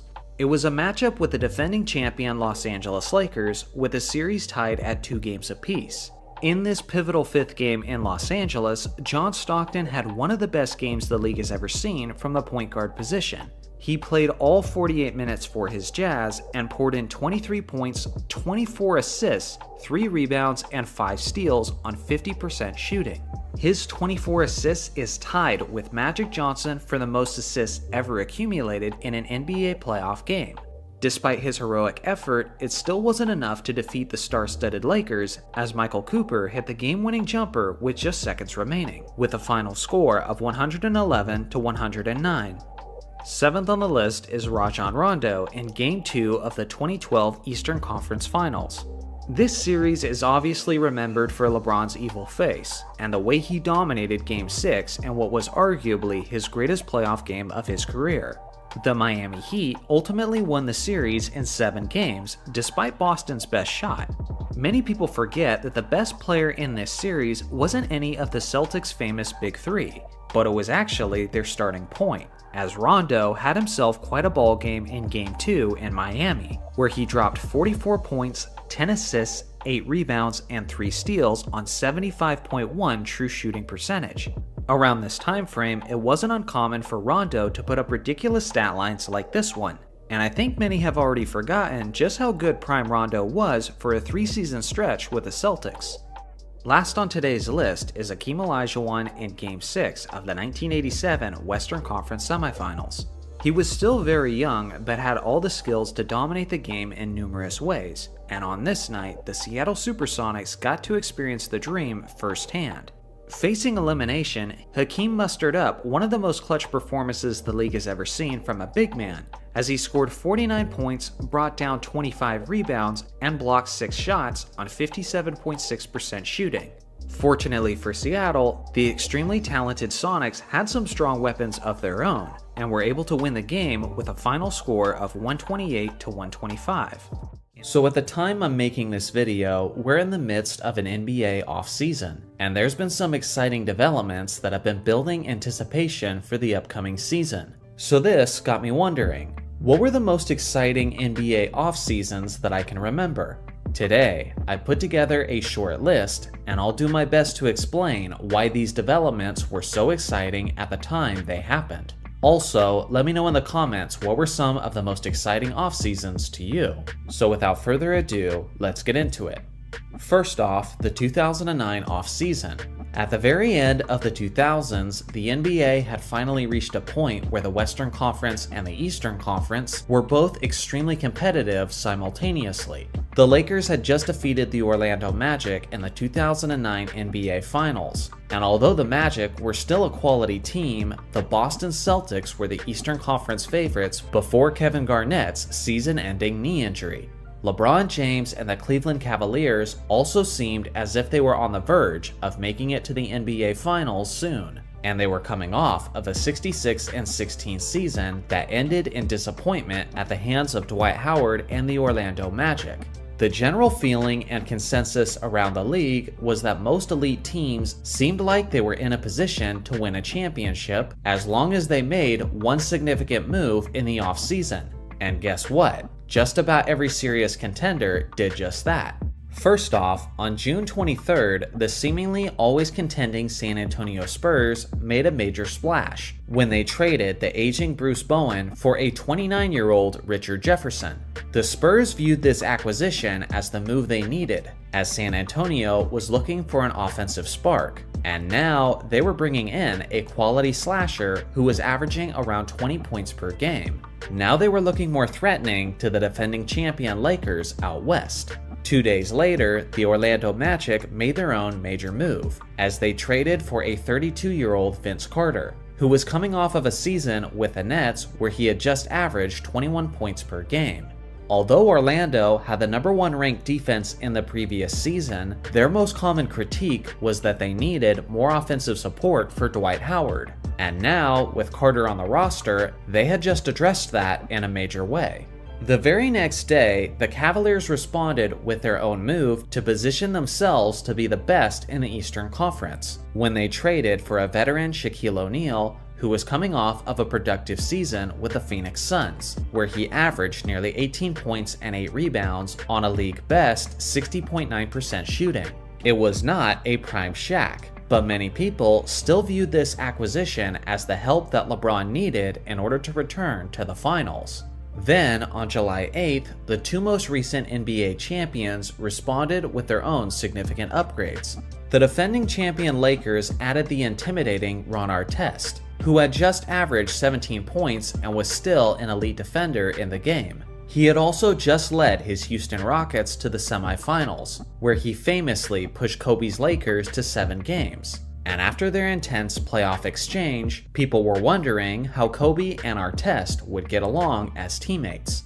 The Celtics responded by adding the 6'10" big man Rasheed Wallace, who brought even more championship experience and was a solid spark both offensively and defensively.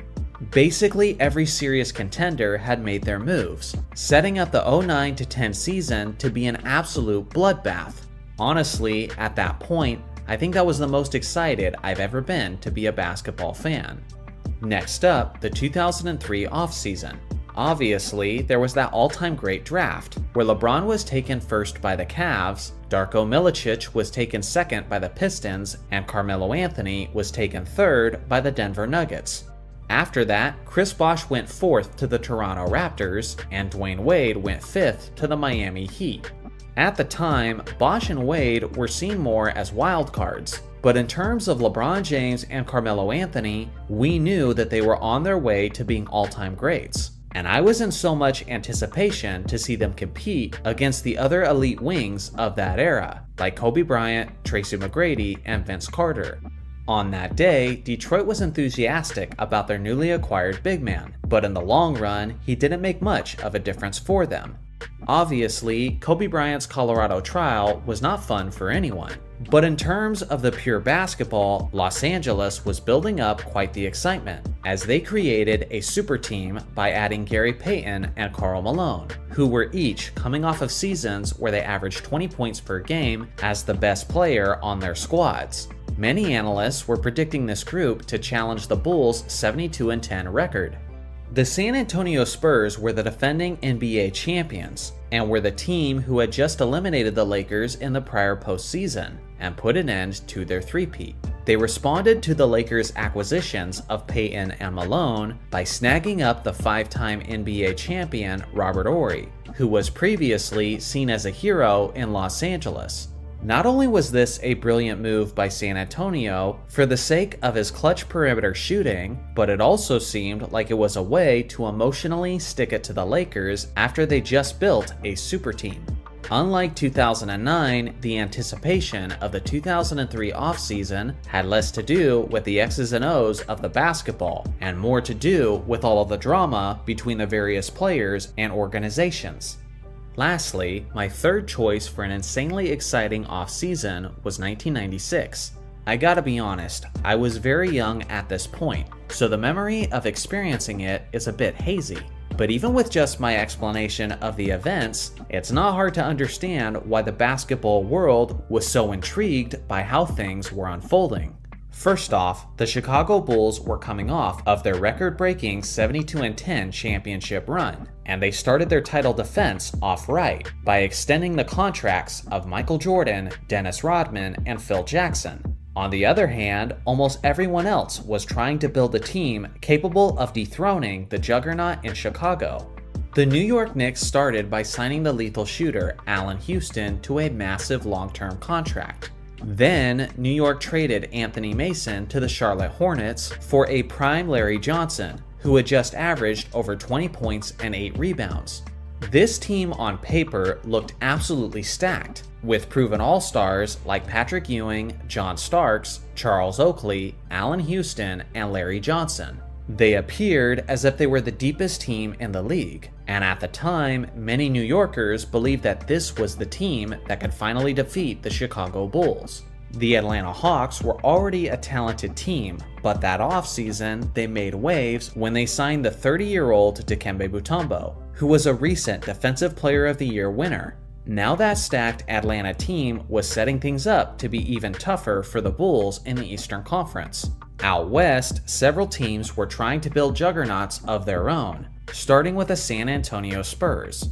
In the previous season, David Robinson, Sean Elliott, and a talented Spurs group had won 59 regular season games, and in the offseason, they added to that immense talent by signing a veteran Dominique Wilkins, who was still a near 20 points per game scorer in his late 30s. Over in Houston, Hakeem Olajuwon and the Rockets were looking to return to their recent championship status. So in a stunning move, they made a blockbuster offseason trade, as they added a 32-year-old Charles Barkley to the mix, who was still putting up superstar numbers at that point in his career. With a starting lineup that included Hakeem Olajuwon, Clyde Drexler, and Charles Barkley, Houston had created a terrifying super team that seemed bound to meet the Chicago Bulls in the NBA Finals. The Lakers did not have a super team, but they still made the biggest splash of that offseason by luring Shaquille O'Neal away from the Orlando Magic and signing him to a massive contract. On top of that, there was the NBA draft, where the Lakers traded for a young kid straight out of high school, Kobe Bryant. Sure, we had no idea just how good this kid would become, but even then, there was still much excitement in Los Angeles for Kobe. Even outside of Bryant, the '96 draft was one of the most hyped and highly anticipated drafts of all time. Obviously, over time, we realized that that initial excitement was well-deserved, as this became arguably the greatest draft class in the history of the NBA. Scottie Maurice Pippen. To many people, he's the greatest Robin to ever play in the NBA, and others don't even think that title is positive enough, as they claim that the Bulls dynasty was more of a Superman and Batman type of dominance. When you look at the Bulls' 6 championships in 8 years, there's no question that Scottie was an integral part of their success, and that there's absolutely no way Jordan's legacy is what it is today without his 6'7" wingman by his side. But the thing that's often forgotten, overlooked, or just never realized is that Pippen had a lot of legacy